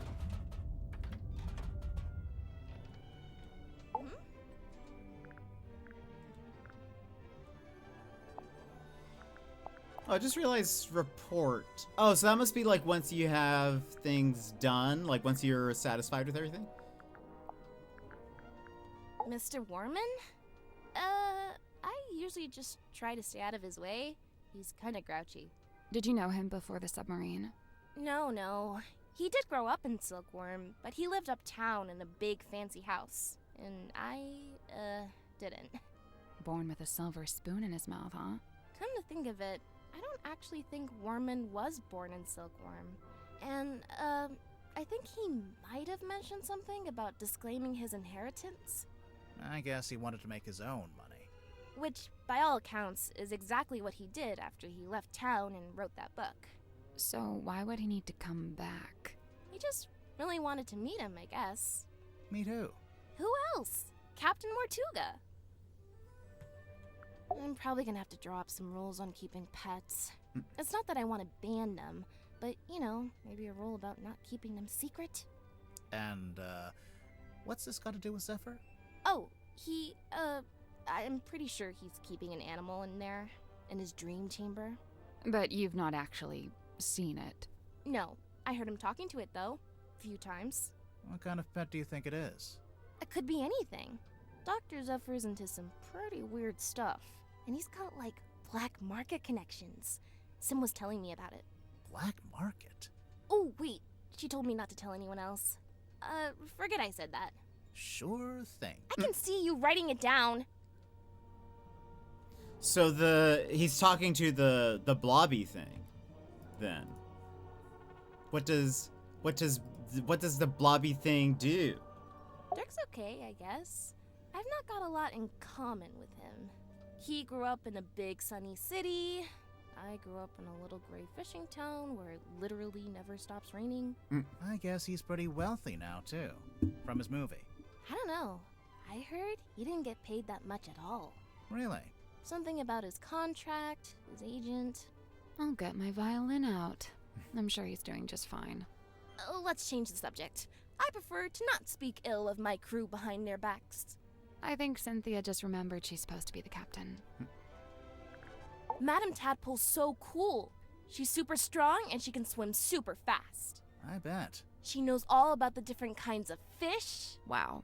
And she can hold her breath underwater for like ages. Of course. Also, she's traveled the world, she's had all these different jobs, met all these different people. I haven't done any of that stuff. Well, she's a bit older than you. Yeah, I guess. Okay. Cynthia, is this the phone you used to call us? No, I used one in the town when I went to drop off the case file. I never actually had my own cell phone. Do they all have flashlights like this? Oh wait, that's a flashlight? Could be useful. It gets pretty dark down here.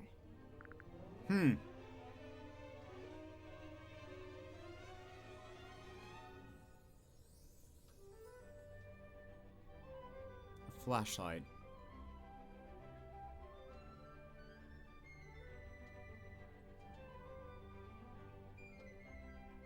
I wonder... Okay. Wonder how... Okay. Trying to think of where that could have maybe been used in like a murder case. Interesting. Okay. What's with that wheel? It looks kind of like a shield. Does he have that in the movie? He has a wheel in the book, but it mostly stays attached to his ship, apart from one time it breaks off in a big storm. Interesting. But it is a shield for the action figure. What's with that wheel? He has a wheel in the book. Huh. Oh, I know about this one. The silver snake. What do you know about it?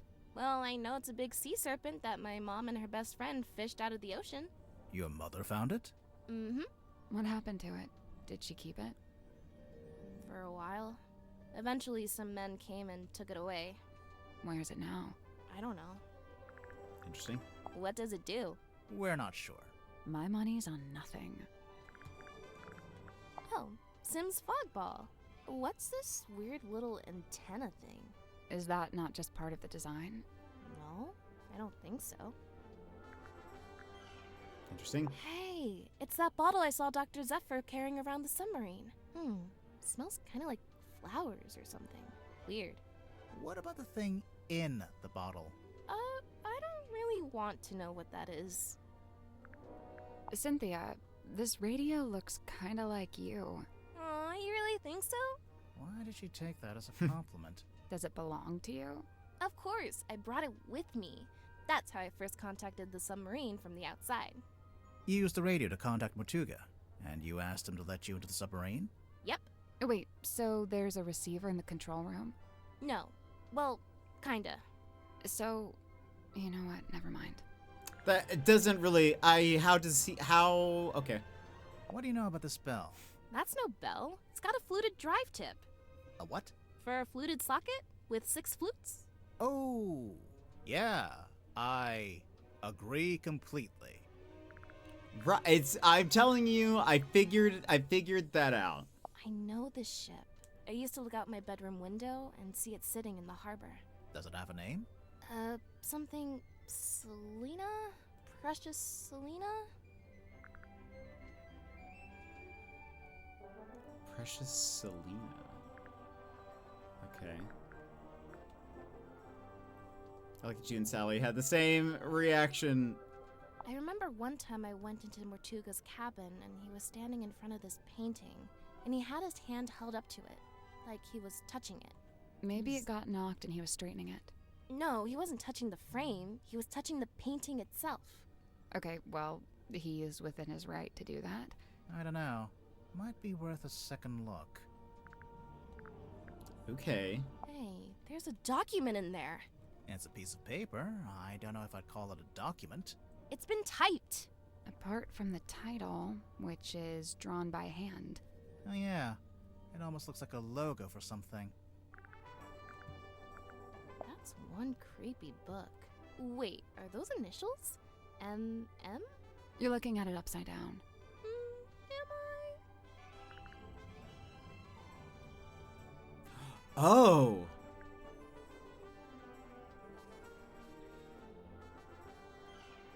Maybe it's not Tadpole's journal. Maybe it's Mortuga's. Magnus Mortuga? MM? Which would then mean that it's not Tadpole's birthday we need. Well, unless she... Oh, she said Magnus had her write stuff for him. So maybe it is still her birthday. If it's like she's the one tracking the log or something. Curious. Let's go look at that painting again. Later. We're gonna talk to everyone first. We might stop after that. So after we kind of catch up with everyone. Let's start it. And there we go. In order.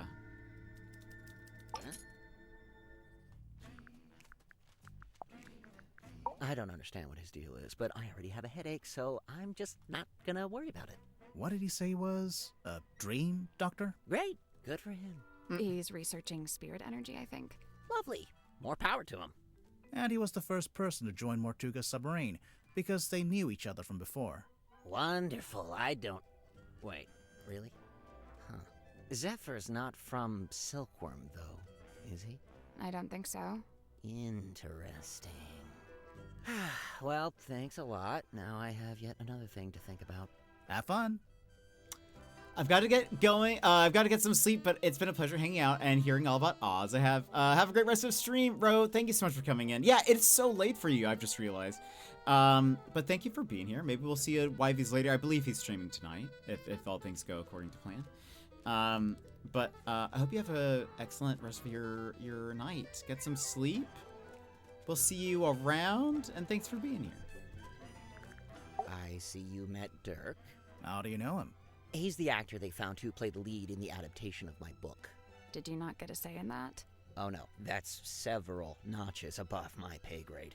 It's all decided by the executives over at Wit and Whimsy. Sure, they keep me around as consultant, but I found that to be a pretty hollow title. Do you think he's a good actor, at least? Dirk? He was a good fit for the kind of film they ended up making. How's that? So, how come you two traveled to the submarine together? I traveled to the submarine. Dirk's just taken to following me around, for some reason. Maybe he just wants to be your friend. He's got plenty of friends back home. Madame Tadpole. Simultaneously the most laid-back and most terrifying individual I've ever met. Terrifying? You don't feel it? To me, she gives off this indisputable, I will destroy you if I see fit to do so kind of energy. Maybe if you get on her bad side. Oh, I wouldn't dare. She'd crush me like a twig. She does look pretty tough. Who would you say is stronger? Madame Tadpole or Dirk Danson? Dirk's in good shape, but a lot of it's just for show. He's just gotta look good for camera. Meanwhile, swimming works out every muscle group. Did you know that? I didn't. Every muscle group. I don't think Tadpole's about to fight anyone. She's so chilled out. For now, I worry about what'll happen if you two name a culprit. You think she might, retaliate? If she does, I'm not going to be the one to stand in her way. Also, I think I'm curious because the thing is typed, the letter in the bottle or message in the bottle. I wonder if he wrote it.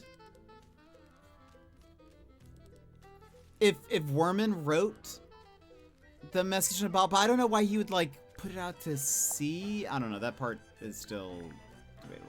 Fascinating piece of ephemera, this. Do you recognize any of the objects? Yeah, the golden hand. I've seen it, and so have you. What? Where? It's attached to Dr. Zephyr's left wrist. Got it. Zephyr's prosthetic hand is solid gold? Not quite. Says here it's made of an unknown material 90% similar to gold. Now, it also says it's able to touch ghosts, so best take it with a grain of salt. Dr. Zephyr's got quite the imagination, doesn't he? What's this dime store trinket? It's called a fog ball. Is it now? It was in Zephyr's lab. It could be a priceless curiosity. Oh yeah? A priceless curiosity that takes AA batteries.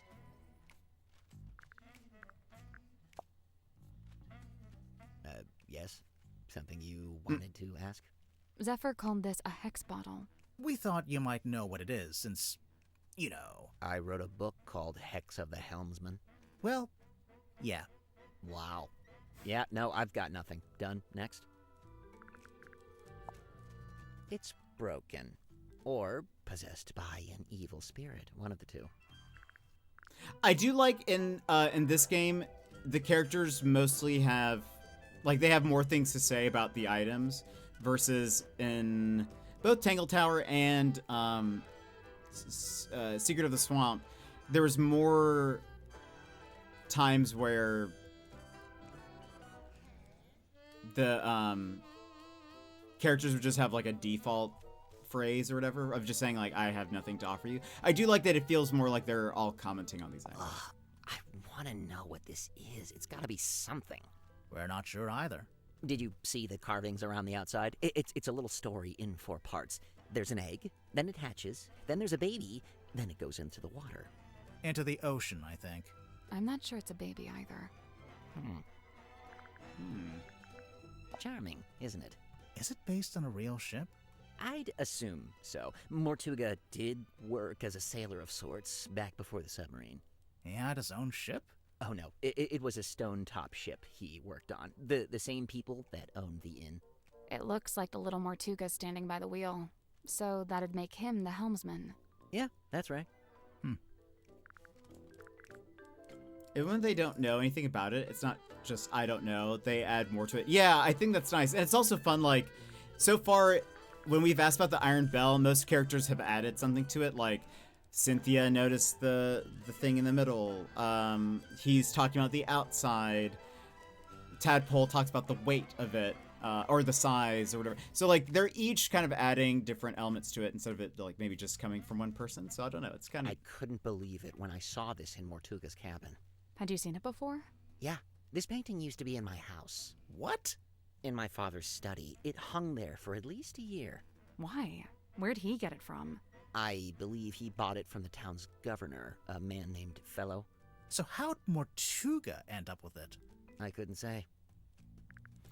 Interesting. Weird. Okay. What? Do you know what this is? Well, it's a bottle, isn't it? Where did you find it? Madame Tadpole's room. She likes to collect stuff she finds in the ocean. Does she now? What fun, what fun. Mr. Worman? Oh. Do you know what this bottle is? Nope. No idea. He does. He sent it. What's that? A book? Yeah, I think so. Let's see. Nope, not a book. Why not? Listen. Books don't rattle. Oh, okay. Interesting. So it's so it's not like a journal that she kept for him then, because there is something inside of it. Interesting.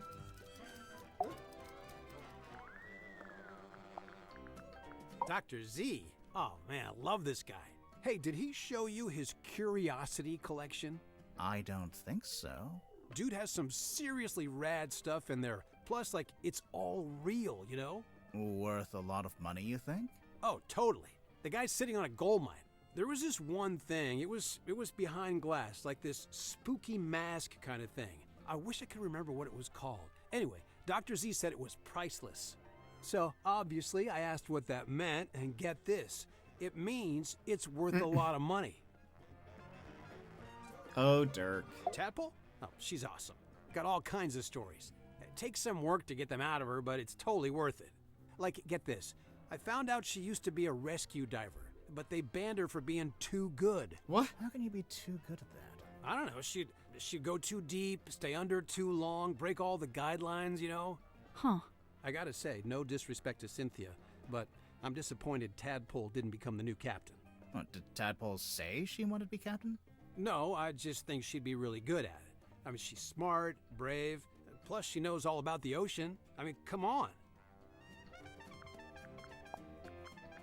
Where does Zephyr find this stuff? I'm pretty sure they don't sell this magazine at my local newsstand. Maybe on mail order. I think it's more of a black market thing. Huh. Some of the listings in here, the prices are in ounces, and there's a symbol. It's the alchemical symbol for gold. For real? Man, is Zephyr like secretly super rich? Dr. Z told me this is a dream helmet. Have you tried it out? Nope, I don't dream. What? Yes, you do. No time, bro. Gotta optimize that sleep cycle, you know? If you're dreaming, you're not resting. You're insane. A little bit. He's great. Is that a crystal ball? Yeah, I think it's made of glass. Right, but a crystal ball in the sense that it's a magic ball you look into and you see your future or whatever. Oh, yeah, I guess. Why don't you look into it? You'll see yourself solving the murder and then you'll know who did it. It's genius. Hey, so remind me what a hex is again? Didn't you just make a movie called Hex of the Helmsman? Right, but look, I'm bad with learning what the made-up words mean. It's not a made-up word. A hex is a magic spell, kinda like a curse. Or it can mean 6, as in hexagon. Ah, gotcha. Okay, yeah. I was hoping that would clear up what a hex bottle was, but no dice. A radio? What's the range on that thing? No idea. I'm pretty sure it's broken anyway. It might get a better signal up in the control room, or up on deck. Down here you get nothing. The walls are way too thick. He really is him, but he is great. Seems very genuine. But yeah, it doesn't seem like he has a lot necessarily going up there. Unless it's all a ruse. Maybe this is his greatest acting gig ever, you know? What does it do? I thought it was a bell. Only it doesn't actually ring, so not really a bell, but... No, I think it's some kind of mechanism. The part sticking out of the bottom looks a bit like a screwdriver, don't you think? Hey, is that the Queen Serena? Is that what the ship's called? No, that's the name of the ship in the novel. And in Dirk's movie, too. I'm guessing. No, it could be, because that's what Sin called it. He has golden retriever. He does have golden retriever energy, yeah. What a babe. I mean, yeah. This Mortuga's girlfriend or something? I don't think so. Of course he'd land a girl like this, of course. I don't know. Wasn't he kind of a gloomy loner? Yeah, chicks eat that up, man. That's my bottle. What? Really? Well, yeah, that's one of my non-alcoholic beers. Of course, someone's waxed up the top and put a whole bunch of green stuff on the bottom. Okay, that makes sense why, or like, Werman got a bottle from him and then... What's that? It belongs to Madame Tadpole, but it's locked. Oh, a combination lock. Let me try. Yep, got it. What? How did you know the code? Easy. It was her birthday. Huh. Oh. It's actually a shallow box with a number of objects kept inside. The inside of the box smells of cigar smoke and alcohol.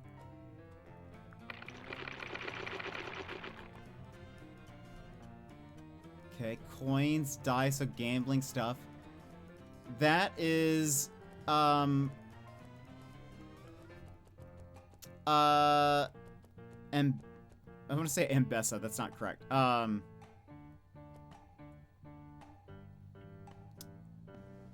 Tanya, Moon, Fortuna. That's what it is. Tanya. Okay. Interesting. This also has like a symbol on it. Tanya, professional swimmer currently traveling looking for work. We'll have to think of an angle, but I think it'll work. She's tough, doesn't complain, could be a keeper. Moon. Caught her snooping, taking photos. She said she's on the trail of a werewolf. She's a pain in the neck, but she's a natural storyteller. Might be able to put her to use. Fortuna. Her theater's seen better days, but still the best spot in town to set up. I tried to cut a deal, but she's being tight-fisted. Might be a problem. Hopefully not for her sake.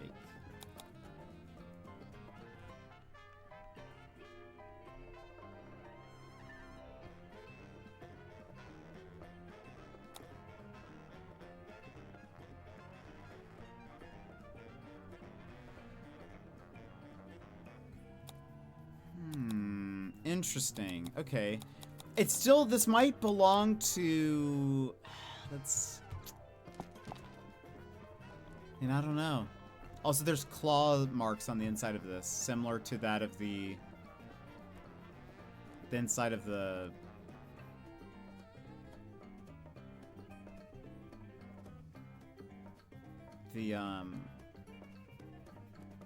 thingy, the cauldron.